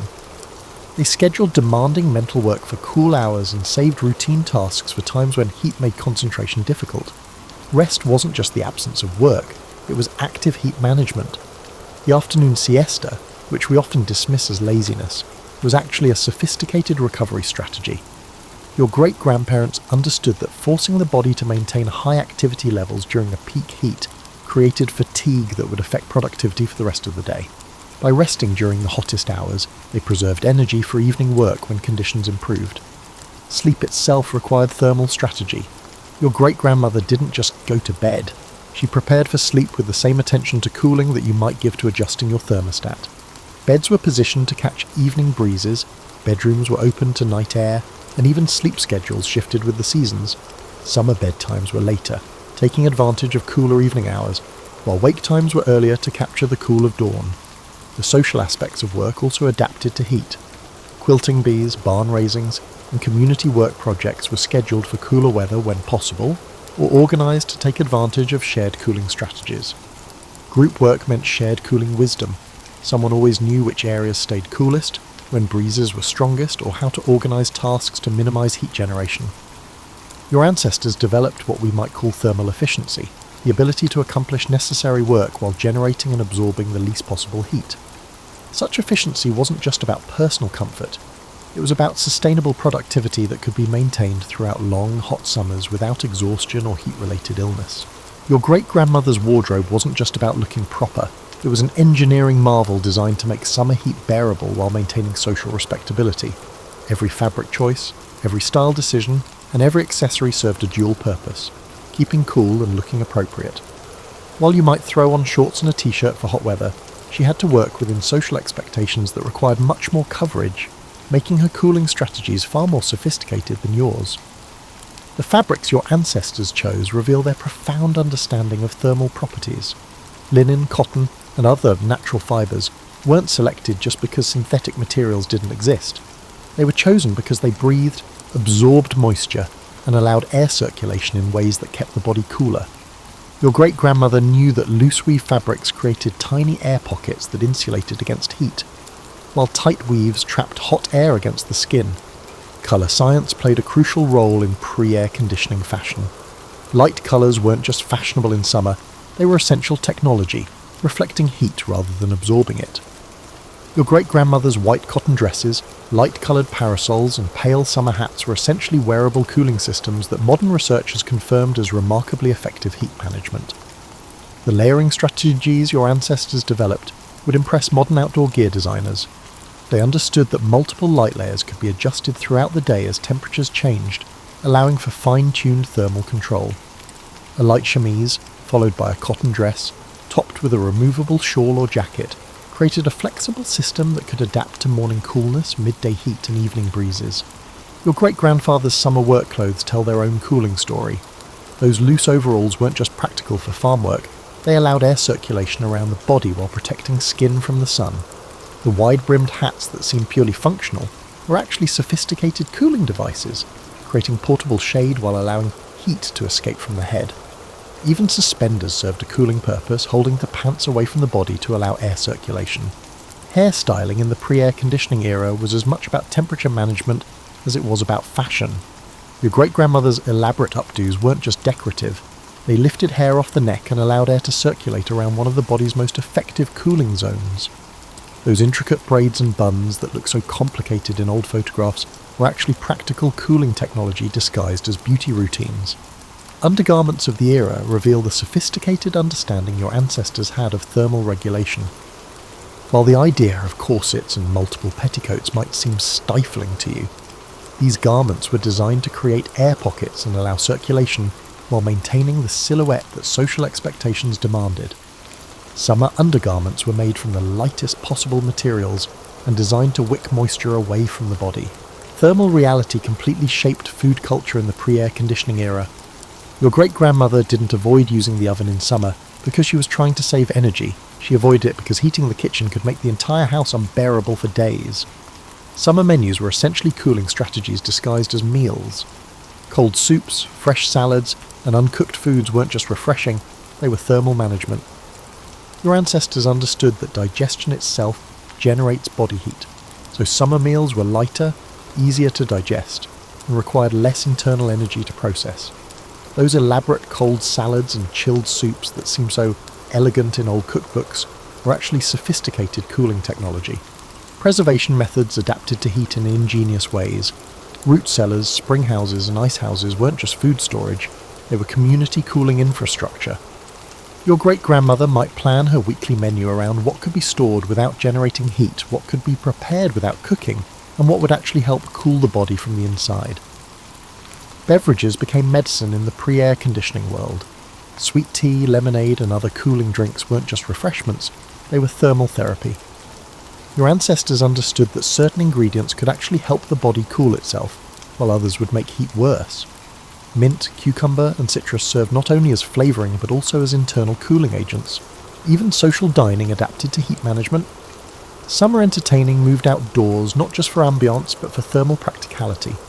Garden parties, picnics, and outdoor dining took advantage of breezes and shade while keeping the heat-generating cooking activities away from living spaces.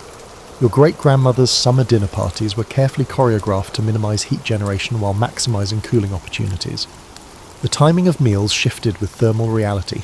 Breakfast might be substantial, taking advantage of cool morning air for cooking and eating. Lunch became lighter and simpler, while dinner was often delayed until evening, when both cooking and eating could happen in more comfortable temperatures. Your ancestors didn't eat by the clock, they ate by the thermometer. These weren't just survival strategies, they created a culture of elegance and sophistication that worked within natural limits rather than trying to overcome them. Your great-grandmother managed to stay cool, look beautiful, and maintain social standards without ever touching a thermostat, creating a lifestyle that was both practical and genuinely stylish. As you settle into your climate-controlled bedroom tonight, consider how different your great-grandparents' relationship with sleep was during the sweltering summer months. Night wasn't just a time for rest. It was the daily reward for surviving another day of heat. A precious opportunity to cool down, recharge, and prepare for whatever thermal challenges tomorrow might bring. The evening hours held a special magic that our artificially cooled world has largely forgotten. The transition from day to night was something your ancestors savoured like wine. As the sun finally began its descent, the entire household would shift into evening mode with the precision of a well-rehearsed orchestra. Windows that had been strategically closed during the heat of the day would begin opening in careful sequence, each one positioned to catch the first hint of cooling air and encourage it to flow through the house. Your great-grandmother had an intimate knowledge of her home's thermal personality. She knew which windows to open first to create the gentle suction that would pull hot air out while drawing cooler air in. She understood the exact moment when the outdoor temperature dropped below the indoor temperature, the magical threshold when natural ventilation changed from liability to blessing. This wasn't guesswork. It was science learned through years of paying attention to the subtle signals that told her when relief was finally available. The bedroom preparation rituals of the pre-air conditioning era would seem elaborate to you now, but they were essential technology for achieving comfortable sleep. Beds were positioned not just for convenience, but to catch every available breeze. Your great-grandfather might move the entire bed closer to windows during heat waves, transforming the bedroom layout to take advantage of night air movement. Bedding became a crucial element in thermal management. Heavy quilts and comforters were stored away for the summer, replaced by lightweight cotton sheets that could breathe with the sleeper. Some families had special summer sheets made from linen or cotton, so fine it was almost like sleeping under woven air. Pillows were swapped for thinner versions, and even mattresses might be replaced with lighter alternatives that didn't trap and hold body heat throughout the night. The evening cooling routine extended beyond just opening windows. Your great-grandmother might take a cool bath or splash cold water on her wrists and neck, areas where blood vessels are close to the surface and cooling them could affect the entire body's temperature. Hair that had been pinned up all day would be brushed out and arranged to allow maximum air circulation around the neck and head during sleep. Children's bedtime routines were especially adapted to heat management. Lightweight cotton nightgowns replaced heavier sleepwear, and children might sleep with damp washcloths on their foreheads or arms. Some parents would lightly dampen sheets with cool water, creating evaporative cooling that could make the difference between restful sleep and a night of tossing and turning. For families fortunate enough to have multiple sleeping spaces, summer brought strategic relocations. Sleeping porches, screened areas that were essentially outdoor bedrooms, became havens during the hottest weeks. Upper floors, which were stifling during the day, might become comfortable at night when breezes were stronger at higher elevations. Some families would move mattresses to the coolest rooms in the house or even outdoors under mosquito netting when heat became truly unbearable. The sounds of summer nights were different in the pre-air conditioning era. Instead of the constant hum of climate control systems, your great-grandparents fell asleep to the natural symphony of cooling air, the whisper of breezes through window screens, the gentle creak of settling houses as temperatures dropped, and the distant conversations of neighbours also seeking relief on their porches and in their yards. Night work took on special significance during hot spells. Tasks that generated heat during the day could be accomplished in the blessed coolness of evening and early morning hours. Your great-grandmother might do her ironing by lamplight, taking advantage of temperatures that made the additional heat bearable. Baking for the next day could happen in the pre-dawn hours when ovens wouldn't turn kitchens into furnaces. The social aspects of cooling extended into the night as well. Neighbours might visit each other's cooling spots, Perhaps one family had a better crossbreeze while another had a deeper well with cooler water for late evening refreshment. These evening gatherings weren't formal social events but spontaneous communities of relief, where shared cooling strategies and mutual support made the heat more bearable for everyone. Dawn brought its rituals in the pre-air conditioning world. Your great-grandfather would rise early not just to get work done before the heat returned, but to savour those precious hours when the air was actually cool. The morning routine included assessing the day's thermal prospects, checking cloud cover, feeling the air for humidity, and making strategic decisions about how to capture and preserve the coolness for as long as possible. The cycle would begin again. Windows that had been opened to night air would be strategically closed as temperatures began to rise. Curtains would be drawn to block the sun's heat, and the daily dance with temperature would resume. But those hours of relief, that nightly promise of cooling air and comfortable sleep, made it all bearable and even beautiful. Your ancestors didn't just survive the heat, they created lives of grace and comfort within natural limits that required wisdom, patience, and community. They understood something we're still learning, that working with natural cycles rather than against them can create not just sustainability, but genuine contentment. As you drift off to sleep tonight in your climate-controlled comfort, you might just dream of summer evenings when cool air was a gift to be savoured, and relief was something earned through the simple passage of time and the reliable promise that every hot day eventually surrenders to the cooling mercy of night.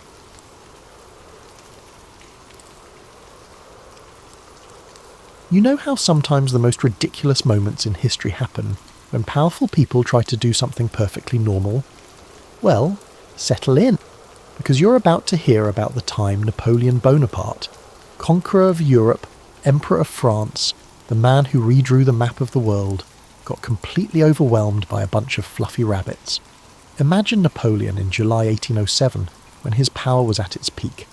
He has just signed the Treaty of Tilsit with Russia, which essentially divides Europe between him and Tsar Alexander the Hun as if they are splitting a pizza. The treaty negotiations took place on a raft in the middle of the Niemen River, which sounds uncomfortable, but was apparently the fashionable way to conduct international diplomacy back then. Napoleon is feeling pretty good about himself.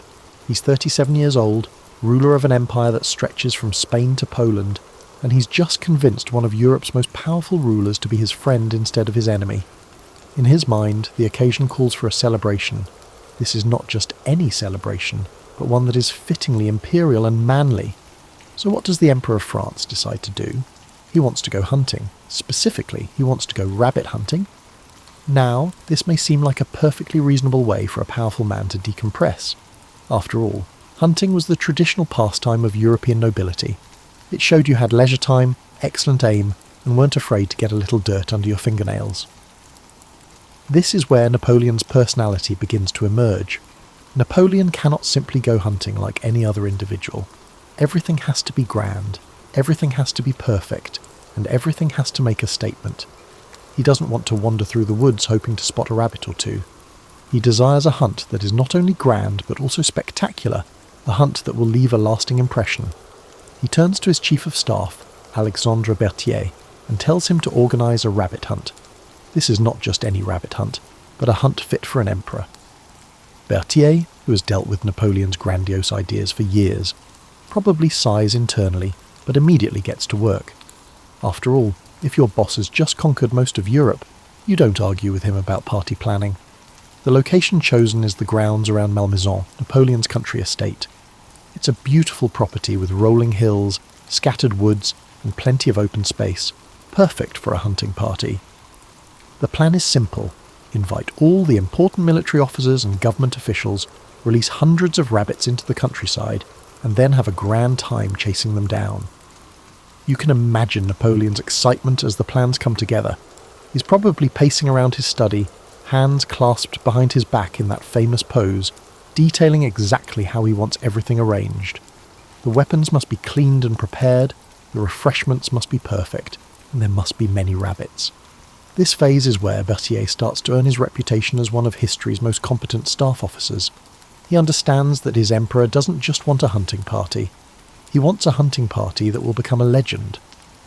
Berthier starts the planning process with the same meticulousness he would apply to a military campaign. First, he needs to secure the hunting grounds. The estate must be properly prepared. with beaters positioned to drive the rabbits toward the hunters.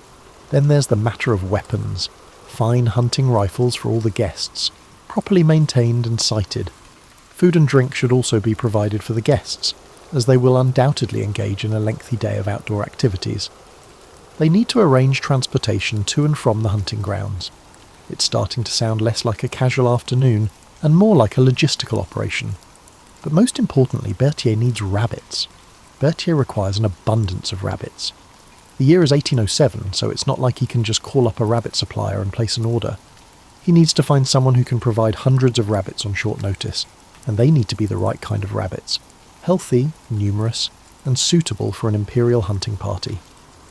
As you drift off tonight, picture Napoleon in his study, completely absorbed in planning what he thinks will be a perfect day of hunting, with no idea that he's about to face one of the most embarrassing moments of his career. So there's Berthier, Napoleon's most trusted organiser, facing what might seem like a simple task: get some rabbits for the Emperor's hunting party. But you know how it is when your boss wants something done perfectly. Suddenly even the simplest job becomes complicated. Berthier starts by doing what any sensible person would do. He asks around. Where does one acquire several hundred rabbits for a hunting party? It's not exactly the kind of question that comes up in normal conversation. Oh, by the way, do you know anyone who has a few hundred rabbits lying around, asking for an emperor? The answer, it turns out, is local farmers and rabbit breeders. In early 19th century France, rabbit farming was actually quite common.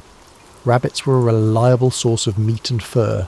They reproduced quickly, and they didn't require much space or expensive feed. Your average French farmer probably had a dozen or so rabbits in hutches behind his house. But Berthier doesn't need a dozen rabbits. He needs hundreds. So he starts sending out his assistants to every farm and rabbit breeder within a day's travel of Malmaison. The message is simple. The Emperor needs rabbits, and he needs them by a specific date. Money is no object. Now you can imagine the conversations this must have sparked in French farmhouses. The Emperor wants our rabbits. Does the Emperor want them all? For hunting? Well, if Bonaparte wants rabbits, Bonaparte gets rabbits. It probably seemed like the most patriotic thing a rabbit farmer could do for France. Word spreads quickly through the farming communities. Imperial agents soon contact every rabbit breeder in the region. The demand is so high that people start bringing rabbits from farther and farther away. Carts full of rabbit cages start rolling toward Malmaison from all directions. But here's where things get intriguing, and where Berthier makes what historians now recognise as a crucial error. He's so focused on getting enough rabbits that he doesn't pay close attention to what kind he's getting. You see, there are basically two types of rabbits you might encounter in this situation. There are wild rabbits, the kind that live in the woods and fields, that are naturally wary of humans and will run away the moment they are released. These are the rabbits that would make for proper hunting, skittish, swift, and inclined to scatter in all directions the moment they sense danger. Then there are domestic rabbits, the kind that farmers raise for meat and fur. These rabbits have been bred for generations to be docile, well-fed and comfortable around humans. They're used to being handled and used to being fed by people, and they associate humans with food and safety rather than danger. Berthier, in his rush to fulfill Napoleon's order, ends up with a mix of both types. But here's the problem. The domestic rabbits vastly outnumber the wild ones. Most local farmers and breeders are supplying domestic rabbits because they have a larger quantity of them. And domestic rabbits, it turns out, behave very differently from wild rabbits when released into the countryside. As the day of the hunt approaches, hundreds of rabbits in wooden cages are being transported to Malmaison. The logistics alone are impressive. You've got dozens of carts, each loaded with rabbit cages converging on Napoleon's estate. The rabbits are fed and watered, kept in the shade, and generally treated better than many soldiers in Napoleon's army. The staff at Malmaison is probably a bit bewildered by the whole operation. The stable boys are suddenly dealing with hundreds of rabbits instead of horses. The groundskeepers are being asked to help prepare release points for the rabbits. The kitchen staff is also involved, as they must provide food for all the rabbits until the hunt day. Meanwhile, Napoleon is getting more and more excited about his upcoming hunting party. Napoleon is likely examining his hunting rifle, strategizing with his officers, and envisioning the tales that will unfold from this magnificent hunt. In his mind, it's going to be a perfect day. Good weather, good company, and plenty of rabbits to provide exciting sport. Berthier, meanwhile, is dealing with the practical details. Could you please advise on the optimal location for releasing the rabbits? How many should be released at once? Should they be released all at the same time or in waves to keep the hunting interesting throughout the day? These are the kinds of questions that don't come up in military planning, but they're crucial for a successful hunting party. The decision is made to release all the rabbits at once from several different points around the hunting grounds. The move should provide plenty of targets and ensure that the rabbits scatter in all directions, giving everyone a good chance at some hunting. It seems like a perfectly reasonable plan. As you go to bed, imagine the rabbits in their cages, unaware that they are about to make history in the most unexpected way. The morning of the great rabbit hunt dawns clear and bright, the kind of summer day that makes you want to be outside doing something active. Napoleon wakes up in an excellent mood, probably humming to himself as he gets dressed in his hunting outfit. He's chosen his clothes carefully, elegant but practical, befitting an emperor who's about to demonstrate his prowess in the field. You can picture him standing in front of his mirror, adjusting his coat, making sure everything is perfect. This isn't just a hunting trip, it's a performance. Napoleon wants to present himself as a masterful huntsman to all the important people in his government and military who will be present. The guests start arriving at Malmaison in the late morning. These aren't just casual friends invited for a day of sport, these are the power brokers of the French Empire. Military officers who've helped Napoleon conquer Europe, government officials who run his administration, and diplomats who negotiate his treaties. Everyone's dressed in their finest hunting attire, carrying beautiful rifles, looking forward to a day of imperial entertainment. The atmosphere is festive and relaxed. After years of constant warfare, everyone's ready for a break. The Treaty of Tilsit has brought a temporary peace to Europe, and for the first time in years, Napoleon's inner circle can gather without discussing military campaigns or political crises. It's just going to be a pleasant day of hunting, tasty food, and masculine camaraderie. Berthier, meanwhile, is running around making sure everything is perfect. He's coordinating with the beaters who will drive the rabbits toward the hunters, checking that the refreshment stations are properly stocked, and making sure all the rifles are in excellent working order. He's also supervising the final preparations for the rabbit release. Throughout the hunting grounds, the rabbits themselves are placed in key locations. Hundreds of cages are scattered through the woods and fields, each one containing several rabbits ready to be released on signal. The plan is beautifully simple. When Napoleon gives the word, all the cages will be opened simultaneously, releasing a small army of rabbits into the countryside. The hunters will then fan out and begin their sport. What nobody realises is that the majority of these rabbits have spent their entire lives in captivity. They've been hand-fed by farmers, handled by humans, and generally treated as livestock rather than wild animals. They don't have the instincts that would make them good hunting targets. They don't know they're supposed to be afraid of humans. The hunting party gathers in the main field, and Napoleon gives a little speech about the day's activities. He's in his element, commanding attention, setting the tone for what he expects to be a memorable day. The rifles are loaded, the beaters are in position, and everyone's ready for the grand release.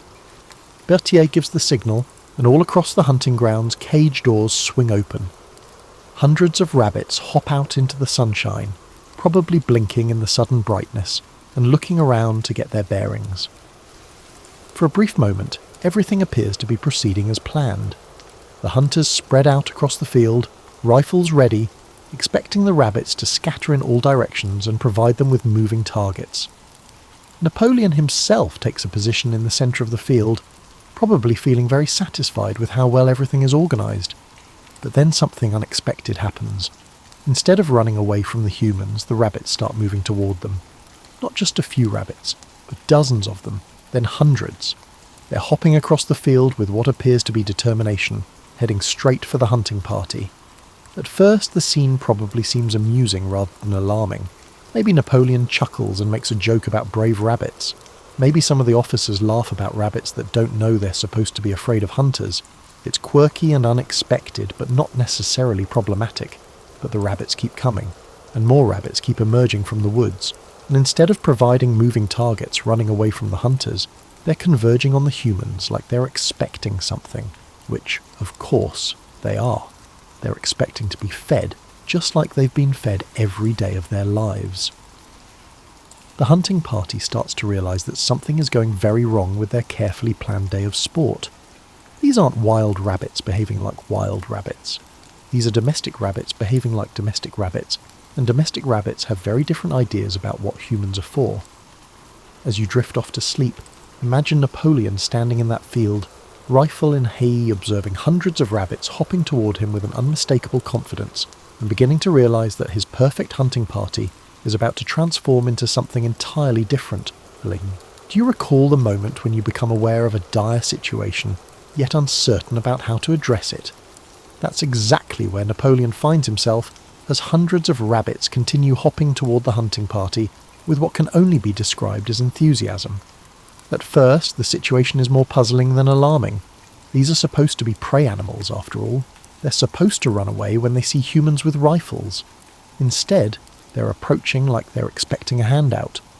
Some of the officers are still chuckling nervously, making jokes about fearless French rabbits showing their patriotic spirit.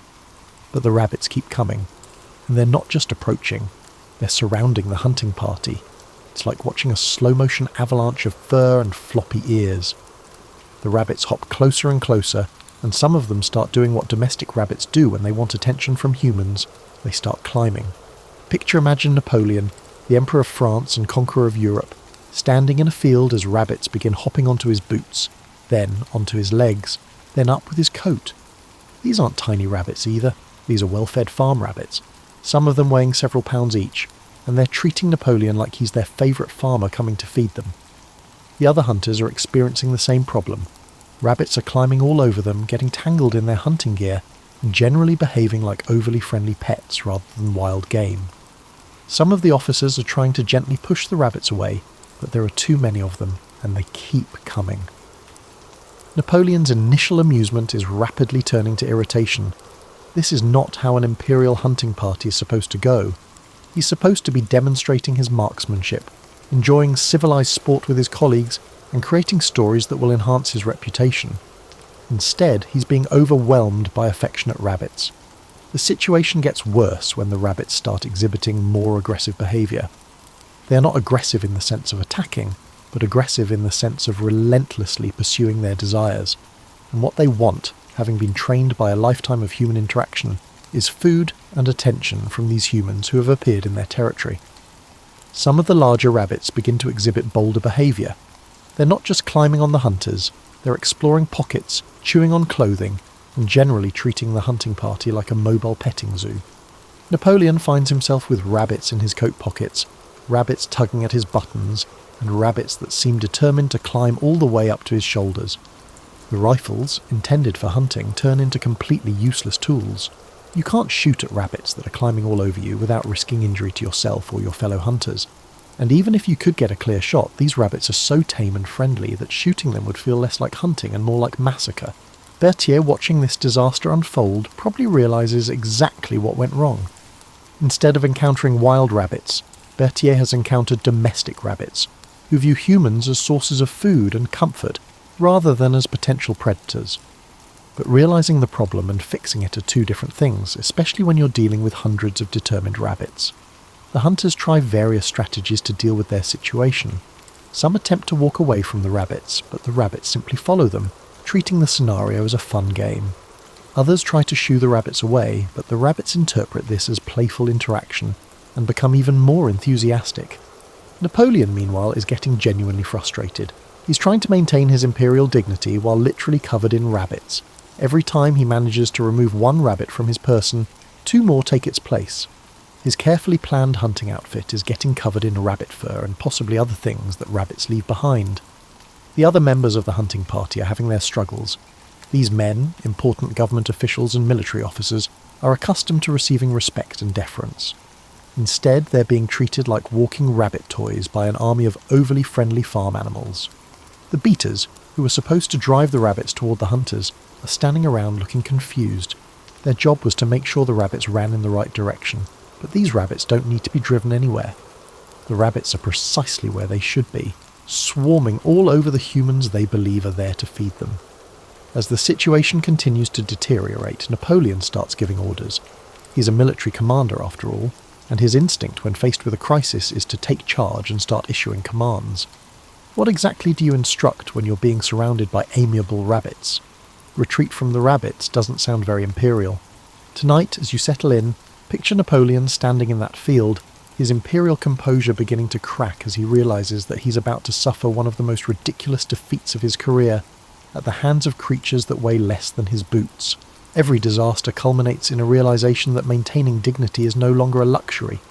For Napoleon, that moment arrives when a particularly large rabbit manages to climb all the way up his coat and perch on his shoulder like some kind of furry, floppy-eared parrot. The Emperor of France, the man who has stared down the armies of Austria, Prussia and Russia, finds himself in the utterly ridiculous position of being unable to dislodge a single rabbit from his person without losing his balance and potentially falling over. Naturally, dozens of other rabbits surround his feet, hopping back and forth, rendering any abrupt movement hazardous. You can imagine the thoughts going through Napoleon's head at this moment. This is supposed to be a relaxing day of sport, a chance to unwind with his closest associates and enjoy some traditional aristocratic entertainment. Instead, an army of overly affectionate farm animals is treating him like a jungle gym. The other hunters are faring no better. The creatures that eat lettuce are defeating these seasoned military officers who have charged into battle without flinching. Some of them are trying to maintain their composure, but it's hard to look dignified when you're covered in rabbit fur and there's a rabbit trying to nest in your hat. The situation reaches its peak when someone, history doesn't record who, makes the fatal mistake of trying to run away from the rabbits. Perhaps it's one of the younger officers, someone who thinks he can simply outrun the problem, but running turns out to be exactly the wrong strategy, because it triggers every rabbit's instinct to chase after something that's moving. Suddenly, instead of just climbing on the stationary humans, the rabbits start hopping after the running humans. And rabbits, it turns out, are surprisingly fast when they want to be. They can hop at speeds of up to 25 miles per hour, which is considerably faster than most humans can run while carrying hunting rifles and wearing formal hunting attire.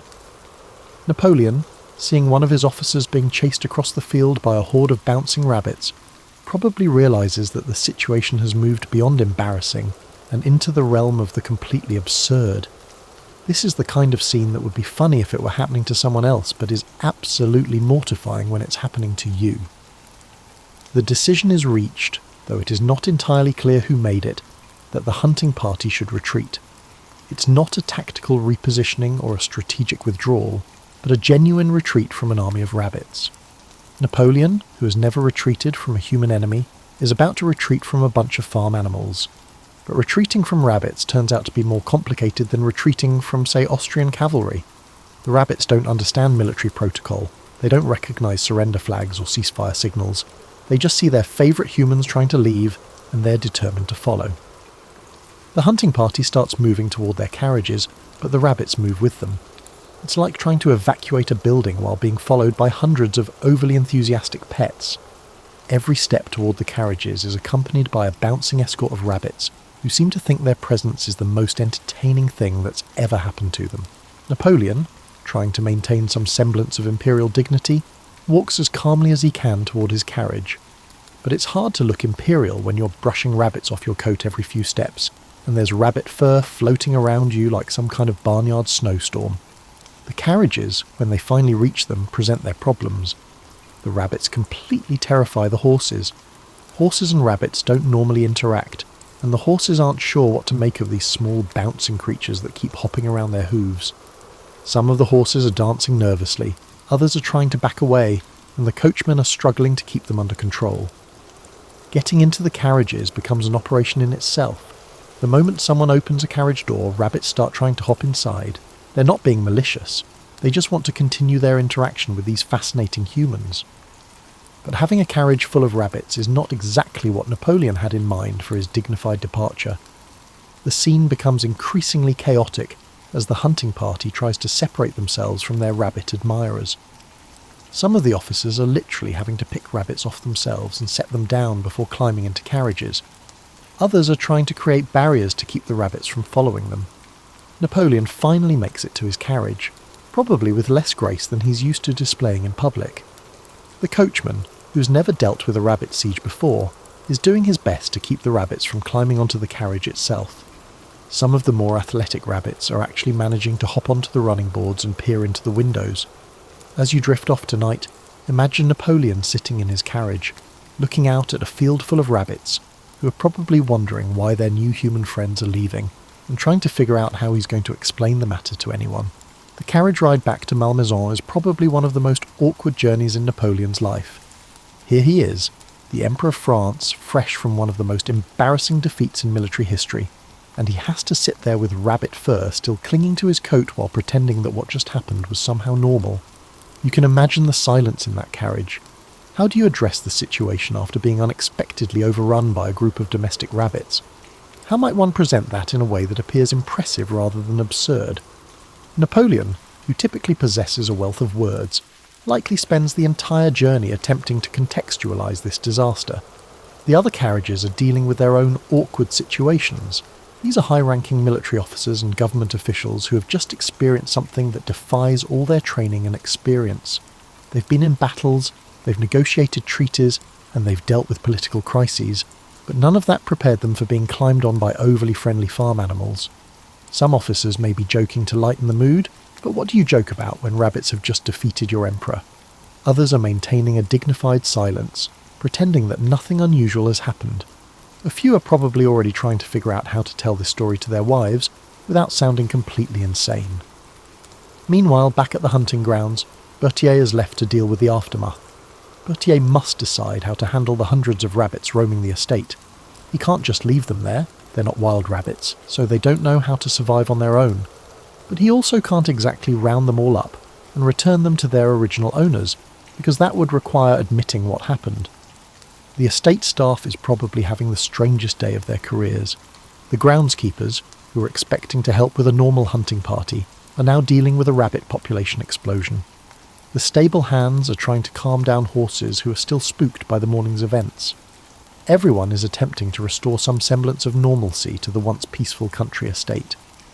Word of the rabbit incident starts spreading almost immediately, despite everyone's best efforts to keep it quiet. Servants talk to other servants, coachmen share stories with other coachmen, and pretty soon the tale is making its way through the social circles of Paris. But the stories that spread aren't exactly accurate.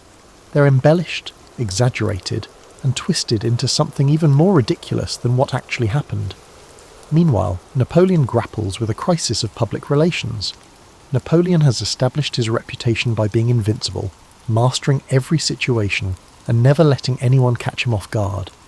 The idea that he could be defeated by a bunch of rabbits is exactly the kind of story that his political enemies would love to spread around Europe.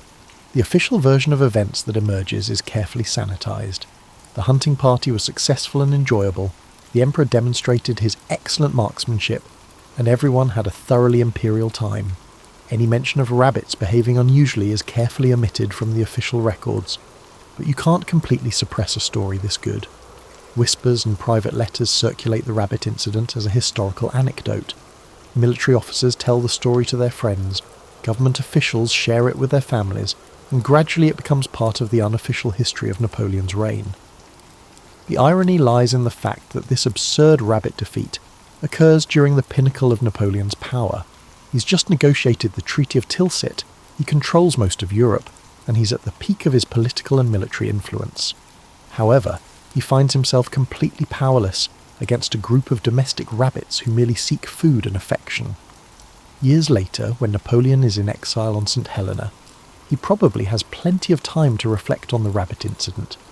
The story becomes increasingly humorous over time and distance, yet it also serves as a poignant illustration of how even the most powerful individuals can succumb to unforeseen circumstances.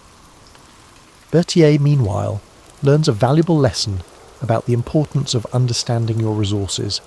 He has successfully managed military logistics for some of the most complex campaigns in European history, but his failure to distinguish between wild and domestic rabbits has led to his defeat. It's probably not a mistake he'll ever make again. The rabbits themselves, having had their brief moment of historical significance, are eventually rounded up and returned to more conventional lives. Some probably end up back on farms, others might be relocated to areas where they can live more naturally. But for one morning in 1807, they were the most important creatures in France. As you settle in for the night, think about how this story reveals something essential about human nature. No matter how powerful or important we become, we're all just one encounter with unexpected rabbits away from looking completely ridiculous. The beautiful thing about Napoleon's rabbit incident is how it perfectly captures the absurdity that lurks beneath all human pretension. Here we have the most powerful man in Europe, someone who has literally reshaped the political landscape of an entire continent, and he's brought down by creatures most people consider suitable for children's petting zoos. The story's continued survival, despite everyone's best efforts to suppress it, adds to its delight. Napoleon's government certainly didn't want this story getting out, and most of the participants probably preferred not to talk about their morning being overwhelmed by farm animals, but the story was simply too good to stay buried. Over the years, the rabbit incident has taken on a life of its own. Each telling, like all good historical anecdotes, embellishes and exaggerates the story. In certain renditions, thousands of rabbits completely overwhelm Napoleon. In other versions, the rabbit attack actually injures Napoleon. Some stories claim the rabbits were deliberately released as part of a practical joke, while others suggest they were trained to attack rabbits deployed by his enemies. The truth, as you now know, is both more mundane and more amusing than the legends. It wasn't thousands of rabbits, and they weren't trying to attack anyone. It was simply a case of domestic rabbits behaving like domestic rabbits, treating humans as sources of food and comfort rather than as predators to be avoided. But the story endures because it reveals something important about power and human nature. Napoleon dedicated the majority of his career to demonstrating his ability to surmount any challenge through his unwavering determination, strategic planning, and exceptional organisational skills. He defeated armies, conquered nations, and rewrote the laws of entire societies. However, he was unable to overcome a group of hungry rabbits. There's something deeply satisfying about this story, especially for those of us who sometimes feel overwhelmed by the ordinary challenges of daily life. If rabbits can defeat Napoleon Bonaparte, perhaps our own minor setbacks don't carry such embarrassment. Maybe getting flustered by a technology problem, or being outwitted by a household pet, or failing to assemble a piece of furniture properly puts us in pretty good company. The rabbit incident also highlights the importance of understanding your resources and your environment. Berthier was an excellent organiser, but he failed to ask the right questions about the rabbits he was acquiring. He focused on quantity rather than quality, and he didn't consider how the rabbits' background might affect their behaviour. It's a lesson that applies to everything from military campaigns to dinner parties. The details matter, and assumptions can be dangerous. Modern historians have used the rabbit story as an example of how even the most carefully planned events can go wrong in unexpected ways. It's become a case study in the limits of control and the importance of contingency planning. Military academies sometimes use it as a humorous example of how intelligence gathering should include seemingly trivial details. This story has also become a favourite among those who study the psychology of power. Napoleon's reaction to the rabbit incident, his apparent inability to laugh at himself, his focus on damage control rather than enjoying the absurdity, reveals something about how absolute power can make people lose their sense of humour about themselves. But the rabbit incident's most lasting lesson is that life is unpredictable and absurd, no matter who you are or how powerful you are. Napoleon could plan brilliant military campaigns and reorganise entire legal systems, but he couldn't plan for the possibility that hundreds of domestic rabbits would mistake him for their favourite farmer. The rabbits, of course, were completely innocent in all this. They were just being rabbits, following their instincts and their training. They saw humans and expected food and attention, just as they'd been conditioned to expect throughout their lives. From their perspective, the humans were the ones behaving strangely by running away instead of providing the expected carrots and lettuce. In the end, the rabbit incident becomes a perfect metaphor for the gap between our plans and reality, between our self-image and how the world actually works. Napoleon saw himself as the master of Europe, but the rabbits saw him as a potential source of breakfast. Both perspectives were valid, but only one of them was prepared for what actually happened that morning. As you drift off to sleep tonight, remember that no matter how important our plans seem to us, somewhere there are rabbits who have their ideas about how things should work, and sometimes, just sometimes, the rabbits win.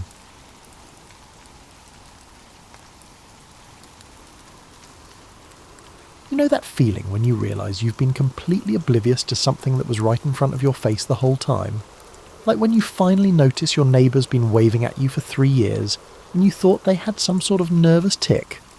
Well, imagine that feeling, but multiply it by about 1,000, and you'll get close to what archaeologists felt when they stumbled upon one of history's most overlooked communication systems.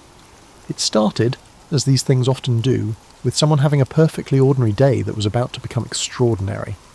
Dr. Elena Vasquez was having her morning coffee in a dusty tent outside Cairo, squinting at pottery shards that looked about as exciting as yesterday's newspaper, when her graduate student Marcus burst in with the enthusiasm of a golden retriever who'd found the world's best stick. "Professor, you have to see this," he practically shouted, clutching a fragment of ancient painted plaster like it contained the secrets of the universe, which, as it turned out, it kind of did. The fragment showed what appeared to be a typical Egyptian banquet scene.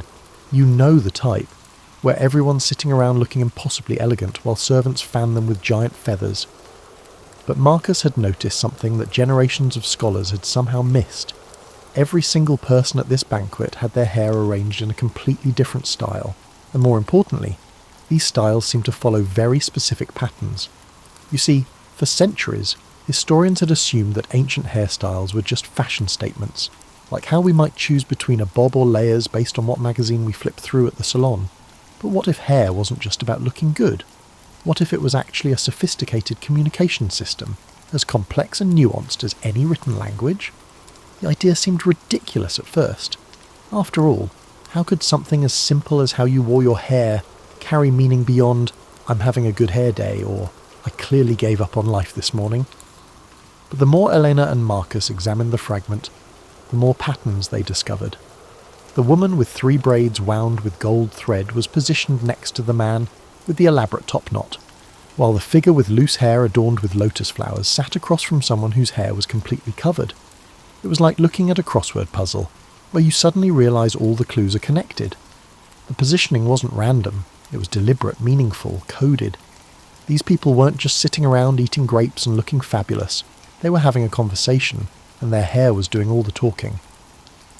As Elena sipped her now cold coffee, she felt that familiar tingle that archaeologists get when they're about to turn the academic world upside down.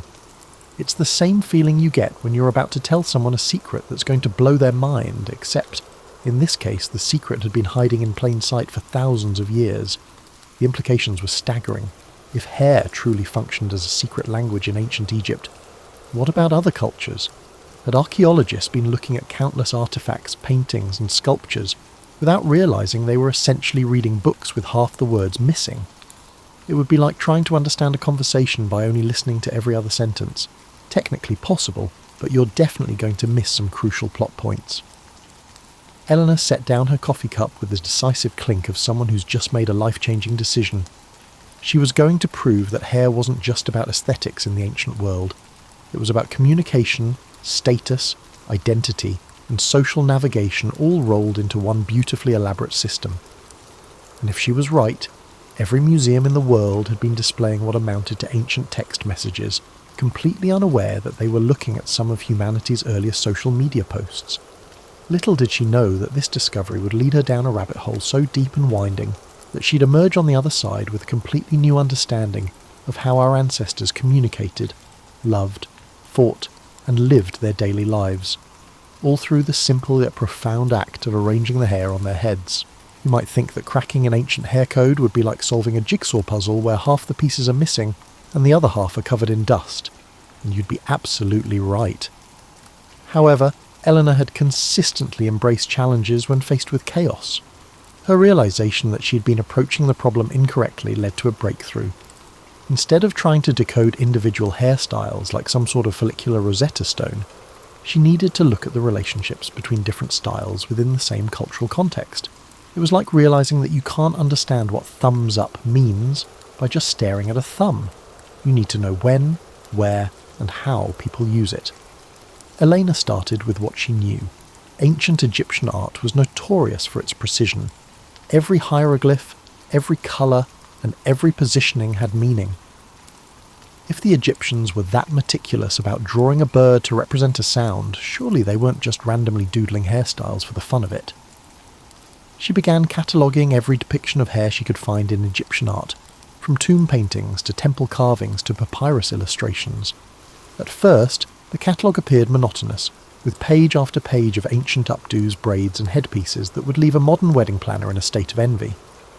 But slowly, patterns began to emerge. Women depicted in domestic scenes consistently wore their hair in simple, low arrangements, often with minimal decoration. But the same women, when shown in religious ceremonies, suddenly sprouted elaborate constructions that defied both gravity and reasonable styling time.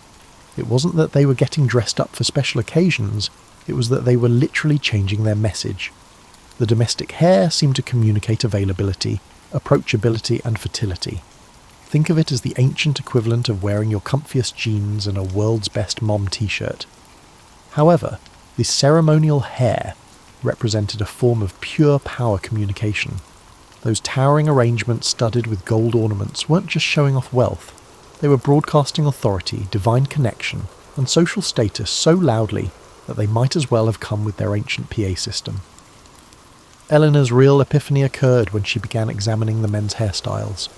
For years, scholars had largely ignored male grooming in ancient art, assuming it was less complex than women's styles. This, Elena realised, was like assuming that ties are just decorative strips of fabric instead of recognising their role as subtle indicators of profession, personality and occasion. Ancient Egyptian men, it turned out, had their own sophisticated hair vocabulary.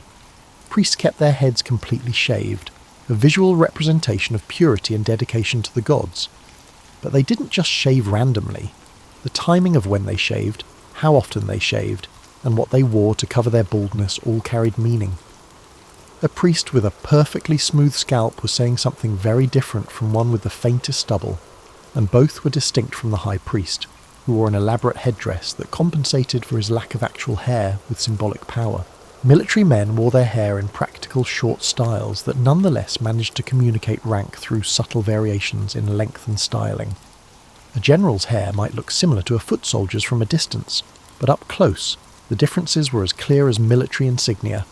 The general's hair would be precisely trimmed, perhaps with small braids that indicated his victories, while the soldier's simpler style communicated his readiness for battle and his place in the hierarchy. Elena found herself staying up late into the night, poring over images by lamplight like a detective solving a cold case. Each new piece of evidence added another layer to the picture. Hair wasn't just communication, it was a complete social operating system. It told you who they were, what they did, their social status, if they were single, what gods they worshipped, and maybe what they had for breakfast. The more she learned, the more she realised that modern people had completely lost touch with this ancient wisdom. We might spend fortunes on haircuts and products, but we use our hair primarily for personal expression, rather than social communication. Imagine if your hairstyle could tell everyone you met your job, your relationship status, your political affiliations, and your current mood, all without saying a word. It would be like carrying around a constantly updating personal billboard, and everyone around you would be fluent in reading it. As Elena's research progressed, she began to suspect that the Egyptians weren't unique in this practice. If hair could serve as a secret language in one ancient culture, surely others had developed their own follicular communication systems. The question was, how many civilizations had been having entire conversations over our heads for thousands of years, and we'd just been admiring their fashion sense? You know how sometimes you meet someone who completely shatters your assumptions about what they're going to be like? Elena felt that way about the Vikings when she started investigating their relationship with hair. She'd expected to find a bunch of rough-and-tumble warriors who maybe braided their beards when they remembered to, not a sophisticated culture with a hair communication system that made modern social media look primitive. The Vikings, it turned out, were absolutely obsessed with hair. However, it was not about vanity or fashion in the way you might expect. For them, hair held immense significance, influencing everything from social status to the likelihood of survival during a raid. Elena discovered these facts when she started examining Viking burial sites with a new perspective. Instead of just cataloguing the weapons and jewellery buried with the deceased, she began paying attention to how their hair had been arranged for their final journey. What she found was remarkable. Every single burial showed evidence of deliberate hairstyling, even when the body had been buried quickly or in difficult circumstances. Viking men, contrary to popular belief, didn't just let their hair grow wild and free like extras in a heavy metal music video. They maintained their hair with the same attention to detail that they applied to their weapons. A warrior's hair told the story of his life. Each braid might represent a successful raid, a defeated enemy, or a heroic deed. Long hair was a symbol of strength and virility, but one had to earn it. You couldn't just decide to grow your hair long. Your community had to recognise that you'd achieved something worthy of long hair privilege. The really fascinating part was how Viking hair customs differed based on your role in society. Jarls, the Viking equivalent of nobles, wore their hair in complex arrangements that took serious time and skill to achieve. The practice wasn't just showing off. It was a practical demonstration that they had enough wealth and status to spend hours on grooming instead of manual labour. Their hair was essentially a walking resume written in keratin, but the Vikings also used hair to communicate temporary states and intentions. A warrior preparing for battle might braid his hair in a specific pattern that announced his readiness to die gloriously, while someone seeking to negotiate a peaceful resolution would arrange their hair to signal non-threatening intentions. It was like having a universal mood ring that everyone in your culture could read from across a longhouse. Eleanor was particularly amused to discover that Viking women had their own elaborate hair hierarchy that made modern office politics look straightforward. Unmarried women wore their hair loose and flowing, advertising their availability with every strand. But the moment they married, that changed dramatically. Married women covered their hair almost completely, not out of modesty as scholars had long assumed, but as a form of social communication that said, "I'm taken, and my husband is powerful enough to afford a wife who doesn't need to advertise herself." The hair covering itself was a marvel of coded communication. The fabric, the way it was tied, the amount of hair that showed beneath it, every detail carried meaning. A woman whose covering slipped to show a bit of hair at her temples was communicating something very different from one whose hair was completely hidden. It was like having an entire conversation through strategic hat placement. But perhaps the most ingenious aspect of Viking hair communication was how they used it for deception and strategy. Viking raiders were masters of psychological warfare, and they quickly figured out that they could manipulate enemy perceptions through strategic hair choices. A raiding party might style their hair to appear larger and more numerous than they actually were, or conversely, they might tone down their hair displays to appear less threatening before a surprise attack. Eleanor found evidence of Vikings who had completely changed their hairstyling when travelling to foreign lands, essentially code-switching their appearance the way modern people might change their accent in different social situations. A Viking trader entering a Christian kingdom might adopt more conservative hair arrangements to blend in and avoid unwanted attention, while the same person might sport elaborate warrior braids when returning home to establish their continued Viking credibility. The complexity of the system was mind-boggling.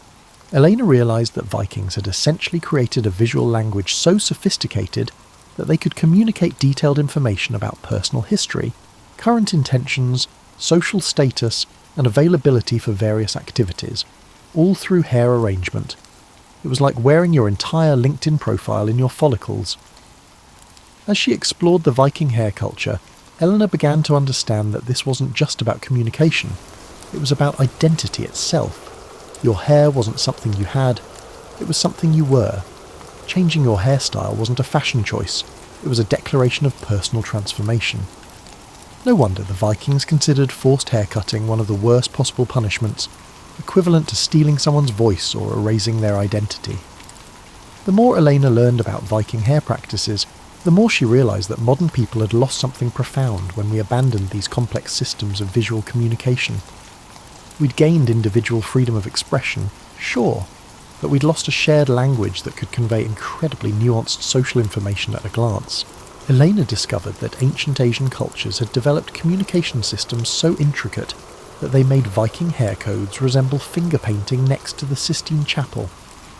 The deeper she dug into Chinese, Japanese and Korean historical records, the more she realised she'd stumbled into the equivalent of discovering that ancient people had been writing novels with their follicles. Ancient Chinese hair culture, Elena found, was basically a three-dimensional language, with grammar rules more complex than Latin. During the Han Dynasty, your hairstyle didn't just tell people who you were, it told them exactly where you fit in the cosmic order of the universe. There was no pressure there. The Chinese had developed what Elena came to think of as architectural hair, styles so precisely constructed that they required engineering skills alongside beauty knowledge. A proper court lady's hairstyle might take 3 hours to create and require multiple assistants, special tools, and enough hairpins to stock a small hardware store. But every single pin, Every twist and every ornament placement followed strict rules that communicated everything from the woman's family background to her husband's political affiliations, to her personal virtues and accomplishments. Eleanor was particularly fascinated by the discovery that Chinese women could essentially update their status by changing small details in their hair arrangement. Moving a decorative comb from one side to the other might signal that they were ready to receive visitors, while adjusting the angle of a hairpin could indicate their mood or availability for conversation. It was like having a constantly editable social media profile that everyone around you could read in real time. But the real genius of the Chinese system was how it incorporated time and season into hair communication. Summer styles were different from winter styles, not just for practical reasons, but because they communicated different aspects of a person's character and social role. Spring hair arrangements might emphasize youth and renewal, while autumn styles could highlight wisdom and preparation for challenges ahead. Your hair was essentially a calendar that also happened to be a personality test. Japanese hair culture, Elena discovered, had taken the concept of coded communication and elevated it to an art form so refined that it made ballet look clumsy. The elaborate hairstyles of geishas weren't just beautiful, they were walking encyclopedias of information for anyone who knew how to read them. The geisha's hair could tell you not only her level of training and experience, but also what season it was, what district she worked in, whether she was entertaining a regular patron or meeting someone new, and dozens of other subtle social cues. The shape of her top knot, the number and placement of ornaments, the way her hair was sectioned and folded, every detail was deliberate and meaningful. Eleanor found records indicating that accomplished geishas could communicate complex messages to each other across a crowded room, simply by adjusting their hair ornaments. A slight shift in the angle of a decorative comb might warn a colleague about a difficult client, while touching a specific hairpin could signal that a patron was particularly generous that evening. They'd essentially developed their own secret professional network using nothing but strategic hair adjustment. Korean court culture, meanwhile, had developed what Eleanor privately called diplomatic hair, styles so loaded with political meaning that changing your hairstyle incorrectly could accidentally start a war. Court ladies during the Joseon dynasty wore elaborate arrangements that indicated not just their status, but their family's political alliances, their husband's government position, and their opinion on current policy debates. Elena discovered records of women who had gotten into serious political trouble simply because they'd worn the wrong hair ornament to a court function, accidentally signalling support for a rival political faction. It was like showing up to a modern political rally wearing the wrong campaign button, except the consequences could include exile or worse. Eleanor's mind reeled from the intricacy of these Asian hairstyles, not only due to the time it took to style them every morning. These cultures had created visual communication systems so complex that they required years of education to master. Young girls from wealthy families would spend hours learning not just how to create these elaborate styles, but how to read the subtle messages in other women's hair arrangements. It was social media before social media existed, except instead of posting updates, you wore them. Instead of scrolling through feeds, you read the room by observing everyone's hairstyles. And instead of getting notifications, you received information through subtle changes in other people's hair presentations. Eleanor began to realise that these ancient hair languages weren't just sophisticated, they were actually more nuanced than many modern communication systems. We might have emojis and status updates, but could you communicate your entire family history, current mood, political affiliations, professional status, and availability for social interaction all through a single photograph? These ancient cultures could do exactly that, and they carried their messages with them everywhere they went. As Elena's research progressed, she started to wonder, had we gained convenience in modern communication but lost something profound about human connection? When everyone around you can read detailed information about your life and current state simply by looking at your hair, perhaps you develop a different kind of social awareness and empathy. Maybe we'd traded deep, intuitive communication for broad but shallow connection. Just when Elena thought she'd mapped the outer boundaries of ancient hair communication, she discovered that the Celts had been weaving messages into their hair with the same intricate artistry they brought to their metalwork and manuscripts. If Asian cultures had turned hair into architecture, the Celts had transformed it into storytelling. Elena's introduction to Celtic hair culture came through an unlikely source, a medieval Irish monk's complaint letter. Brother Finnegan, writing in the 8th century, was apparently fed up with how long it took to decode the messages that Celtic women were literally wearing on their heads when they came to the monastery seeking sanctuary. His frustrated scribblings reveal that Celtic hair braiding wasn't just decorative, it was narrative. Each braid pattern told a story, and not just any story, but often the woman's entire family history going back generations. A Celtic woman's hair might contain the tale of her great-grandmother's heroic defence of the clan lands, her mother's tragic love affair, and her own recent adventures, all woven together in patterns that functioned like a portable library. Eleanor imagined these women walking around like living, breathing audiobooks, except instead of listening, you had to know how to read braid patterns. The complexity was staggering. Eleanor found evidence that master braid readers could determine not just what stories were being told, but how the woman felt about those stories based on subtle variations in tension, direction, and decorative elements woven into the patterns. A tightly woven section might indicate pride in a family achievement, while looser braiding could suggest sorrow or regret about a particular event. Celtic men, not to be outdone, had developed their own hair-based communication system that was equal parts practical and poetic. Warriors wore their hair in patterns that announced their battle achievements, but they also incorporated elements that told the stories of their fallen comrades. It was like wearing a memorial and a military record simultaneously, except infinitely more personal and meaningful. Elena was particularly moved to discover that Celtic hair patterns often included memory braids, sections specifically dedicated to keeping the stories of deceased family members alive. A mother might weave the pattern that represented her lost child into her hair, ensuring that the child's memory travelled with her wherever she went. It was a form of grief, processing and memorial that was both private and public, allowing the community to recognise and support someone's loss while giving the bereaved person a tangible way to carry their loved one's story forward.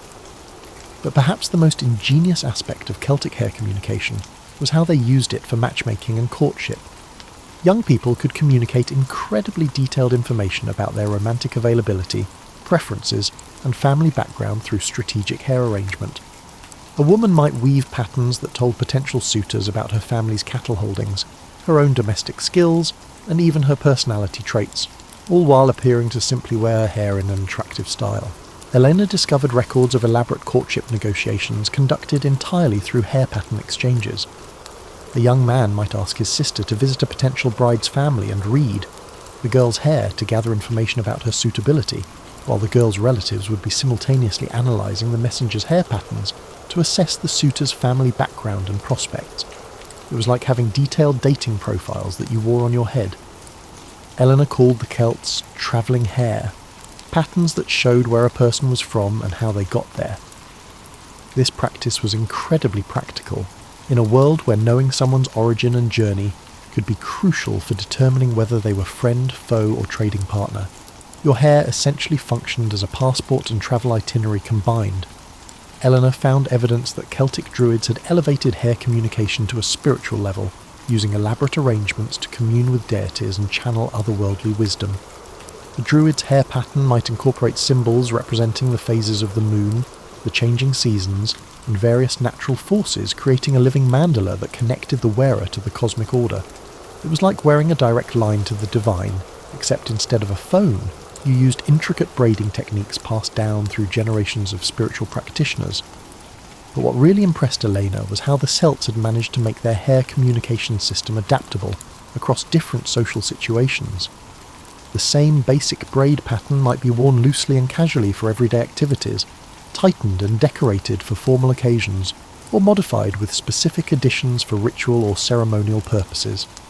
It was like having one incredibly versatile language that could shift registers depending on the context, from casual conversation to formal presentation to sacred ceremony. The more Elena studied Celtic hair culture, the more she realised that they'd solved one of the fundamental challenges of human communication: how to share complex personal information while maintaining privacy and dignity. A Celtic woman could tell her entire life story to those who needed to know it, while the same arrangement might appear to be simply attractive braiding to casual observers. It was selective broadcasting at its finest, intimate communication disguised as beautiful hairstyling.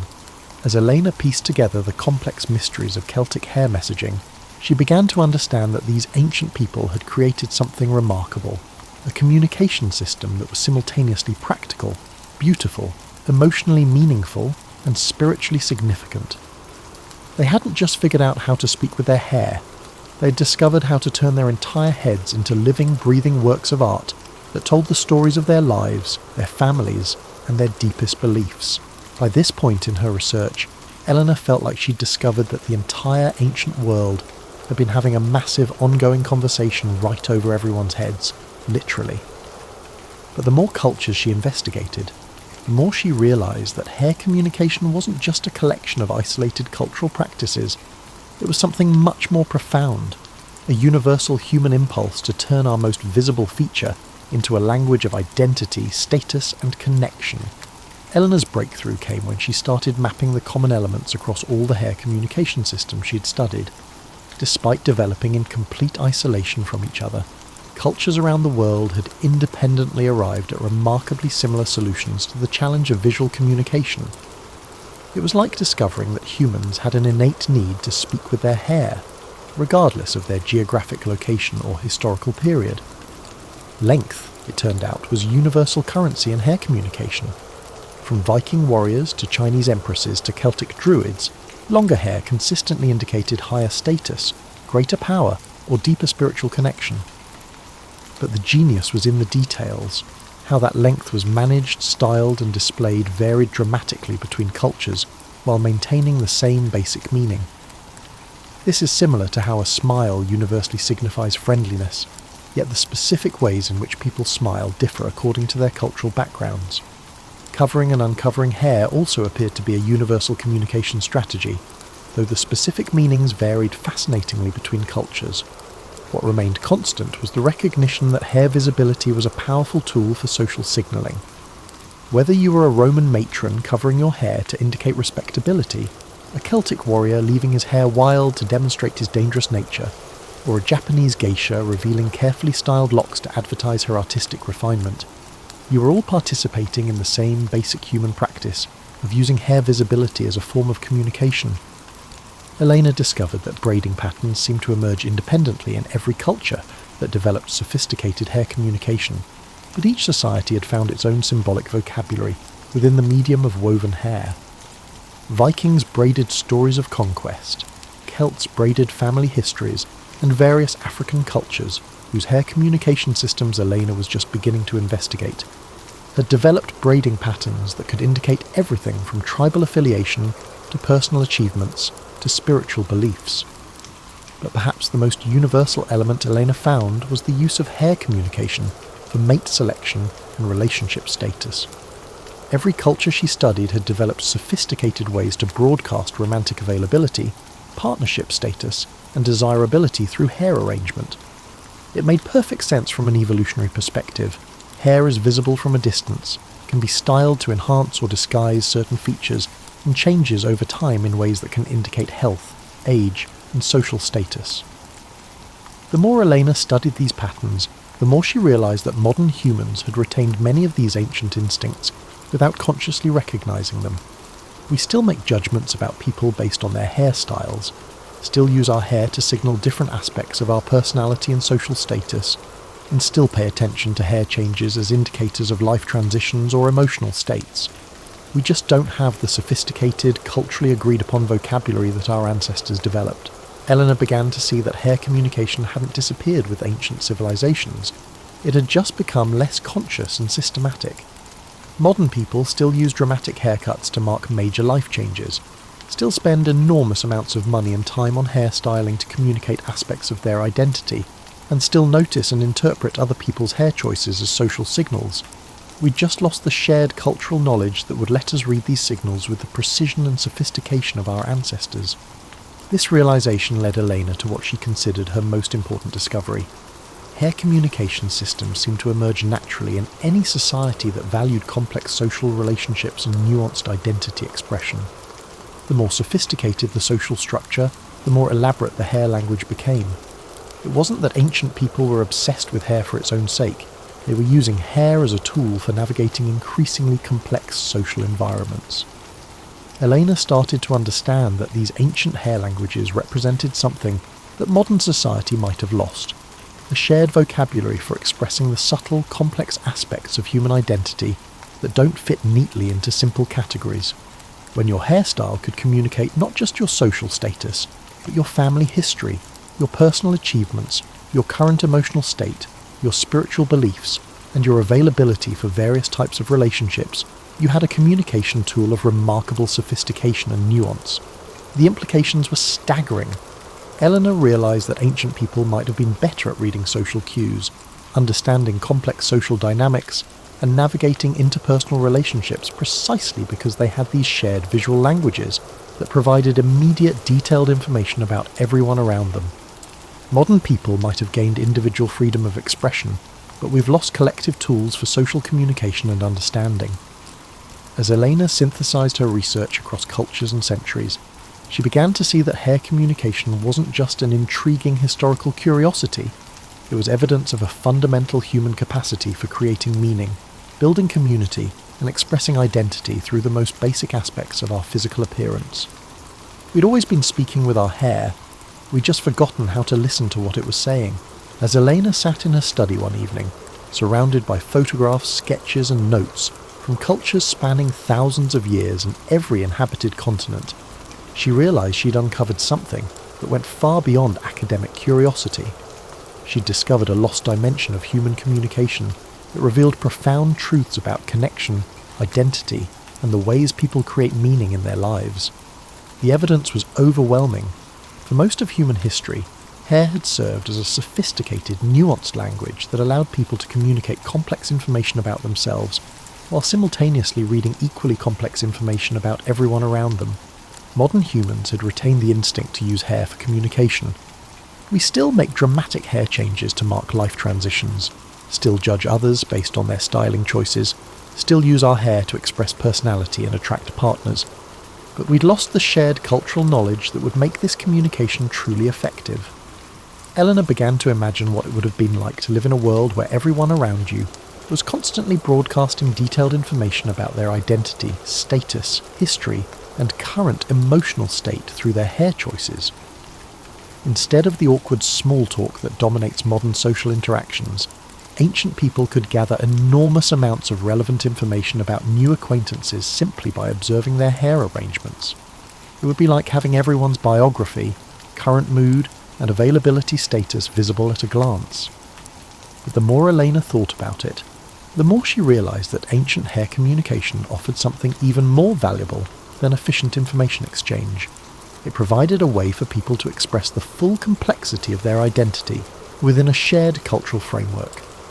When your hairstyle could tell the story of your family, your achievements, your beliefs, and your dreams, you had a way to be seen and understood as a complete person rather than just a collection of demographic categories.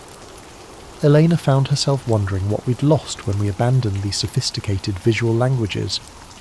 Modern people often complain about feeling disconnected, misunderstood, or unable to express their authentic selves in social situations. What if part of the solution was learning to read and speak in the visual languages that humans had naturally developed over thousands of years? The implications extended beyond individual communication to community building and social cohesion. When everyone in a community shared a visual language that could communicate personal history, family connections, social status, and current circumstances, it created a web of understanding and mutual recognition that went far deeper than surface-level interactions. People could understand their place in the community, not just through verbal communication, but through constant visual reinforcement of social relationships and shared values. Eleanor realised that ancient hair communication systems had solved one of the persistent challenges of human society: how to balance individual expression with community cohesion.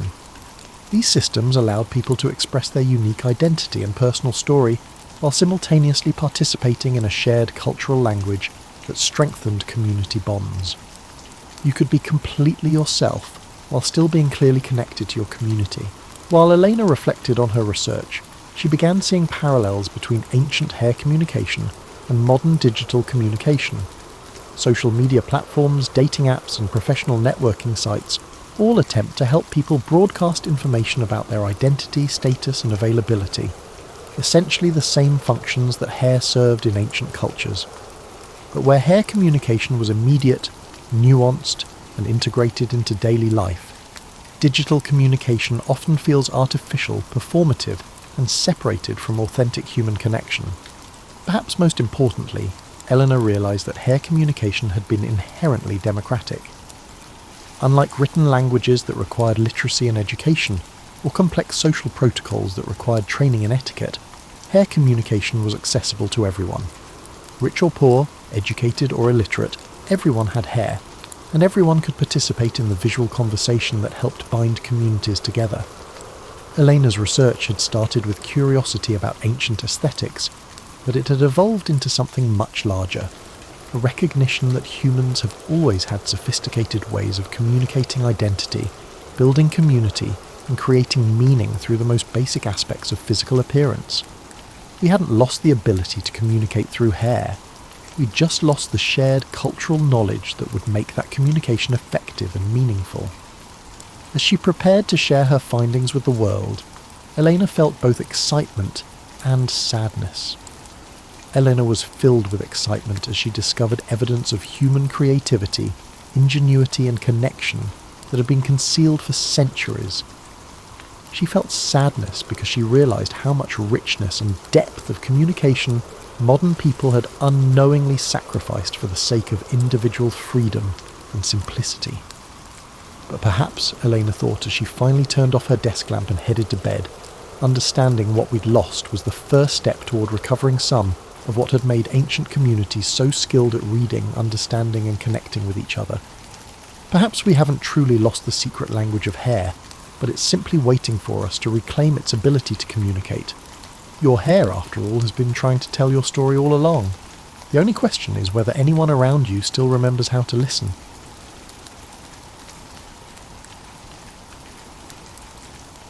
Sleep wasn't quite the uninterrupted 8-hour luxury you once knew in another life. Instead, you dozed fitfully between the sounds of night, the distant howl that made your spine tingle, the rustle of something large moving through the brush outside, and the gentle snoring of your cavemates curled around the dying embers of last night's fire. Your bed is a carefully arranged pile of furs and dried grasses, positioned just far enough from the cave mouth to avoid the morning chill, but close enough to make a quick escape if needed. Yes, escape plans were part of interior decorating back then. The stone beneath you has been worn smooth by countless nights of human bodies seeking comfort, and honestly, it's not terrible once you pile on enough mammoth hide. Stretching your arms carefully because that shoulder you wrenched wrestling a particularly stubborn root vegetable last week still protests, you notice the familiar ache in your lower back. Living in the Paleolithic era was essentially a continuous low-intensity exercise regimen that would leave modern fitness enthusiasts feeling both envious and exhausted. The fire pit still glows faintly in the centre of your cave home. Keeping it alive through the night was everyone's responsibility, because starting a new fire from scratch was about as fun as performing surgery with stone tools, which, come to think of it, sometimes happened. You pad over on bare feet that have developed soles tougher than any boot leather, adding a few small branches to coax the flames back to life. The morning ritual begins with checking your body for new aches, cuts, or mysterious bruises that appeared overnight. Living near nature often results in it leaving its mark on your shin or forearm. Today's inventory reveals a scratch on your thumb from yesterday's flint knapping session and a tender spot on your hip where you misjudged the height of a boulder. This is a common occurrence. Your stomach announces itself with a rumble that echoes slightly off the cave walls. Breakfast isn't waiting in a refrigerator, mainly because refrigerators won't be invented for another 40,000 years or so. Instead, your morning meal depends entirely on yesterday's success at gathering, hunting, or the ancient art of convincing someone else to share their food. You peer outside the cave entrance, squinting against the growing daylight. The world stretches out before you in endless green, broken by rocky outcroppings and the distant glimmer of the river that serves as your neighbourhood's main street, grocery store and community centre, all rolled into one. The air carries the scent of pine resin, damp earth, and something that might be smoke from another group's fire miles away. Weather prediction was a survival skill back then, not casual conversation. You scan the sky with the intensity of a meteorologist, reading cloud patterns like a morning newspaper.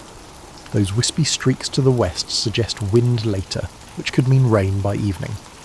The thought makes you mentally catalogue the cave's water containers, mostly animal bladders and carefully shaped gourds that took weeks to perfect. A sound from deeper in the cave indicates your companions are stirring. There's Grack, whose snoring could wake the dead and occasionally did wake the living at inconvenient moments. He's already sitting up, running thick fingers through hair that defies any attempt at styling. Not that styling products were readily available. Beside him, Mira stretches like a cat. Her movements graceful despite sleeping on stone and fur. The day ahead holds the usual uncertainty. Food needs to be found, tools require maintenance, and somewhere out there, opportunities and dangers wait in equal measure.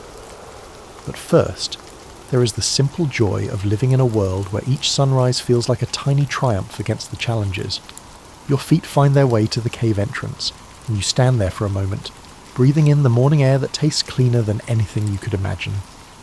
The sun climbs higher, promising warmth later, and somewhere in the distance, a bird calls with the kind of pure joy that makes you remember why being alive, even in the Stone Age, has its moments of absolute perfection. Finding breakfast in the Paleolithic era was like playing the world's most consequential treasure hunt game, where the treasure was edible and losing meant going hungry. You step outside the cave, bare feet immediately registering the temperature and texture of the ground, information your modern brain would dismiss, but your ancient instincts catalogue automatically. The morning dew has settled on everything, turning spiderwebs into jewelled masterpieces and making certain rocks slippery enough to turn a casual stroll into an impromptu tumbling session. Having experienced this lesson firsthand several times, you now walk with a measured gait, understanding that gravity remains the same in the Stone Age as it does everywhere else. Your stomach rumbles again, more insistently this time. You've noticed that the human digestive system doesn't care about the historical significance of your situation. It simply craves food, ideally as soon as possible. This morning's breakfast menu depends entirely on your knowledge of what's edible versus what's decorative versus what's deadly. It's like being a contestant on the world's most dangerous cooking show. 20 yards from the cave, you spot a cluster of berry bushes that wasn't there yesterday. Actually, they were there yesterday, but your brain is still learning to see food sources instead of just green stuff. The berries are small and dark purple and pass the preliminary tests. Birds have been eating them without falling over, and they smell right. You taste one carefully, letting the flavour register fully before committing to a handful. They are sweet, slightly tart, and have a texture that suggests they won't cause immediate digestive rebellion. Success. Gathering enough to satisfy your hunger, you remain vigilant for potential opportunities. Breakfast in the Stone Age was often a progressive meal, eaten as you found it rather than sitting down to a prepared plate. Near the berry bushes, a cluster of what you've learned are edible roots pokes through the soil. Digging them up requires the sharp stick you carved last week, and excavating roots turns out to be excellent exercise for muscle groups you didn't know existed. The roots are starchy, filling, and taste vaguely like potatoes if potatoes had been designed by someone who'd only heard a rough description of what food should taste like. A flash of movement catches your eye. A rabbit is frozen in the peculiar way that rabbits pretend to be invisible by remaining absolutely still. Your hand moves slowly toward the throwing stick tucked into your woven grass belt. Rabbit would be a protein upgrade to this morning's vegetarian fare, but hunting requires a combination of skill, luck, and the kind of patience that doesn't come naturally when your stomach is demanding immediate attention. The throwing stick is a marvel of Stone Age engineering, basically a carefully balanced wooden projectile that you've practiced with until your shoulder aches. The rabbit remains motionless, probably calculating its odds of escape versus the energy cost of sudden movement. You shift your weight slowly, raising the stick with movements smooth enough not to trigger the rabbit's flight response. Then a branch cracks somewhere behind you, probably Grack stumbling around looking for his breakfast, and the rabbit vanishes in a blur of brown fur and indignation. Your throwing stick sails through empty air and lands with a disappointed thud against a tree trunk. So much for upgraded protein. You retrieve the stick, mentally adding practice hunting in areas with fewer clumsy companions to your growing list of survival improvements. The berries and roots will have to suffice for now, supplemented by the memory of yesterday's successful fish-catching expedition. Walking back toward the cave, you notice Mira has discovered a bird's nest with eggs, the kind of find that makes everyone's morning significantly brighter. Eggs are perfect food packages, assuming you can convince their parents that you need them more than the unhatched occupants do. The negotiation typically involves quick hands and faster feet, especially when the parents are larger birds with strong opinions about egg ownership. The morning meal shapes up to be a combination of your berries and roots, shared eggs, and some leftover fish that Crack managed not to eat entirely yesterday. It's not exactly a gourmet breakfast, but it contains calories, nutrients, and the satisfaction of having successfully gathered it yourself from a world that doesn't deliver food to your door. Sitting on a sun-warmed rock outside the cave, you eat slowly, savouring flavours that are simple, direct, and somehow more satisfying than you expected. The food tastes like work, like success, like the peculiar pride that comes from feeding yourself through knowledge and effort rather than convenience. Your stomach settles into contentment, and the day ahead seems more manageable with breakfast accomplished. The sun rises higher, warming the rocks on your shoulders. Somewhere in the distance you can hear the river calling with promises of fish and the kind of morning bath that wakes up every nerve ending at once. After breakfast, your attention turns to the daily maintenance tasks that keep Stone Age life functional. Your toolkit needs inspection, and in a world where the nearest hardware store won't exist for several millennia, tool maintenance isn't optional, it's survival. You settle onto a flat rock that serves as your workbench, spreading out your collection of implements with the care of a surgeon arranging instruments. There's the knife you chipped from flint 2 weeks ago, its edge still sharp enough to slice through hide but showing tiny nicks from yesterday's root digging expedition. You've bound the spear tip, which required 3 attempts to perfect, to its wooden shaft with such meticulous sinew wrapping that it almost appears decorative. Flint knapping, the art of striking stone with stone to create sharp edges, requires the kind of focused attention that makes meditation look like multitasking. You choose a piece of flint, testing its weight and density with fingers that have learned to read stone like others read books. The hammerstone fits perfectly in your palm, its surface worn smooth by countless impacts. The first strike sends a small chip flying, landing near your feet with a tiny click. Success! You turn the flint slightly, visualizing the blade hidden inside the raw stone, waiting to be revealed through patient, precise work. Strike, turn, examine. Strike, turn, examine.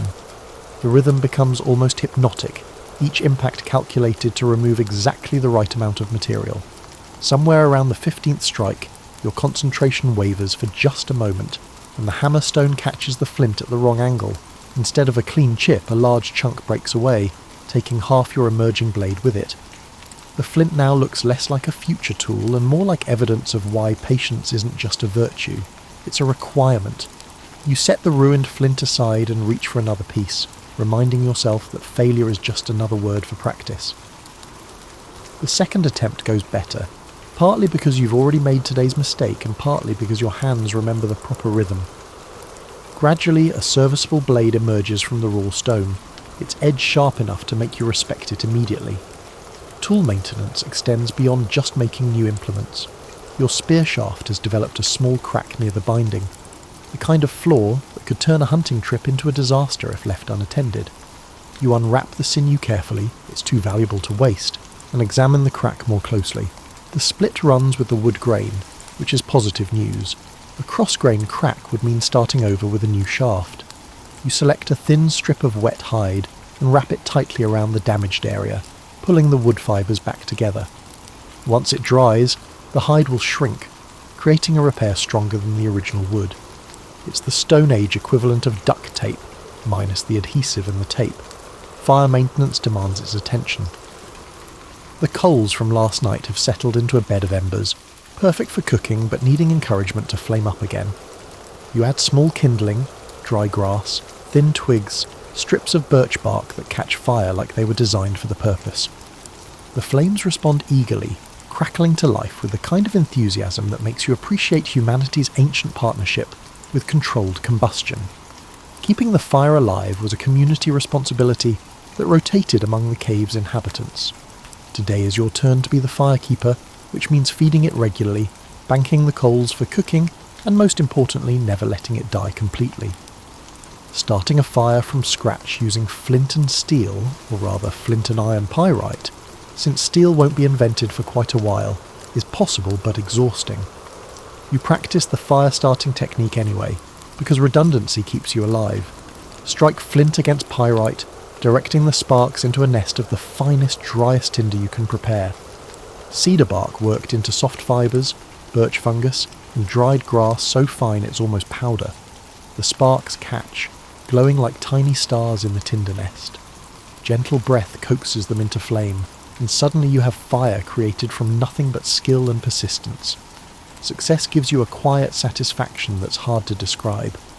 In a world where most things are uncertain, being able to create fire on demand feels like having superpowers, which, from the perspective of any other animal, you suppose it is. Your morning's work spreads out around you. Newly sharpened tools, repaired weapons, a healthy fire, and the kind of competence that builds confidence. These aren't glamorous tasks, but they form the foundation that makes everything else possible. Every sharp edge, every strong binding, and every glowing coal represents the difference between thriving and merely surviving. The sun has climbed higher while you worked, and the warmth feels good on your shoulders. In the distance, you can hear water running over rocks, the river calling with promises of fish and the kind of cooling bath that makes hot work worthwhile. The river beckons with the sound of water moving over stones, a constant murmur that serves as the soundtrack to your daily life. You gather your fishing equipment, a spear with a particular point, a net woven from plant fibres that took weeks to complete, and the kind of optimism that comes from successful fishing experiences mixed with realistic expectations about fish behaviour. The walk to your favourite fishing spot takes you through terrain that changes subtly with each day's weather. Today, the path has become slightly muddy due to yesterday's brief rain, causing footing to become uncertain in areas where the clay soil has turned into a slippery surface.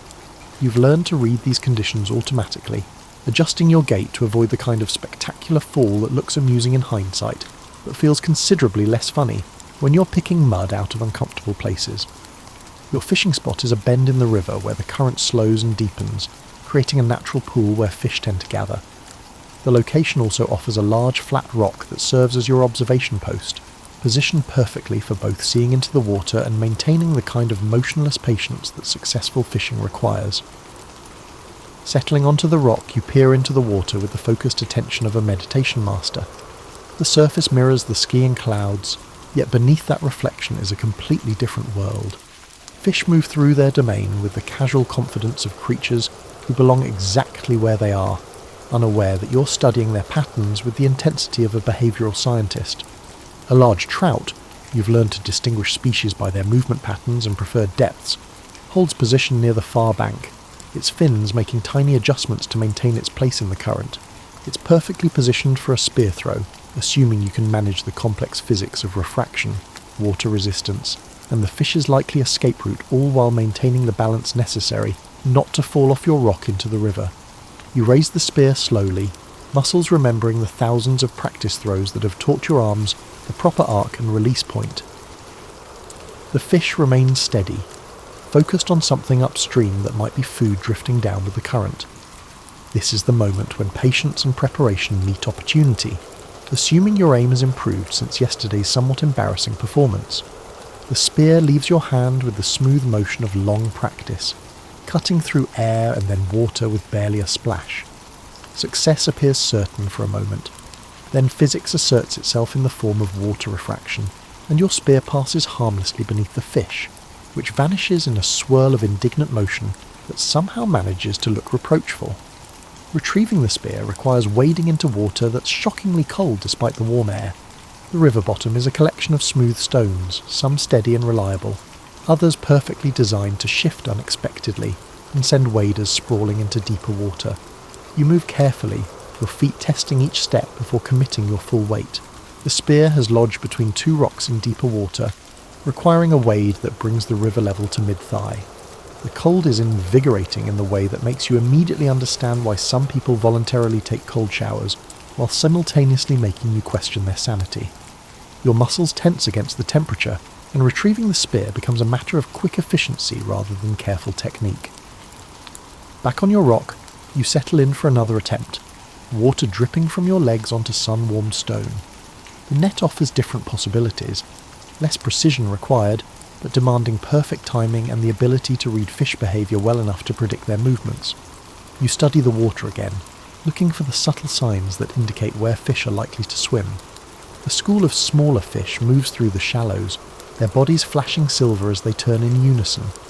They're following some underwater logic that makes perfect sense to them and appears completely random to you. The net requires positioning downstream from their path, then patience while they swim into range. You slip into the water again, moving with exaggerated care to avoid sending vibrations through the riverbed that would scatter your targets. The fish continue their mysterious choreography, occasionally coming tantalizingly close to your net's range before veering away as if they've suddenly remembered important appointments elsewhere. Finally, the school's wandering path brings them directly toward your position. You raise the net slowly, waiting for the moment when the maximum number of fish occupy the minimum amount of space. The technique necessitates precise timing. If you act too early, the fish will scatter, and if you act too late, they will have already passed through. Now, the net sweeps through water and fish with satisfying efficiency, and suddenly you're holding breakfast, lunch, and possibly dinner in woven plant fibres. The fish flip and struggle with understandable urgency, and you wade quickly to shore to transfer them to the woven basket that serves as your portable container. Success tastes like cold river water, and feels like the quiet satisfaction of having fed yourself through skill and patience. The morning's fishing has provided enough protein for the day, plus extra to share with your cave mates who may have had less luck with their own food-gathering expeditions. Walking back toward the cave, basket of fish in one hand and wet fishing gear in the other, you reflect on the peculiar satisfaction of having succeeded at something your ancestors would recognise and approve of. There's something deeply right about providing food through your own efforts, even when those efforts occasionally involve falling into cold water while chasing fish that seem to mock your hunting skills. The afternoon sun has reached that perfect angle where it warms without burning. Your successful fishing expedition has left you feeling confident enough to venture further from the cave than usual. Today seems like an ideal time to explore the valley beyond the ridge, where rumour, delivered by a travelling group last week, suggests there might be fruit trees and possibly deposits of the particularly good flint that makes superior tools. You gather exploration supplies with the methodical care of someone who's learned that preparation prevents most disasters, and improvisation handles the rest. Your pack consists of a large hide bag containing water in a bladder, dried meat from last week's successful hunt, the multi-purpose knife that's sharp enough to be useful but not so precious you'd weep if you lost it, and cordage woven from plant fibres that serves approximately 600 different functions in Stone Age life. The ridge requires a climb that would be considered moderate exercise in modern terms, but feels more like a full-body workout when you're carrying supplies and watching for loose rocks that could turn an afternoon hike into a medical emergency. Your route follows what might charitably be called a path, really just a series of animal tracks connected by your own optimistic assumptions about the best way up steep terrain. Halfway up the ridge, you pause to catch your breath and immediately understand why your ancestors developed such impressive cardiovascular systems. Every activity in Paleolithic life was essentially a fitness program, designed by someone with a sadistic sense of humour and a deep commitment to building character through physical challenge. The view from the ridgetop makes the climb worthwhile. The valley spreads below you like a green carpet dotted with silver streams and dark patches that might be groves of the fruit trees you're seeking. In the distance, smoke rises from what's probably another group's fire, reminding you that you're not alone in this vast landscape, just temporarily out of the shouting range of your neighbours. Descending into the valley proves trickier than the ascent. Gravity assists your progress with the kind of helpful enthusiasm that occasionally threatens to turn a controlled descent into an uncontrolled tumble. You pick your way carefully down the slope, using trees and rock outcroppings as handholds, and trying not to think about how much easier going down is than climbing back up will be. The valley floor reveals itself to be a mixture of opportunity and complexity. Yes, there are fruit trees, several varieties you recognise and a few that require the kind of careful testing that determines whether they're food or decoration. The good news is many trees are heavy with ripe fruit. The challenging news is that you're apparently not the first to discover this resource. Fresh tracks in the soft earth near the largest fruit grove tell a story that makes your survival instincts pay closer attention. The large paw prints, indicating a predator rather than prey, are so recent that their edges remain sharp. Bear, most likely, and probably still in the area since bears tend to stay near excellent food sources until they've exhausted them completely. This scenario creates what you might call a tactical situation. The fruit represents valuable calories and nutrients that would improve everyone's diet significantly. The bear represents the kind of conversation partner who settles disagreements through methods that don't typically end well for the smaller participant. Wisdom suggests retreat. Hunger suggests negotiation. Pride suggests you're probably overthinking the whole situation. You compromise by gathering fruit from trees on the periphery of the grove, working quickly but quietly, ears tuned for any sound that might indicate you're about to have an unexpected encounter with the local bear population. Every fallen branch that cracks underfoot sounds like a gunshot in the afternoon stillness, and every rustle of leaves brings a momentary pause to listen for approaching footsteps that weigh considerably more than yours. The fruit gathering goes well until you reach for a particularly promising cluster growing just out of easy reach. Stretching toward it requires shifting your weight onto a branch that seemed sturdy enough when you tested it, but apparently has strong opinions about supporting human body weight. The branch surrenders with a sharp crack that echoes through the grove like a dinner bell ringing for every predator within miles. You land in a heap of bruised dignity and scattered fruit, momentarily more concerned about the noise than the impact. The grove falls into the kind of absolute silence that suggests every creature with ears is now listening intently to determine what just announced its presence so dramatically. After several heartbeats of holding your breath and straining your ears, you conclude that immediate danger seems unlikely. Gathering the scattered fruit with hands trembling slightly from adrenaline rather than injury, you come to the conclusion that discretion is a crucial aspect of fruit gathering. Your pack now contains enough fruit to supplement several meals, plus the kind of story that will improve with each retelling around the evening fire. The discovery of the flint deposits proves anticlimactic after the fruit tree adventure. Yes, the stone is excellent quality, better than what you've been working with. Yes, there's enough to supply your tool-making needs for months. And yes, it's located in an easy-to-access outcropping that doesn't require negotiating with large carnivores. You gather several prime pieces of flint, testing each for quality and selecting those most likely to produce superior tools. The additional weight in your pack reminds you that the return journey will be more challenging than the trip down, but a good flint is worth the extra effort. The afternoon light has begun its slow slide toward evening by the time you start the return climb. Your pack, now heavy with fruit and stone, makes the ascent feel like a full body strength training session, designed by someone who believes suffering builds character. Each step up the ridge requires deliberate effort, and you find yourself developing a new appreciation for the concept of pack weight distribution. The return to your cave feels like coming home after a successful adventure, your pack heavy with the day's discoveries, and your body pleasantly worn out from useful exertion. The late afternoon light filters through the trees with that golden quality that makes everything look like it's been painted by someone who understands the beauty of natural illumination. Your cave mates have been busy during your absence. Mira has constructed what appears to be a fish-drying rack from carefully arranged branches, and several of yesterday's catch hang in neat rows, slowly transforming into preserved protein that will last much longer than fresh fish. Grack has been working on something involving a great deal of scraped hide and what looks like sinew, though his projects often remain mysterious until they reach completion. The fruit you've gathered creates immediate excitement. Fresh fruit has been scarce lately, and the variety you've brought back includes several types that none of you have tasted before. This leads to the careful ritual of testing new foods. Small amounts first, attention paid to flavour and any immediate reactions, then waiting to see if your digestive system approves of the innovation. The unknown fruits turn out to be pleasantly sweet with a slightly tart finish, and your stomach accepts them without protest. Success. Dinner will be considerably more intriguing than usual.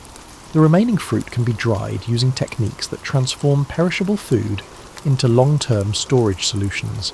Your flint discovery generates a different kind of enthusiasm. Grack examines each piece with the focused attention of an expert, testing density and grain structure with techniques you're still learning. Good flint means better tools, which means more successful hunting and gathering, which means improved odds of thriving rather than merely surviving. As evening approaches, the ritual of fire building begins. Today's fire will be larger than usual, partly for cooking the varied foods you've all gathered, partly for the social warmth that comes from sitting around flames while sharing the day's experiences. You add a portion of fuel, and soon the cave entrance glows with cheerful light, pushing back the growing darkness outside. Cooking in the Stone Age requires timing, attention, and acceptance that precision isn't always possible. The fish cook quickly on hot stones placed near the fire, their flesh turning from translucent to opaque, with the kind of straightforward honesty that makes you trust the process. Roots require longer cooking. They are buried in coal and covered with more coal until the hard starch becomes something approaching tender. The fruit needs no cooking, but some of it gets wrapped in leaves and placed near the fire's edge, where gentle heat concentrates the flavours and creates something resembling a primitive dessert. The result tastes like concentrated summer, sweet and warm and satisfying in ways that make you understand why humans developed such elaborate relationships with food preparation. Mealtime in your small community follows informal protocols that balance individual needs with group harmony. Everyone shares the food based on their contributions and needs. Today's successful fishing expedition earns you a larger portion of the evening meal, while your fruit discovery means everyone enjoys flavours that wouldn't otherwise have been available. The conversation that accompanies dinner revolves around the day's experiences, challenges and discoveries. Grack describes his hide-working project, which is apparently intended to become a more comfortable sleeping arrangement, an innovation that everyone endorses enthusiastically. Mira explains her fish drying technique, learned from a group they encountered several weeks ago, who came from a region where preservation methods had evolved to handle seasonal variations in food availability. Your adventure in the fruit grove gets recounted with the kind of embellishment that turns a minor mishap into an entertaining story. The branch-breaking incident becomes slightly more dramatic in the telling, the bear track slightly fresher, and your escape slightly more narrow. This is how oral tradition begins, not with deliberate exaggeration, but with the natural tendency to make experiences more engaging when sharing them with others. As full darkness settles outside the cave entrance, the fire becomes the centre of your small world. Its light creates a circle of warmth and safety that makes the vast night seem manageable rather than threatening. The flames dance with hypnotic patterns that capture attention in ways that television won't manage to duplicate for several thousand years. The evening's work continues around the fire. You begin shaping one of the new flint pieces into what will eventually become a superior knife. The careful chip-by-chip process made easier by good light and comfortable seating on fur-covered rocks. Mira works on cordage, twisting plant fibres into strong rope using techniques that require consistent tension and rhythm. Grack continues his hide project, scraping and softening the material with tools designed specifically for the purpose. The work requires patience but produces results that make the effort worthwhile, soft, durable material that insulates better than woven grass, and lasts longer than most alternatives available to Stone Age craftspeople. The fire settles into steady coals as the night deepens, and conversation gradually gives way to the quiet satisfaction of useful work accomplished in good company. Tomorrow will bring new challenges and opportunities, but tonight offers the simple pleasure of warmth, food, and the security that comes from being part of a group that works together successfully. Outside the cave, night sounds begin their ancient chorus. Owls calling across the valley, the distant splash of something large moving through the river, and the rustle of small creatures going about their nocturnal business. The sounds aren't threatening when heard from the safety of your firelit cave. They're simply the soundtrack of a world that continues its complex business regardless of human concerns. The transition from active evening to restful night happens gradually in your Stone Age world, marked not by clocks or schedules, but by the natural rhythm of fire settling into coals and bodies, growing heavy with the day's accumulated fatigue. The work around the fire continues, but at the relaxed pace of people who understand that some tasks are improved by patience rather than hurried completion. Your flint knapping project has progressed to the delicate stage where each strike must be precisely calculated. The emerging blade shows promise, straight edge, good thickness, the kind of balance that will make it useful for detailed work. The rhythm of stone striking stone creates a gentle percussion that blends with the soft sounds of your companion's activities and the crackling whisper of the dying fire. Mira's cordage work has produced several arm lengths of strong rope, twisted with the consistent tension that comes from practiced hands and focused attention. She tests each section by pulling against it with her full strength, nodding with satisfaction when the fibres hold without stretching or breaking. Good rope means better nets, stronger bindings, and countless other applications that make daily life more manageable. Grak's hide preparation has reached the stage where the material needs to rest overnight before the final softening process. He rolls it carefully and places it where morning dew won't reach, but air can continue to circulate around it. His movements have the unhurried precision of someone who's learned that rushing this particular process leads to disappointing results and wasted effort. The fire has settled into the perfect state for banking, hot coals that will retain heat through the night, while being easily coaxed back to flame when morning comes. You arrange the coals carefully, covering them with a layer of ash that will insulate without smothering, then surrounding the whole arrangement with stones that will radiate absorbed heat long after the flames disappear. Your sleeping area beckons with the promise of rest after a day filled with successful activities. The furs have been arranged for maximum comfort, with extra padding beneath your hip and shoulder. The pressure points that determine whether you wake refreshed or spend the night shifting position in search of elusive comfort. As you settle into your sleeping arrangement, the day's experiences replay in your mind with the satisfaction that comes from time well spent. The morning's successful fishing, the afternoon's fruit and flint discoveries, and the evening's productive work around the fire, each activity connected to the others in the seamless web of interdependence that characterises Stone Age life. The sounds of your companions settling into their sleeping arrangements create a comfortable background of familiar noises. Soft movements as furs are adjusted, the quiet breathing that indicates relaxation, and the occasional contented sigh that suggests everyone is pleased with the day's accomplishments. These are the sounds of security, of belonging to a group that functions well together. Outside the cave, the night world continues its ancient patterns. An owl calls from somewhere across the valley, its voice carrying clearly through air that's grown cool and still.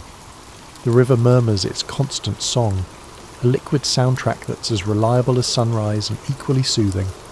Somewhere in the distance a wolf howls, not the threatening sound of nearby danger, but the distant communication of creatures going about their own business in their territory. The darkness beyond your cave entrance isn't empty. It's full of life following rhythms older than human memory. Nocturnal hunters pursue nocturnal prey, night-blooming plants release fragrances that attract night-flying insects, and the complex web of relationships that sustains this ecosystem continues without pause or fanfare. From your perspective, enveloped in warm furs, with a banked fire nearby and trusted companions within reach, the night feels protective rather than threatening. Your cave has become home in the most fundamental sense, a place where you belong, where you're safe, where you can rest without constant vigilance. Sleep approaches with the gentle inevitability of tides or seasons, natural processes that don't require your participation or permission. Your breathing deepens, matching the slow rhythm of complete relaxation. The day's minor aches and tensions dissolve into the kind of profound rest that comes from physical work, fresh air, and the satisfaction of having lived fully within your circumstances. Dreams, when they come, are filled with the textures and colours of your waking world. The sound of running water over smooth stones, sunlight filtering through leaves, and the satisfying weight of well-made tools in your hands all contribute to these dreams. These aren't the anxious, disconnected fragments that trouble more complex minds. They're the peaceful processing of a life lived in harmony with immediate, tangible realities. The fire settles deeper into coals, radiating steady warmth that makes the cave's air comfortable throughout the night. The banked heat will last until morning, ready to kindle into flame when the new day begins its cycle of challenges and opportunities. Tomorrow will bring its own weather, its own possibilities for success and failure, and its own moments of satisfaction and frustration. But tonight offers the perfect rest that prepares mind and body for whatever comes next. Your breathing slows to match the rhythm of deep sleep, and the last conscious thought is gratitude for the simple completeness of a day well lived in humanity's most essential mode. The night embraces you with the vast stillness of a world where artificial light hasn't yet pushed back the darkness, where silence isn't broken by mechanical sounds, where rest comes naturally when the sun sets, and work resumes when it rises. This is sleep as it was designed to be, profound, restorative, and perfectly aligned with the natural world that remains your home, your challenge, and your endless source of both struggle and wonder. In the depths of night, your cave becomes a pocket of human warmth in the vast coolness of the world. The banked fire glows like a gentle heartbeat, steady and reassuring. Your breathing synchronizes with the ancient rhythms that have guided human rest for countless generations. Slow, deep, peaceful breaths that carry away the day's tensions and prepare your body for tomorrow's adventures. The furs beneath you hold the day's accumulated warmth, creating a cocoon of comfort that makes the stone floor feel almost luxurious. Your muscles relax completely, releasing the subtle tensions that come from constant awareness, constant readiness, and constant engagement with a world that demands your full attention during waking hours. Sleep, when it finally claims you completely, is the kind of rest that modern humans rarely experience, uninterrupted by artificial lights, electronic sounds, or the mental chatter of complex schedules and abstract worries. It's sleep that serves its fundamental purpose: complete restoration of body and mind, preparing you for another day of the most essential human activities: finding food, creating shelter, making tools, and maintaining the relationships that make survival not just possible, but meaningful. The night passes peacefully around your small community, each of you settled into the kind of deep rest that comes from days filled with purposeful activity and evenings spent in productive companionship. Outside, the natural world persists in its nocturnal activities, while within your cave 3 humans slumber peacefully, rooted in the ancient rhythms of earth and sky, seasons and weather, work and rest. Tomorrow will bring new challenges, new discoveries, and new opportunities to exercise the skills and knowledge that keep you thriving in humanity's most fundamental environment. But tonight offers the perfect gift of complete rest, deep sleep, and the profound peace that comes from a life lived in harmony with the natural world that remains, now and always, your truest home.